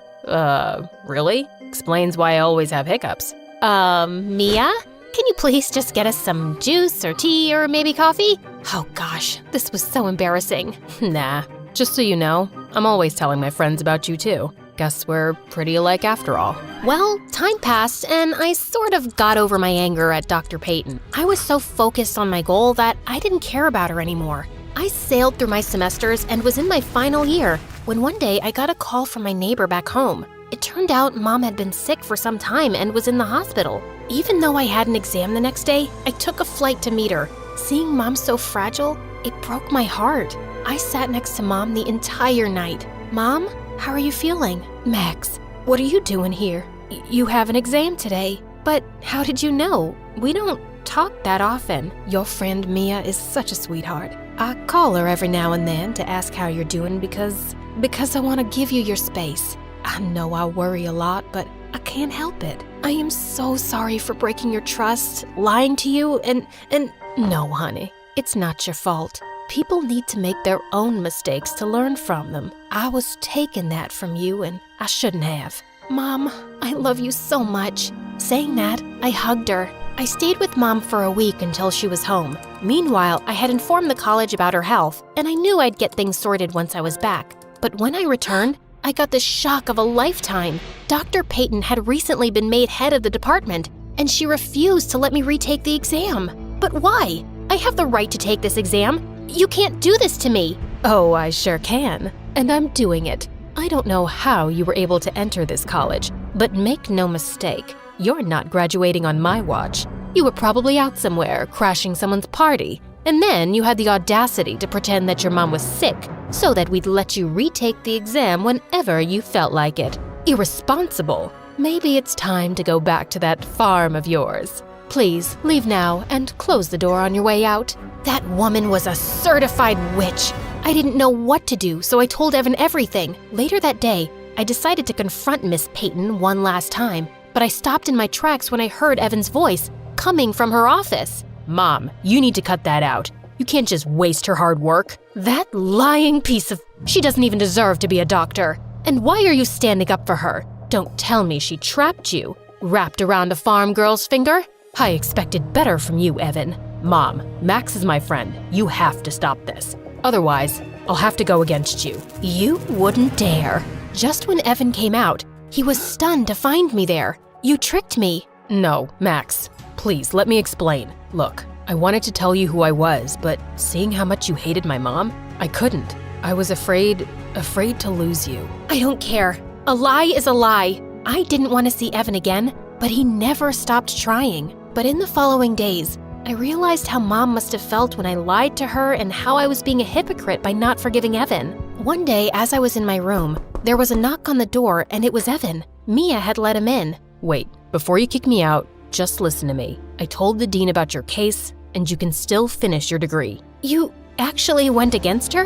Why are you helping me? Isn't it obvious? I like you. Thanks to Evan, I was able to retake the exam and passed with flying colors. As for Dr. Peyton, I could tell the world what she wanted to do to me just because she and my mom were rivals in high school. But I decided to move forward because I didn't want to be a miserable person like her. On my graduation day, I invited Mom, and the moment I saw her, I ran to her. You came!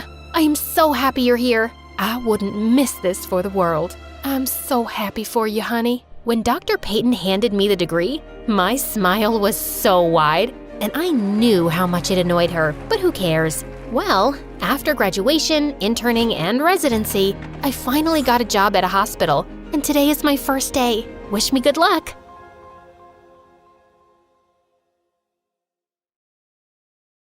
Hi, I'm Mindy from the United States. Before we begin my tale, please like and subscribe. I always liked history and the secrets of the past. Even when I was a child, the stories of the Roman Empire and dinosaurs fascinated me. Needless to say, history was my favorite subject. But there was one thing that made history class a chore. My rival and headache, Timmy. Don't let his name fool you. He was a nightmare. You see, like me, he was obsessed with history and the stories of the past. So what was the problem? He was a total jerk, that's what. He always scored higher than me in history class, and he always had the most smug grin about it. Considering our similar interests, it didn't take long for us to form a lasting rivalry. It even extended to our time in high school. Oh, so close, man. Did that question about the French Revolution stump you? I would have had time to think it over if you didn't make those stupid faces when the teacher wasn't looking. Not my fault that it makes you giggle. I did not giggle. Sure. Not like you could have beaten my score anyway. And there it is, a perfect score. How the... Better luck next time, Mindy. God, I hate that smug grin. One of these days, I'm gonna wipe it off his face. Yeah, getting 2 straight 100s would restore my honor. But that never happened. Due to some family emergency, Timmy had to move abroad. I decided not to say goodbye. I turned away and let him leave me behind. At first, I celebrated. No more teasing, no more childish competition, and no more of his smug grin. But as the school year passed by, I had to admit it. I missed him a bit. There was no real challenge anymore. Eventually, I did start getting back-to-back perfect scores, but it wasn't the same. My parents were so proud of me. I was happy, don't get me wrong, but it was just so easy. It didn't feel like an accomplishment anymore. So, the years went by like a blur. I went to university and worked to get my archaeology degree. All the while, I volunteered as a museum tour guide. It was fun getting to teach people about my favorite subject, but something was always missing. But all that changed when I met Antonio one day after work, a tall, dark, and handsome older student working on his business administration degree. At first, I wasn't that interested, but he quickly impressed me with his knowledge of history. You also study archaeology? No, but I do dabble. I'm more on the business side of archaeology. I like helping those more talented than me reach their full potential. And you're saying I'm... Yes, I'm saying you're talented and I want to work with you. What do you say? We can discuss details over coffee. Well, all right. After my volunteering work, though. Of course. The day was set, and it was wonderful. After so many years, I finally found someone else who shares my passion for history. We spent hours talking, mostly about my job in the museum, something I was happy to talk about. For the next 2 months, my days were spent with Antonio. We studied, worked, and had fun together. We were a couple in all but name. For some reason, I was never able to take that step with him. But the next day, things would be different. I was going to ask him out. That plan, however, burned up while I was working at the museum and leading my current group. And here, we have what some would call the secret map to the Akashic Records. Legend says, if you can crack the code, you can find the record buried in some desert. It's believed the record details the written language of actual angels, but that's just a myth and doesn't... Actually, it's believed the record is the written account of all events throughout time. You're thinking of something else, Mindy. You never were one for the stranger side of history. That voice, it can't be. Tim? Oh, you must have missed me if you're using my nickname. No, I didn't. Shut up. I tried to deny it, but I had missed him. Even his familiar smug grin didn't cause me to groan. Wow, he really grew up. He almost looked hot. No, think of Antonio. I'm supposed to ask him out on a real date today. But that's when I noticed something. Timmy just corrected me in front of my tour group. That's not what the Akashic Records are about. Really? Well, I'm sure it doesn't relate to the language of angels. How would you know? Have you ever seen the records? Have you? Admit it, Min. I got you beat once again, and I've only just come back. Before we could get into one of our serious debates again, someone entered into the equation. Are you okay, Mindy? Is this guy bothering you? No, he... Oh, you must be Antonio. Nice to meet you. You know each other? No, I don't think so. Do I know you? Nah, but I know you. Upcoming businessman with a strong interest in history, archaeology, and people. Word gets around. But I have never heard of you or your relation to Mindy. I've been away for a long time. Maybe you should have stayed away. Mindy clearly doesn't want you here. Now wait a minute, She should be the one to decide, don't you think? I think she has. The question is if you will comply or will I have to call security? Didn't know you owned the place, or are you getting to that? Red lightning cracked between their gazes. My tour group was slowly backing away, and I was at a loss for words. What in the world was going on? My salvation came in the form of my boss, who quickly ended the tense confrontation. Timmy gave me a wink before leaving. Antonio stayed with me the rest of the day, which was sweet of him, but I couldn't get what happened out of my mind. I should be mad, but despite everything, a smile was slipping. Timmy was back, and it was like he never left. We easily picked up where we left off, bickering like an old married couple. Not that I want to marry him. He was still insufferable. So because of that, I completely forgot to ask Antonio out. Well, maybe next time. But the next time never came. Timmy showed up every day afterward. We would bicker and argue over historical facts. I actually remembered more facts correctly this time. It didn't wipe that grin off his face, but I couldn't bring myself to care that much. The fun ended every time Antonio came, and that's when the guilt crept in. I'd been putting off asking Antonio out, and I don't know why. I liked him, and I was quite sure he liked me too. Wasn't it wrong of me to be talking with Timmy so casually? For me to so easily fall back in step with another guy? It wasn't fair to Antonio, but it also wouldn't be fair to Timmy to ignore him. This cycle of guilt continued for almost a month until Antonio pulled me aside one day during work. I think you should stay away from that Timmy guy. He might be looking to steal something from the museum. What? This is Timmy we're talking about. He loves history. He would never... Based on what you told me, he's obsessed. Worse still, you haven't seen him in years. He's not the same person you knew. What Antonio didn't know was that Tim loved this stuff as much as me. If I wouldn't do it, then I'm sure he wouldn't. But the thought wouldn't leave my mind. It got worse when I started noticing things. I thought Timmy was here for me, but he did spend a lot of time just looking around. The problem was what he was looking at. Cameras, the guards, and especially the Akashic Records map? No, he wouldn't, right? He's not like that. But how well did I know Timmy? He'd been gone for years. Who knew what could have happened during that time? These thoughts haunted my nights, and they wouldn't go away. So I made a decision. If I couldn't sleep, I may as well stake out the place, like in the movies. If Timmy was innocent, I wouldn't see him there, and all I'd lose is sleep. But if I did find him, I had no idea what I'd do. So for the next few days, I kept watch of the museum at night, hoping and praying not to see Timmy. But my prayers weren't answered. A week in, I saw him, Timmy, picking the lock and entering the museum. My heart shattered. Timmy betrayed me? Me?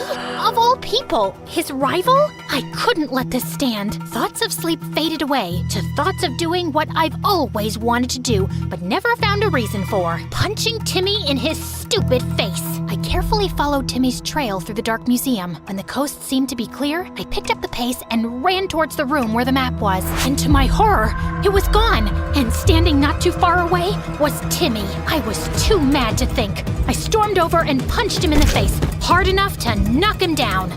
Min? Don't you ever call me that again! How could you? Stealing a historical artifact? Breaking and entering? Using me to get close to it? I didn't steal it. Mindy, listen, No, you listen! I was wrong to trust you. I don't know why I ever did. It's not like we were ever really friends. But I thought you at least understood me, that you loved history as much as me and would never do something like this. I couldn't stop my tears from falling from my face. Mindy, I didn't steal it. Look at me. If I did, then where is it? You must have hidden it when you heard my footsteps. That big thing? Really, Min, you're smarter than that. Min, please trust me. You're the last person I would want to hurt. So believe me when I say I would never do something if it meant it would upset you. For the first time, Timmy actually looked dead serious. For a second, I believed him, but if he didn't steal it, then... I guess I have to deal with you both. Timmy got in front of me to protect me from whoever spoke, but I instantly knew that voice. Antonio? I'm sorry it had to come to this, Mindy. I really did enjoy your company. I knew you were after the map. Didn't think you could bribe the guards to leave, though. I was surprised by how empty the place was. Why, Antonio? All this time, it was Antonio who was using me. I was too focused on Timmy to realize. Why? Because regardless of which one of you is right about the map, I'll be rich after I sell the records. Money? Really? Typical. That map and the record, if it exists, belong in a museum, not in the hands of some rich collector. It's not up to you, I'm afraid. Before he could reach into his pocket, Timmy tackled him with surprising speed. The two started to grapple, tear, and pummel one another as I stood frozen in my spot. Run, Min! Call the police while I hold this guy off! I listened, not because I wanted to, but because my instincts kicked in. I didn't want to die. I didn't want to be dragged into this big conspiracy. I just wanted to get my degree, find a job, find a husband, and live a normal life. Husband. My steps slowed to a crawl as I looked back at my time with Tim. Despite the frustrations, I also loved my time with him. And when he left, a hole was born. A hole I thought Antonio could fill. But instead, he was just an imposter. The person I wanted to ask out, the person who makes me smile, it's clear who it is. He's someone I couldn't bear to lose permanently. So I ran. This time, to find something to save him with. Quickly, I found the first thing that looked like it could hurt Antonio. Spear believed to have been used by our ancient ancestors. I ran back to the two men and found Antonio standing over Tim, ready to end him. Your father would be so disappointed in you. With all my strength, I swung the blunt end of the weapon across his head. Thankfully, it knocked him out, but it also broke the spear. Whoa, did you, little Miss Historian, just break a historical artifact? I'd do it again for you. I actually made Tim blush. I helped him up, but I didn't let go of his hand. Min, You don't have to say anything, okay? So what now? We clean this place up, call the police, and find the map. I'm sure he didn't move away from the museum just yet. So that's what we did. The map, thankfully, was recovered from a closet. Tim was right. Antonio didn't have time to properly move it. After that, we were congratulated by the city and the museum for our brave actions. We were even given $10,000 for our heroics. Antonio was sent to prison, and Tim joined me at the museum. But something tells me our adventures are far from done, if Tim's knowing smirk is anything to go by.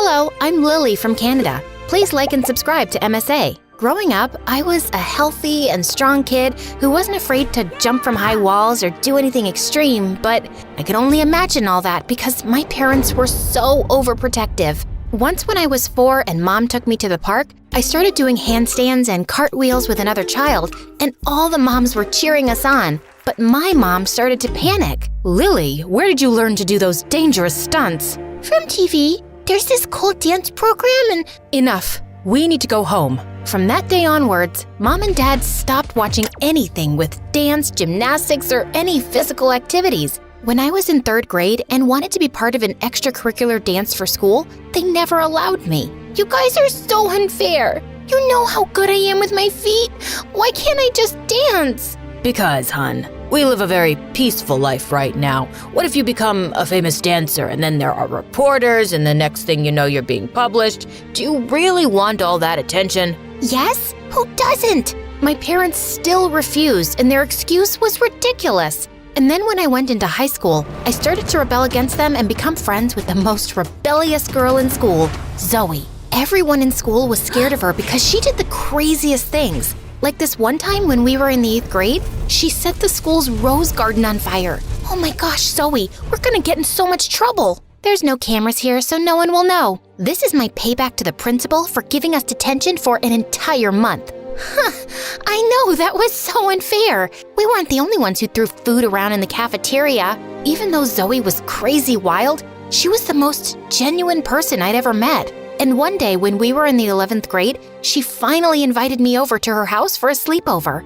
I can't believe this. This is the first time you invited me to your house. Well, you haven't really invited me to your house either. But anyway, my mom only recently got a decent job to take care of us. We struggled for a really long time after my dad left. Oh, I'm sorry. You mentioned us. I assumed that you were an only child. I wish I were an only child. I have a brother. And just because he goes to a special school, my parents give him all the attention. And just then when we entered her house, the most gorgeous-looking guy gazed at me from the living room. Lily, meet my goofball brother, Grant. Hi, Grant. As we walked past him, Grant winked at me and I blushed so red. I was definitely gonna enjoy my sleepover. Zoe's room was exactly what I expected it to be. Creepy and a little scary since she had bats hanging from every corner. And then her mom came into her room limping. I made you girls some cookies. So glad to finally meet you, Lily. Zoe's mom was so sweet, but Lily told me she was sad most of the time. And when I asked why, Lily said she didn't want to talk about it. I was really moved by the story. And then Zoe broke the ice by slamming my face with a pillow. Pillow fight! We had loads of fun pillow fighting, dancing, and just being free. Until my mom called. Honey, I think you need to come home. But Mom, we spoke about this. I'm sleeping at a friend's house because we're working on a school project. Your father and I are very worried. I'm hanging up now and I'm not coming home tonight. Zoe saw how frustrated I was and I ended up telling her all about my crazy parents. Maybe they're hiding something from you. Because why would any parent not want their kid to participate in any hobbies or activities? Yeah, they're definitely hiding something because my life is not normal. That night, I couldn't sleep, thinking about what secrets my parents had that made them so scared about everything I did. I checked if Zoe was asleep and she was snoring like a bear. I got up to go get some water, and while I was at the kitchen sink, a hand suddenly touched my shoulder and I jumped, feeling freaked out. And before I could scream, Grant held my mouth. Oh my gosh, you gave me such a fright.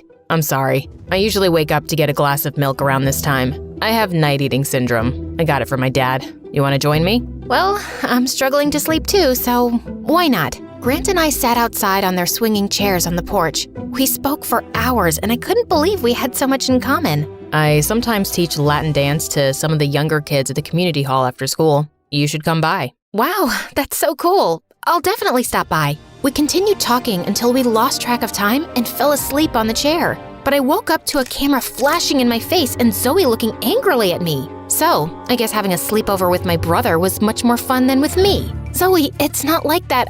Zoe didn't let me finish and rudely asked me to leave her house. But Grant stood up for me. Why are you being so difficult? I like Lily, and there's nothing you can do about it. Grant took my hand and walked me out. I just felt more and more sparks between us. Zoe started acting weird after that, but at least I had Grant. As time went by, I started going to the community hall after school to watch Grant teach. I was mesmerized by his moves, and one day after his class was over, he called me to dance with him. Grant, I don't know anything about dancing. I'll just watch. He took my hand and held me around my waist, and we almost kissed, until we were interrupted by Zoe. She had her music kit and danced in the hall glaring at me. Oh, don't mind me. I'm just here to practice for the up-and-coming competition. You need a dance partner for the competition. Don't worry about me, brother. You should be concerned with your dance partner, who has 2 left feet. I wasn't planning on taking part in any dance competition, but because of Zoe's new attitude towards me, I took her mockery as a challenge. What if we practice until we shine so bright that Zoe won't be able to open her big mouth anymore? I think I like that plan. After a while, I stood up to Zoe. She tried to make my life a nightmare at school. Once I was reading a book under the school tree during recess, and then suddenly I felt eggs cracking on my head one after the other. And when I looked up, I saw Zoe looking like a koala. Zoe, I'm gonna get you for this, you crazy witch! She definitely laughed like a crazy witch after that, and that wasn't all for the day. When I got back home after school, she was at my house, and thank goodness my parents weren't around. Have you completely lost your mind? I didn't come here to fight. I'm just here to warn you about my brother. He has a girlfriend, so let's just stop being enemies and let's go back to being pals. Your brother and I are not dating, and besides, he would have mentioned his girl. Before I could complete my sentence, my parents came back from shopping and Zoe's expression changed. You know what? I think we should just forget the friendship thing. I felt so confused with her, and my parents acted even more strange when they rushed me into the house and locked the door. Who was that? And why was she at our house? Relax, that's Zoe. I was at her house for a sleepover. And why are you two always on edge? Did y'all commit a crime or something? Lily, we will not have you talk to us like that. To your room, now. My parents frustrated me with whatever secret they were keeping. I was done listening to them and never told them about my dance lessons or the local competition. But I did invite them to the contest and told them it was a school function. I thought after they saw me dance, they would understand my passion. But I was wrong. Lily, what did you do? I just won a local competition. You should be proud of me. And then Mom suddenly took my hand in a panic. Come on, we have to get out of here before anyone sees us. But before I could walk out the door, Zoe called out to me. She was with her mom and Grant. Lily, wait. My mom wants to meet your parents. I pulled my hand away from Mom and ran to them. And when Zoe's mom saw my parents, she immediately stopped smiling. And my parents had this look of guilt in their eyes. Lily, are these your parents?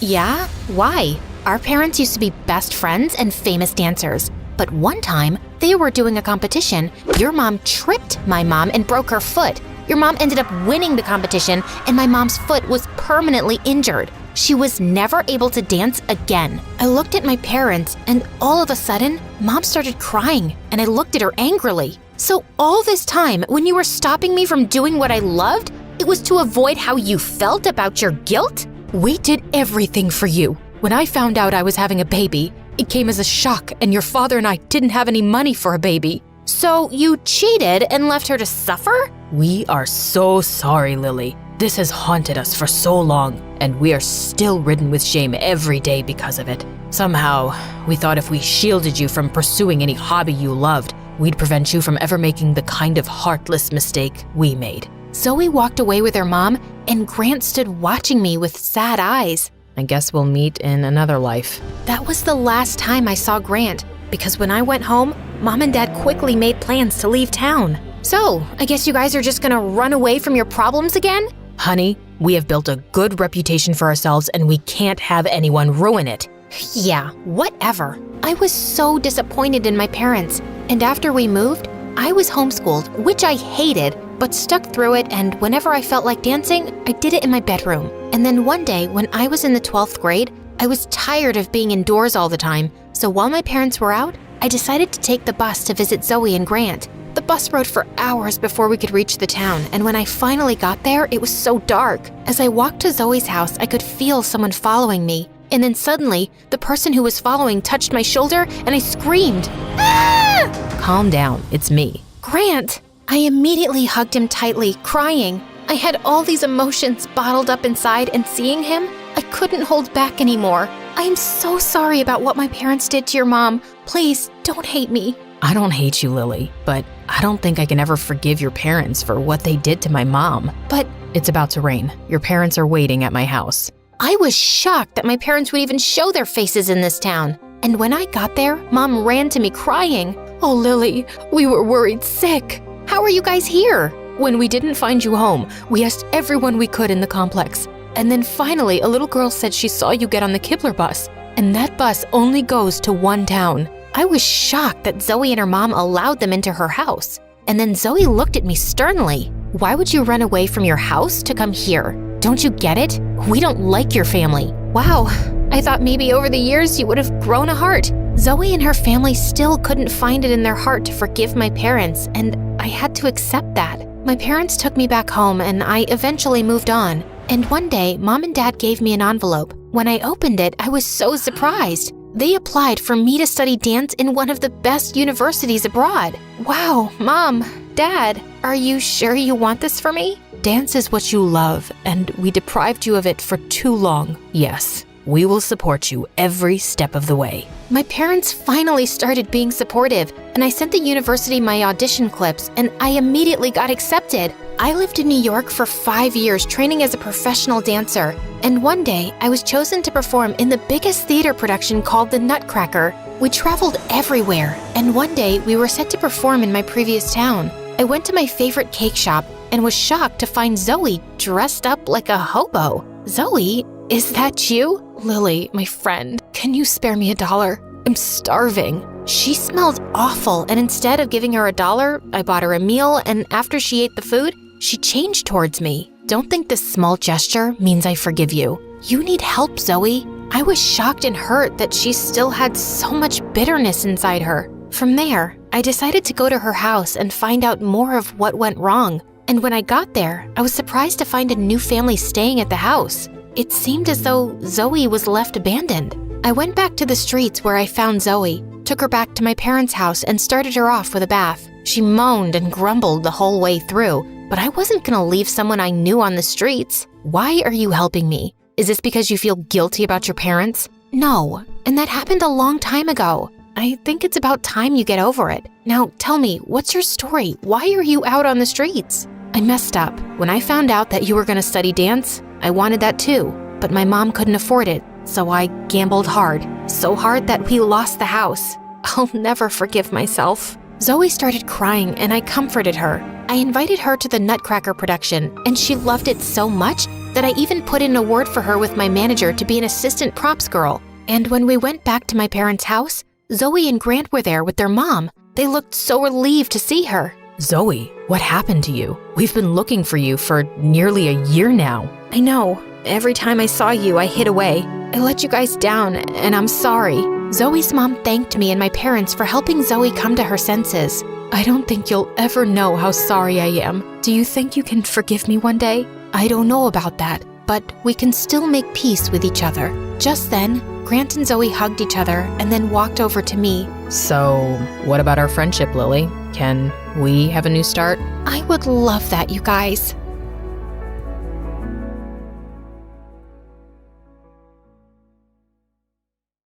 Years ago, outside a busy restaurant, there was a 17-year-old girl begging for money. She held a child in her arms. She was too skinny, dirty, and tired. No one paid any attention to her. A few minutes later, exhausted, she sat on the curb, holding her baby, listening to the hungry cries of her newborn. She didn't know what to do. A car pulled up beside her. A lady walked out and took her hand. "Stand up, sweetheart." The young girl stood. "Why are you here?" The young girl told the lady her story. Her boyfriend abandoned her when he knew she was pregnant, and she didn't know anyone else in the city. She didn't know where to go or how to get her next meal. The lady listened to this story without interrupting. "My name's Griselda," she said. "I've got a place that you can go to. I've helped many women just like you. Will you come with me?" Desperate, the young girl joined the woman in her car. She took her to a shelter for women in need. The young girl had heard stories about shelters, but this was nothing like the accounts she'd heard. It was neat, friendly, and warm. It was a place where women regained their dignity and cared for their children. It was blissful. Griselda was a rich businesswoman, but the shelter was her passion. She funded it and searched the streets looking for women who needed help.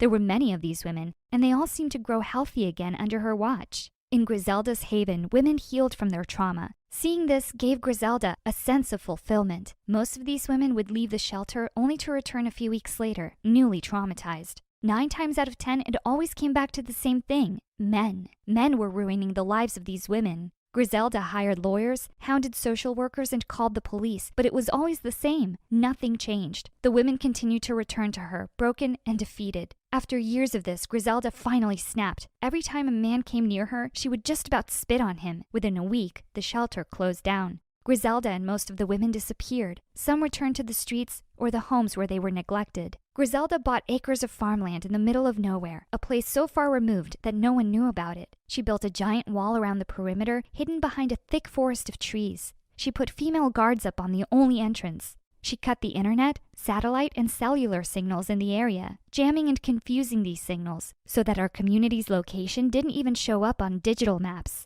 When we keep the men outside, we will have a safe place to grow, she told the women. She invited all the women in the shelter to join her, saying that there was more than enough room for all of them. Griselda promised them work and a new life free of pain and suffering. All the women had to do was promise they would never speak about men again. There were many women who weren't willing to part ways with men. They were kicked out of the shelter and excluded from Griselda's plans. But there were many women who had come to love Griselda and saw her as a mother. These women agreed to her conditions. These women were welcomed into her community. My mother was one of them. In fact, I was the baby that 17-year-old girl was holding. And my name is Stephanie. I went to school like all the other girls. Everything taught in the community was a modified version of history. All inventions, discoveries, and breakthroughs were made by women. They told us that there wasn't anything outside the community because the rest of the world was destroyed in a very strange version of World War II. Beyond the forest and the wall that separated our community from the outside were all kinds of scary things, zombies, monsters, etc. These were the scary bedtime stories that all the girls were told. My life in the community was fun and safe. I had lots of friends, and it didn't bother me in the least that they were all girls. The adults gave me tons of freedom and were very open with me. That changed when I was 17. That was when I began to ask too many questions about our history. I loved to explore and push the boundaries. We had grown up hearing stories about the boundary wall not being safe. There were usually patrols that passed through the forest, making sure that none of the girls strayed too far. I waited for them to pass and snuck right up to it. The wall was huge and there was no way I was going to see through it, but I followed the wall for a few days, mapping it out, seeing how far it stretched. That was when I found the guarded entrance. During a changeover of the guards, the entrance was temporarily open. I looked out past the wall and was surprised to see that the world I knew continued. It was nothing like the stories we'd been told, filled with decaying trees and radiated animals. It was alive and beautiful out there. I spent my afternoon sneaking to the entrance and watching from the bushes for any signs of life. About 2 weeks later, a truck arrived at the entrance. I saw the strangest creature climbing out of the truck, like a woman but with short hair and a deep voice. I told my friends what I had seen, but they didn't believe me. The next day, I was called in to see Griselda. She assured me that what I had seen was just a woman who had suffered because of the radiation out in the world beyond the community. But I saw plants out there, I said. Of course, she said. It's only a small patch of loveliness just before it gets really ugly and unsafe. Now I need you to stay away from that wall. It's not safe out there. Maybe she was right. I agreed to stay away from the wall, but unlike my friends, my curiosity continued to grow. Griselda was definitely hiding something. About 3 months later, one of the pregnant ladies that used to babysit me when I was younger went into labor. After 2 days of not seeing or hearing from her, I went to the hospital to see her. She was dazed from all the medication, but when she saw me, she became lucid. "They took my boy," she cried. That was all she was able to say. The nurses burst into the room, ushered me out, and closed the door. That evening, I asked my mother what boy meant. She almost dropped the pan that she was washing. Then she smiled at me and asked me where I'd heard that word. I told her. It must be a name that she gave to her daughter. I didn't feel like I was getting the whole truth, but I let it go. A week later, I went to visit my babysitter in the hospital, but she wasn't there anymore. But Griselda was. She greeted me with a sad look on her face. Unfortunately, she didn't make it through the trauma of her delivery. I was shocked. I'd seen her after she'd had her baby. It didn't make sense. But I came to see... Griselda didn't let me finish. She has suffered enough. Please leave this now. Go and grieve and stop fighting me on this. I spent the next day wandering the community alone, clearing my head. Something kept bringing my mind back to that entrance, so I visited my secret spot in the bushes where I could watch. A car drove by and stopped in front of the gate. I couldn't believe my eyes. In the passenger seat was my babysitter. She looked sad, but she was definitely alive.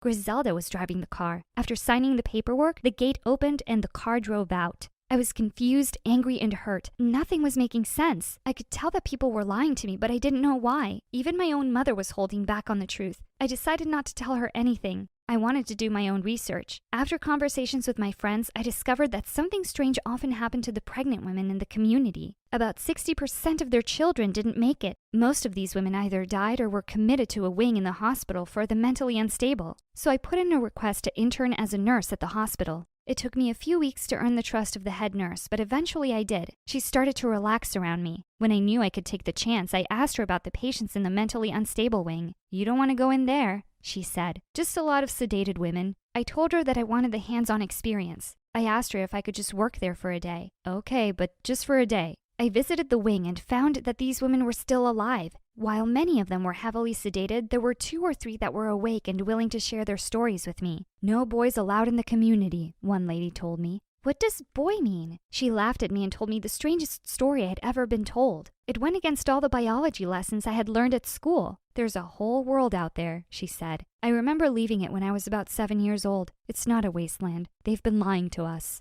Obsessed with finding answers, I snuck up to the fence and waited for an opportunity to sneak out. A delivery vehicle arrived. As they were unloading the truck, I slipped into the back. We drove for about an hour. When the truck stopped, the back was opened. I slipped out undetected. I walked into a tall building, bigger than anything that I'd seen in the community. It was filled with stores of every kind, and more than that, it was a mix of people. Lots of women, but also lots of these other strange creatures. One of these strange-looking women came up to me. "Are you okay? You look lost," he said. He was about the same age as me. I told him it was my first time here. He offered to show me around because his friends had bailed on him and he had some time to kill. He took me from store to store, but I barely heard what he said. I was more fascinated by him. "What kind of girls are you?" I asked him. He laughed. "I hear you. I should probably get my hair cut pretty soon." I had so many more questions for this stranger, but I didn't get a chance to ask any more. I felt a hand on my shoulder. I turned around. It was Griselda. "Excuse us, young man," she said to the boy. "We need to leave." He smiled and waved at me and then walked away. I pulled away from Griselda.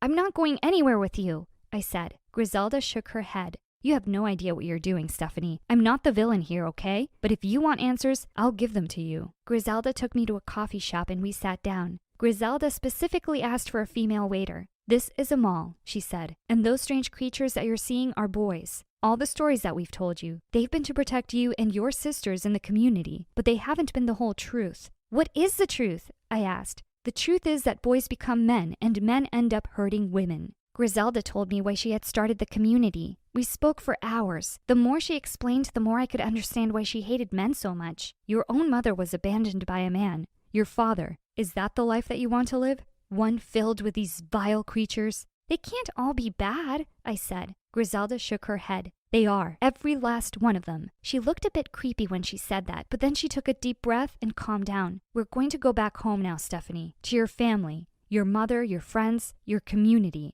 And when we go back, you won't mention a word of this to anyone. Do you understand?" "You can't expect me to keep quiet about this," I said. "They need to know." Griselda slammed her fist on the table. "No one needs to know anything. I've been patient with you, but if you want to infect the minds of my community with what you've seen here today, I'll make you pay for it." She grabbed my wrist and told me that it was time to go. I tried to pull my hands free, but she wouldn't let go. I shouted for her to stop. A male security guard came over to us and asked if everything was okay. Griselda smiled at him and told him that she was my grandmother, and we were just leaving, but I wasn't going anywhere. "Help me," I said. "She's not my grandmother, and I don't want to go with her." Griselda tried to run then, but the security guard stopped her. We were taken to a room and held there until the police arrived. They questioned me in a separate room to Griselda. I told them my story. They couldn't believe what I was telling them. Griselda didn't say anything until her lawyers arrived. There was an army of them. Ironically, some of them were men. "I'm not doing anything illegal," she said to the police. The police said they'd need to investigate. I was kept in a safe house while the police performed their investigation. I watched television for the first time. It blew my mind. I surfed the internet and even signed up for a few social media accounts. I couldn't believe that there was a whole world of information out there and anyone could access it for free. I also watched the news from all over the world. It was there that I saw regular updates about what was happening with Griselda and the community. It turns out she had broken the law, and she had hurt a lot of women who didn't want to play by her rules. I felt sorry for her, though. I knew that she just wanted to help. Her anger had overcome her. I testified against her in the court case. Griselda's lawyers kept her out of prison, but she had to give up the farmland and the community. The court ordered her to create a rehabilitation program for all the women who lived on her compound. I spent the next year learning about the real world, about real history, real boys, and everything else that actually happened. I have to admit, Griselda was right. The real world was a mess, but it was real, and I prefer it that way. Some of the other girls didn't cope in this new world. They struggled and wanted things to go back to the normal that they remembered. I did my best to remind them about the truth. The world is a harsh place, but running and hiding is not a solution. The best that we can do for ourselves is not wish that things were easier, but rather that we were stronger. Strong enough to take on the challenges that we face. Most of the older women were angry with me. They wanted things to go back to normal. My mother was one of them. She was disappointed in me and barely spoke to me for the first month. Since then, things have become a lot better between us. After my year of rehabilitation, I started college with a few of the other girls from the community. It was great to be in a place where I was free to ask questions and find answers. A place that encouraged me to be curious. It's the reason why I'm studying to become a lawyer. To make sure that the truth has a voice. It's also nice to have boys around on the campus. I haven't had the courage to start dating anyone yet, but one day I will. Although Griselda did the craziest and creepiest thing ever, I've learned something from her. I will never, ever allow anyone to mistreat me. Hello, I'm Lily from Estonia. I grew up in an orphanage with my brother Joe. He's 2 years older than me, and we're total opposites. But before I continue, please like and subscribe, and you might get a kiss from your true love. My big brother Joe had shiny blonde hair and blue eyes, and he always got all the attention. Look at this gorgeous kid. He's so beautiful. But I was the opposite. I had dark hair and dark brown eyes, and my skin wasn't as fair, and no one ever said I was pretty. They hardly noticed me at all. Joe was tall and outgoing, and everybody liked him. I was short for my age, and the mean girls loved to tease me. Aw, poor Lily. She's just so ugly. How does it feel to be a loser with a perfect brother? But Joe always had my back. Maybe you should learn to respect others. Oh, for you, Joe? I'll learn anything. I'll learn how to respect others, and how to cook and clean. I'll even learn how to give birth. You don't learn how to give birth. You just give birth. I agree. You're right. You're so smart. See, Joe? I learned my lesson. I respected her. Now love me, Joe, please. In school, things weren't much better. Joe was super smart and almost a genius. Joe, that's amazing. A perfect score. I could barely pass my exams, and I had a hard time paying attention in class. Sometimes I talked to the other kids when I wasn't supposed to, and I got out of my seat and I ran around the room, but I couldn't help it. Lily, sit down.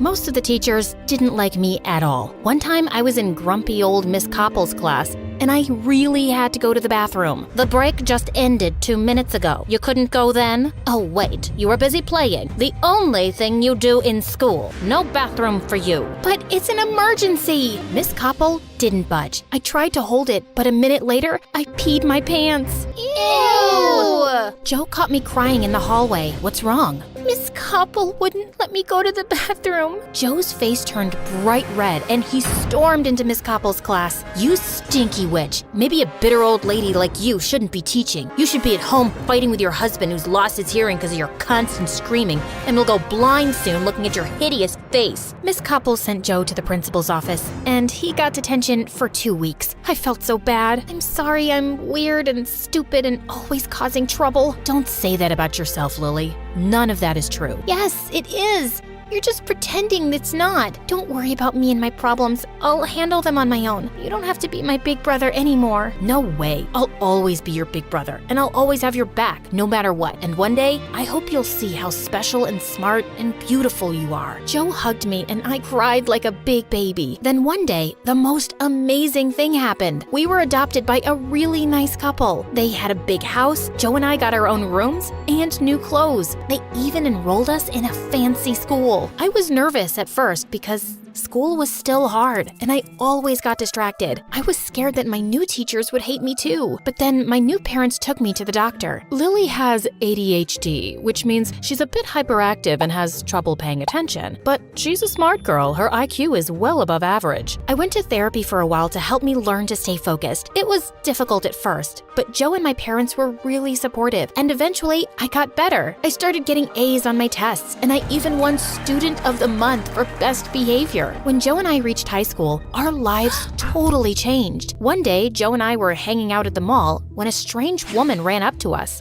Your face is a work of art. Have you ever thought of being a model? Not really.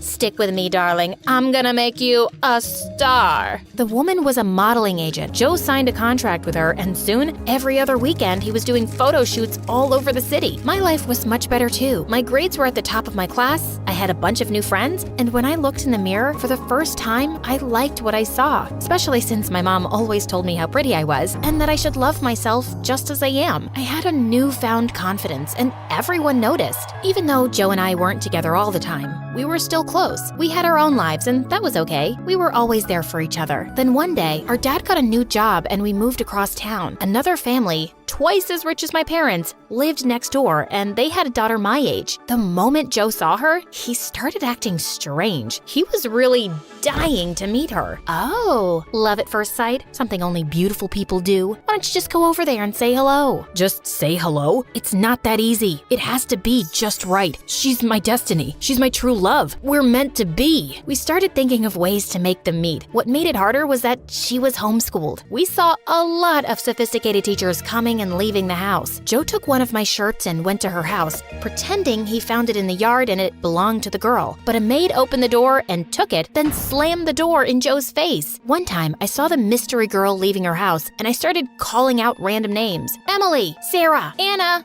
Amber. But she still didn't look up. A couple of weeks passed, and I thought Joe would have moved on, but he was still determined to meet this girl. He hatched a new plan every day, but none of them worked. I needed a break, so I snuck off to the park to sketch. As I was sketching an oak tree, I heard someone walk up behind me. I turned to see a cute boy smiling at me. Those are pretty good.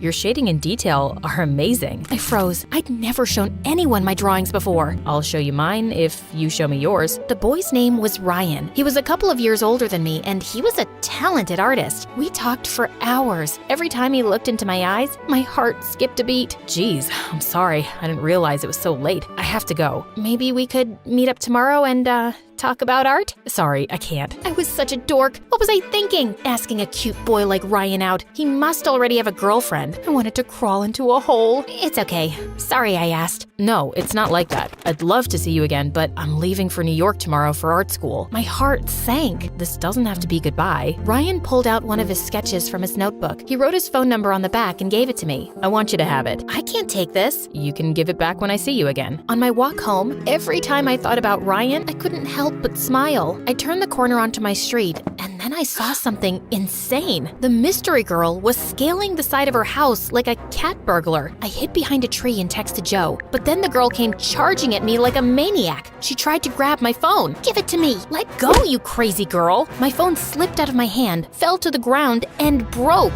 I was so mad. I turned to yell at her, but then she started bawling like a big baby. I'm sorry about your phone. I just didn't know what to do. Her name was Sophia, and her parents made her break up with her boyfriend because he was poor. They won't let me see him or talk to him.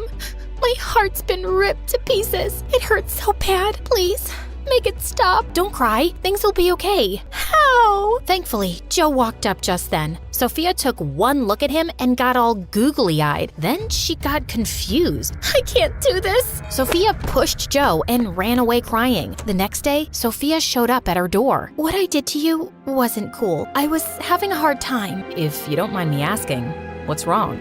Well, I'm broken. Excuse me. If I could just squeeze past you. Each time life smiles at me, bad things happen shortly after. I fell in love with our gardener's son. It was a secret because I knew my parents would never approve. I don't know how, but they found out and things got really bad. I'm so sorry. If you could just step to the side a bit, I could get out of your way, and they fired him and his father and forced me to break up with him. Then they took my phone and homeschooled me for a while. My dad is an important politician, and he can't risk his reputation. And now, every morning, I wake up in a puddle of tears. That's so sad. Yes, very sad. I've got an idea. Why don't you two be friends? It might make you both feel better. Over the next few months, Joe and Sophia started getting closer, and so did our parents. Joe started dressing in expensive clothes, buying Sophia fancy gifts, and he'd brag to Sophia and her parents about how much money he made modeling. Once, Sophia's parents invited us for dinner. Oh, neighbors, you have such a strong, confident, independent young man. I bet girls are fighting over him all the time. Yes, but I have eyes only for one girl. As Joe looked at Sophia and she blushed, everyone noticed the two and smiled. Oh, this is wonderful. We've been so worried about Sophia. I'm so happy she's found someone like you. We had to protect her, you know. She was tricked and manipulated by a dirty, poor boy that stole her heart. Ugh, poor people. You can't trust any of them. They're all liars and cheats. That's not true.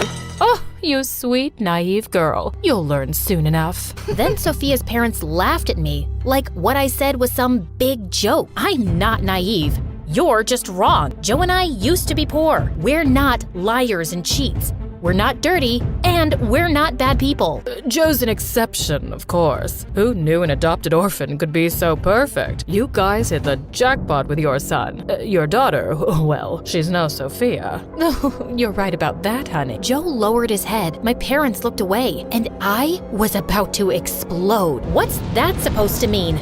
Thank you for the meal. We must get going. When we got home, my parents sat me and Joe down for a talk. Joe, we don't want you seeing Sophia anymore. No, that's not happening. I love her. You can't tell me what to do. Stop yelling at Dad. Son, what her parents said about your sister is unacceptable. They were just joking. They're really nice once you get to know them. Are you blind? Sophia's parents are jerks, and ever since you've been hanging out with them, you've changed. If I have to impress Sophia's parents to get their blessing, then I'll do it. True love is worth it, but you wouldn't know anything about love. You've never had a boyfriend, and you look like you sleep in a trash can. Don't talk to your sister like that. That's enough. No more Sophia, and that's final. Then Joe got mad and shoved Dad. Dad fell and hit his head hard on the table. Dad!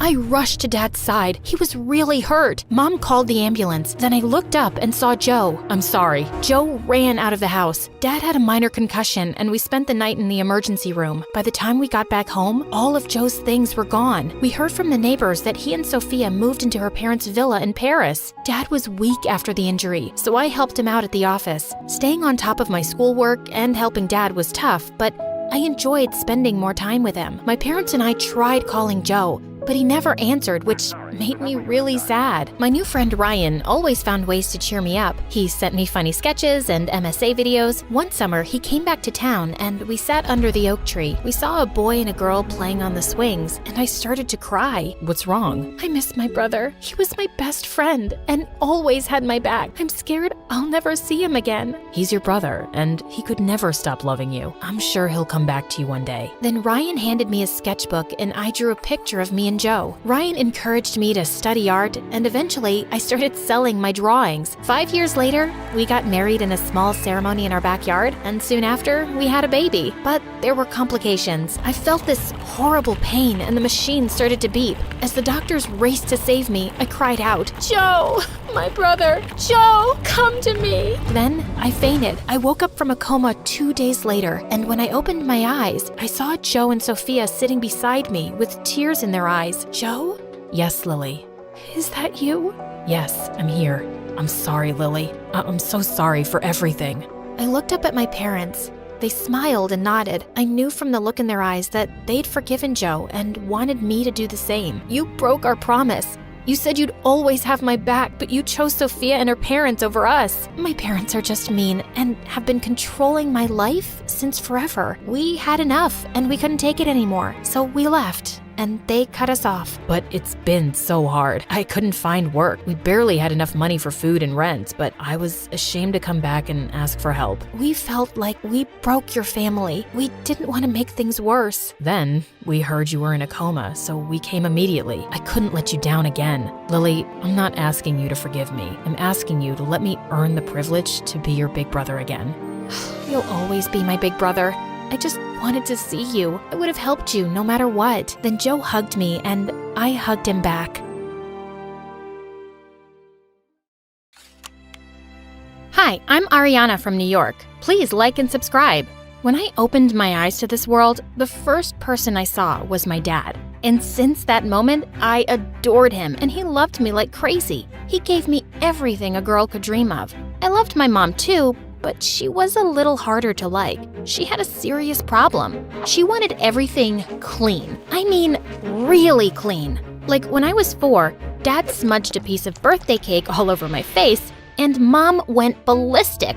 Oh God, she's all dirty now. I'll have to bathe her all over again. Why'd you do that, John? Oh, come on, it's her birthday. We're just having fun.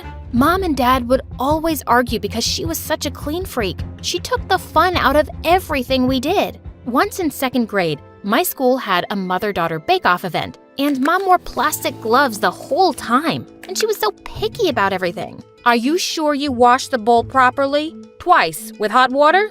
Yes, Mom. I washed it like 10 times already. Now, can we start baking? Because everyone is way ahead of us. But these spoons look like they need to be sanitized. I got so mad that I took the spoon and licked it. There, now it's sanitized. Mom looked like she was about to freak out. I felt bad, so I got a new spoon and washed it well to ease her mind. But Dad and I had so much more in common. We laughed at the same jokes, watched the same movies, and we enjoyed our PlayStation challenges. Beat you again. How'd you become so good? I learned from the best. Ha, you got that right. But my world turned around in 7th grade when my parents decided to get a divorce. I knew they fought a lot, but I hadn't seen this coming. It broke my heart when he moved out.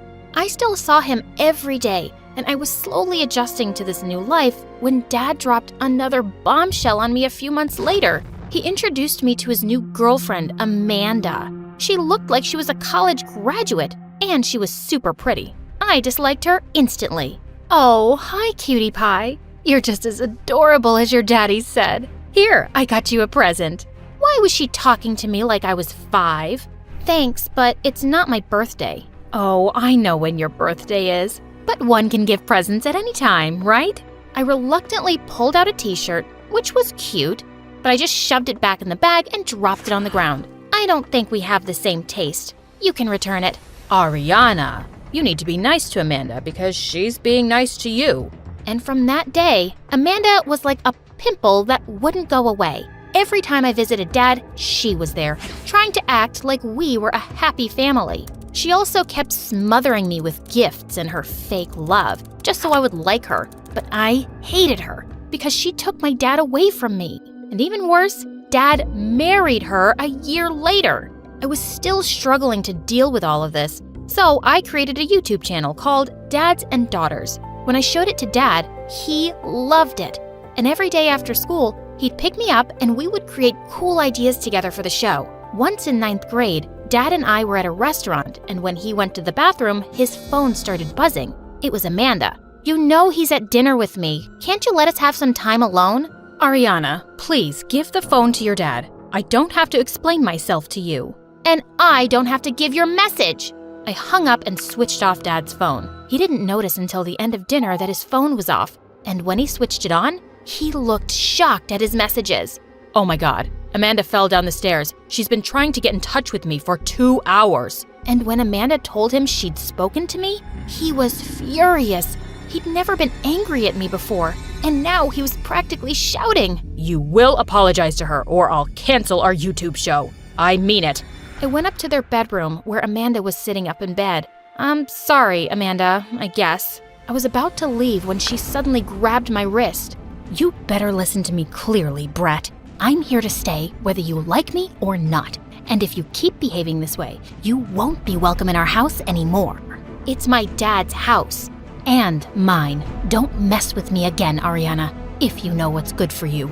Just then Dad walked in and she was all smiles. She was more evil than I thought. She would definitely try to push me out of Dad's life. And just a few days later, Dad told me that he and Amanda had some big news. You're gonna be a big sister soon, Ariana. A big sister to what? Your dad and I are having a baby. Isn't that great? Did they expect me to be happy? All I felt was anger and heartbreak, but I managed a small smile. Congratulations! And soon after, when the baby was born, Dad looked at her the same way he looked at me and called her his little princess. That's what he used to call me. He was too busy being a new dad to shoot more episodes for our channel, and I decided I needed to stay away from him and his family. Amanda had won. Maybe Mom noticed that I was really downcast because one day after dinner, she said the two of us should go out for ice cream. I could see she was trying to connect, and I agreed. She wore her gloves as usual anytime she went out, but it didn't bother me anymore. I'd learned to accept her the way she was. So tell me, what's bugging you? I feel like Dad doesn't love me anymore. Oh, honey, that's not true. You'll always be his little princess. No, he has another princess now. Mom stayed quiet at that and just hugged me tight. And then she gave me some news. A girl from Thailand will be attending your school on an exchange program, and she'll be living with us for some time. Are you okay with that? Mom worked in a company that dealt with exchange students, but it was the first time we'd had one as a guest. As long as I don't have to share my room, I guess it would be cool. A week later, we fetched Macy from the airport. She was a short, cute girl my age, and she was so excited when she saw us. Hi, I'm Macy. It's so nice to meet you. You're both so pretty. She hugged me and Mom, and the whole ride home, she just wouldn't stop talking. The flight was so long. I'm so excited about school tomorrow. Have you ever been to Thailand? No, but Oh, it's such a beautiful place. You should visit. Maybe when I go back for the holidays, you can come with me. Wouldn't that be fun? Yeah, it would, I guess. Gosh, I had to live with this chatterbox for the next 12 months? And the next morning, she woke me up at 4 a.m. so that we could go jogging. Couldn't even say no because she was our guest and I was trying to be nice. When I showed Macy around school on her first day, she spoke to just about everyone. I was quite popular at school because of the YouTube show, and it felt a bit embarrassing that she said anything that came into her head. I could see people laughing at her. Later that day when school ended, I couldn't find her anywhere. That's when she texted me to come rescue her because some kids had locked her up in the janitor's closet. Listen, Macy, things are different here. People here don't just start talking to strangers, and we don't talk that fast. We let others speak and listen to them. Okay, so I shouldn't speak? No, you can speak, just not so much. Oh, I see. But those girls were really mean to me, and I hadn't said anything mean to them. I know, people can just be jerks sometimes. Just then, I spotted Dad's car and he was waving at me. He said he'd been wanting to catch up with me, and I was really surprised and happy. That is, till I saw the new baby was with him. Ugh. Amanda apparently had an appointment with the doctor, and Dad was taking care of my baby sister, Kara. I introduced him to Macy, and then he took us to the aquarium. Dad picked up Kara from her seat and held her in front of me. Ariana, can you hold her for a moment? What? I don't know how to hold a baby. Don't worry, I can do it. She's so cute. Thank God for Macy. She looked like she was really good with babies. And then Dad put Kara in her stroller. Macy was excitedly taking pictures of everything. And Dad and I just walked quietly through the aquarium. Things had changed between us, and we didn't have much to say to each other anymore. Just then his phone rang. It was Amanda. Our trip was over, and he dropped us home. You don't like your baby sister very much, do you? I never said that. Come on, you didn't even look at her. I'm not blind. I can tell when someone... And suddenly, I just lost my temper. Can't you ever be quiet? I thought we spoke about this earlier. Please, just leave me alone. I just stormed off to my room, and I didn't even go down for supper that night. And the next day, I sneaked off to school without Macy. I wasn't really angry with her, just my situation with Dad. When she arrived at school, she left a note on my desk and then quickly sat down. The note read, "Sorry for talking too much." I looked back at her and she smiled. She was an odd person with a big heart, and I couldn't help smiling back. As we sat down during recess, the same girls who'd locked her the day before walked up to us. "Hey, Ariana, you still have your walking, talking parrot with you? Aren't your ears bleeding by now with her nonstop chatter?" "No, I really like listening to her, but your voice is giving me a headache, so please go away and get a life." But just then, the girl dunked her juice on Macy's head, and I pounced on her. As we rolled around fighting, Macy came running and sprayed ketchup all over the girl's face. Don't hurt Ariana, you witch! We all ended up in detention, but it was totally worth it. Hey, thanks for standing up for me and saving my butt again. I should have never told you to act differently. Just be yourself, okay? Oh, what a mistake that was. It was hard to stop her, especially when we watched MSA videos together on YouTube. She had a running commentary going the whole time. Soon after, it was my 16th birthday, but Mom wasn't keen on having a party at home because of the mess, so Macy and I just went out to celebrate. As we were shopping at the mall, we bumped into Amanda and Kara. Macy immediately went all gaga over the baby, but I just stood on the side silently. Happy birthday, Ariana. Oh, you must be Ariana's stepmom. It's so nice to finally meet you. I hated the word stepmom. I didn't want her to be anything to me. Come on, Macy, let's go. Wait a second. It's funny that I bumped into you. I just bought you a gift. No thanks. I don't want anything from you. Why are you always like this, Ariana? I've really tried. Can you drop the fake nice act, please? The only thing you've tried to do is steal my dad, and you succeeded. Have you forgotten that you threatened me?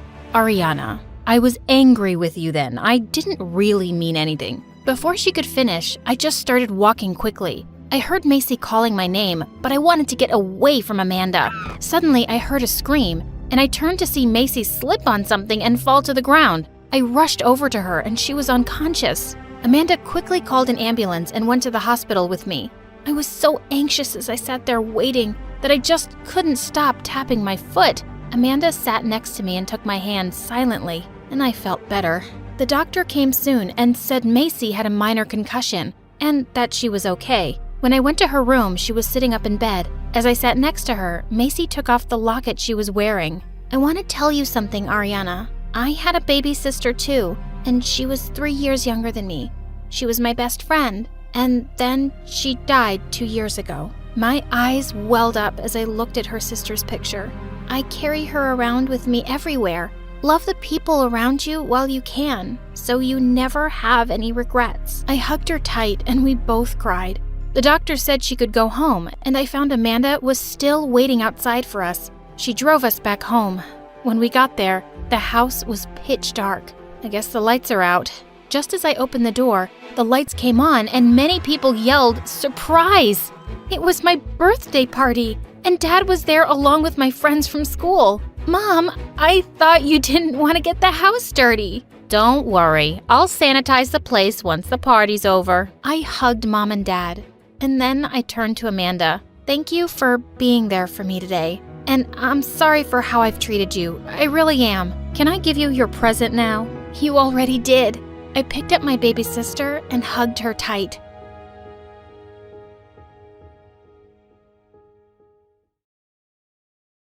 I was only 10 when my next-door neighbor asked me out. I want you to be my girlfriend, Dylan. Ew, gross. Jack! Ow! Hi guys, I'm Dylan from Portland. Before I continue, please hit like and subscribe. I rushed back and told my mom, and she just laughed. You're a smart cookie, Dylan. There's no hurry to date boys. He apologized and we made up because I didn't want to lose my only best friend over some silly thing. My life was amazing. I had my mom and Jack, but everything changed after that summer. Mom surprised me with a packed suitcase and a brochure. What's this? I thought it would be good for you to get away and meet new people, since we can't afford a vacation this summer. No, I don't want to go. Jack and I already have plans, Mom. If you send me there, I'll just call you every day, every hour, or every second until you come and pick me up. Mom had made up her mind, and she wasn't changing it, no matter how hard I begged. The day had arrived, and I wasn't ready to leave Jack. He pulled something out of his pocket. It's a leather friendship bracelet. Mom let me buy it at the mall. I thought maybe you'd think of me while you had it on. Yeah, it's a bit flimsy, but we girls love it, right? He tied it on my wrist, and I was just adjusting it when, snap, it broke. Whoops. Good thing you didn't buy the pearl one. I'll fix it, and I won't ever take it off. I was crushed. I'd have to leave my best friend for an entire summer. As if that wasn't enough, when I arrived at camp, all the kids seemed to know everyone there already, and I felt like an outcast. So I was tossing rocks into the lake, lost in thought, when I felt a tap on my shoulder. Let's see who can skip rocks the farthest. No thanks. I guess I thought she was there to pick on me too, but she plopped down next to me and smiled. Oh, come on. It'll be fun. I'm Molly, by the way. Hey, Dylan, we go to school together, right? Yep. And you look like you could use a friend. So what do you say? Ready for a little friendly competition? Are you ready for me to kick your butt? I'm the best rock skipper known to man. Ha! We'll see about that. We had a blast, and I laughed my lungs out. From that day on, Molly and I became joined at the hip. Molly was more social than me, which helped me break out of my shell. I got to know other kids, and I felt like I fit in. I no longer called my mom to pick me up, and I felt myself changing. Until swimming day. No one had a clue that I couldn't swim, and I was too embarrassed to admit it. I tried, but it was like I was Titanicking without a lifeboat. Of course, a few jerk boys figured it out and started to poke fun at me. Imagine being 10 years old and having a bunch of kids laugh at you because you can't swim. I wanted to run off, but then Molly spoke up. Whoopsie daisy. It looks like I just peed in the pool a little. Of course she didn't, but the way those guys scrambled away was enough to give me a good laugh, and I felt my confidence creep back in, thanks to her. The rest of camp wasn't so bad after we put those boys in their place. Camp ended, and I got Molly's number to stay in touch. The first thing I did was go to Jack's. Jax. I was excited to give him a bracelet. I had made it in camp, but no one was home. Even his porch swing was gone. Mom, where's Jack? I'm sorry, Dylan, but Jack and his family moved away to California. He left you this. I was feeling devastated, but at least I could keep in touch with him, even though he was miles away. We started chatting and calling, and over the years, I started to like him more and more. As we got older, things changed, and he talked less and less until one day his calls just stopped. He even blocked his Instagram account. He totally ghosted me. I guess he found himself a girlfriend. Talk about a broken heart, but I still had Molly. At 16, we vowed to make our junior year the best ever and maybe find ourselves some boyfriends. Did you talk to the new guy, Kyle? No, why would I? He keeps to himself. He's really cute. You're right, he's quiet, but I think I can get him to open up. You do have a knack for that. The final bell rang, but Molly continued gushing about Kyle. She always made me late, so we split and I ran to class and I was about to sit, but I missed my seat. And butt planted on the floor in front of Towns Miller, the most popular guy in school, and my dream crush. My hopes and dreams of impressing him were ruined. I looked over, unaware that Kyle had been staring at me.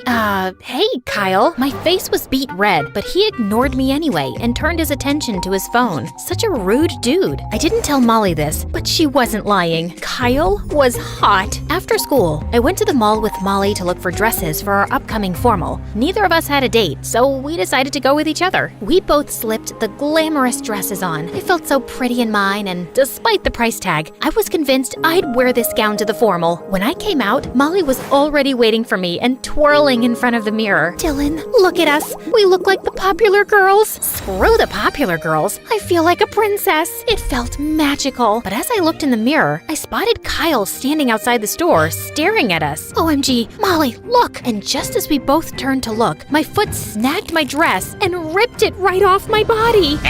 We need to make a run for it, or else you're gonna be paying for a $3,000 pile of rags. No, wait. OMG, what is this? This big shop filled with pitiful things? I could even sue you for this. We are very sorry. It's our fault. It was from a defective batch. I'll give you both a 50% discount on any dress you choose from the store. This day couldn't get any better. Despite flashing Kyle and the entire dress shop, we were still laughing at my mortifying moment right before we ran into Kyle. Kyle, hey, what are you doing here? I waved, trying to play it cool, but knowing Kyle had seen me embarrass myself a few times now, I felt like sinking through the floor into the pits of hell. But why did I care anyway? Molly was so into Kyle that it was nauseating. It's a mall, so I'm shopping. Kyle blushed when he looked at me. I hoped Molly didn't notice, but when I looked over at her, she was practically drooling over him. Get a grip, girl! Molly looked like a psycho Cheshire cat. I'm having a party this weekend. Wanna come over? Yeah, sure, I guess. Molly gave Kyle her number, and that's all she talked about on the ride home. And the next day at school wasn't any better. I was walking down the hall when Towns yelled, "Looks like Aunt Flo came for a visit." I spun around, totally puzzled, as everyone was laughing. Out of nowhere, Kyle came running over and wrapped his flannel shirt around my waist. "You can borrow this." I stood there and gawked at him, but then I realized I must have gotten my period. Of course, that would have happened in front of Towns of all people. Thanks, Kyle. He was so sweet, but I was bummed that Towns made fun of me. I talked to Molly, and of course, she made everything better. But before we left, she pointed to my waist. "This is Kyle's. I'm so jealous. I wish I had my period instead of you." She was like a lovesick puppy. Later that day, I found Kyle looking inside his locker. Why didn't he notice? Try again, Dylan. He peeked out, but I felt myself sweating when he turned his familiar gaze toward me. Thanks for this. It's okay. Then he left, and I slammed my locker shut without realizing my hand was inside. Like always. Ouch! That weekend, Molly had her party, and Kyle was there. I gotta give the girl credit. She always went after what she wanted. The only problem was, I liked Kyle too. Ugh, why do I have to like the same guy my friend does? I stepped inside, and surprisingly, Towns walked right up to me. It turns out she also invited him. I know he made fun of me, but he was too handsome, so he deserved a chance. You have a date for the formal, Dylan? I'm going with Molly. No, you're not. You're going with me. I am? Towns moved his head close to mine, and I prayed I didn't have bad breath. Yes, you. Molly's going with Kyle, so you're going as my date. Wait, what? Hearing Towns admit that he wanted me to go to the formal with him was amazing, but I was hurt that Molly made plans without telling me. Should I be mad? But Why should I when we're both going with our crushes now? Molly was busy, so I walked over to Kyle since he was the only other person I knew there, and Towns was busy talking to his friends. So, you and Towns, huh? I nervously tugged at my old bracelet, something I've always found comforting since I was a kid. It's nothing official. We're just going to the formal together. Molly probably had to bribe him to go with me. What makes you say that? I'm not exactly Miss Popular, and Towns is like the school heartthrob, in case you haven't noticed. Maybe he sees more in you than those popular girls. You're funny, kinda clumsy in a cute way, and a really good friend to Molly. You've got great qualities, Dylan. Excuse me? What? Is he flirting? The rest of the party went well. Molly and Kyle spent a lot of time together, and I got to know Towns a little better. Now, let's jump to the night of homecoming. I went arm in arm with Towns. He looked amazing, and I felt like I was on cloud 9, standing next to him when everyone had their eyes on me and looking like royalty in my gown. I immediately spotted Kyle, but to my surprise, Molly wasn't with him. Towns immediately found his friends and left. I was kind of pissed, but I wouldn't let him get me down. This was my night to have fun. Hey, you made it. You look beautiful tonight, Dylan. My heart skipped a beat when Kyle said those words, especially since Towns didn't even compliment me. My face got hot when he gave me a once-over. Everything about him that night screamed flirting. He couldn't possibly be into me, right? That would be bad. You're wearing that bracelet again. His fingers brushed my wrist. Kyle, if this is you flirting with me, don't bother.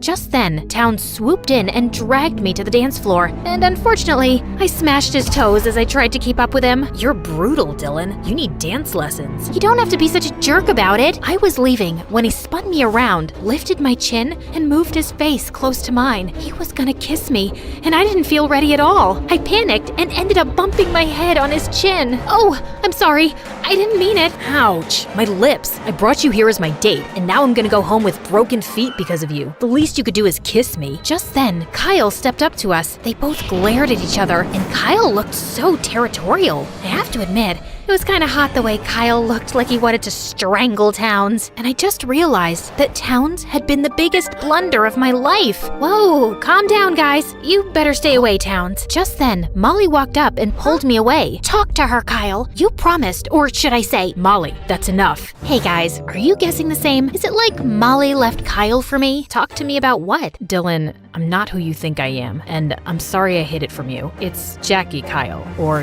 you know me as Jack. No, you must be kidding. He held my wrist, probably afraid I'd run away, and now I knew why his eyes felt so comforting all this time. It's me, Dylan. I moved back here with my mom so she could be closer to my aunt. You're Jack? All this time? Why would you lie to me, Kyle? Or should I call you Jack? I can explain, please. After we moved, things fell apart. My dad got mixed up in bad business, and my mom had to find another job when the police finally arrested my father. We moved to New York to be closer to family, and that's around the time you and I lost touch. I was embarrassed about my father and kinda shut everyone out. My mom even let me change my name so people wouldn't connect me to my con artist father. You didn't have to shut me out, Jack. You used to tell me everything. I know. I'm sorry. I didn't want to have to explain that my father was in jail. I figured no one would recognize me after all these years. I just wanted a fresh start, but hiding who I was from you was too hard. But who cares what people think? I don't care that your dad is in jail. You're still Jack, the boy who stole my heart all those years ago. Will you forgive me? I suppose I could consider forgiving you, but what about Molly? Molly knows my feelings for you and urged me to talk to you. What can I do to make you not hate me? I suppose if you kiss me, I could forgive you. You won't slap me and run away this time? Try it and find out. He kissed me softly, and it felt perfect, just as I thought it would. I felt like I was floating in the clouds. So, Jack and I reconnected, and we've been dating ever since. Molly eventually started seeing a super nice guy too, and I ended up having the best junior year ever.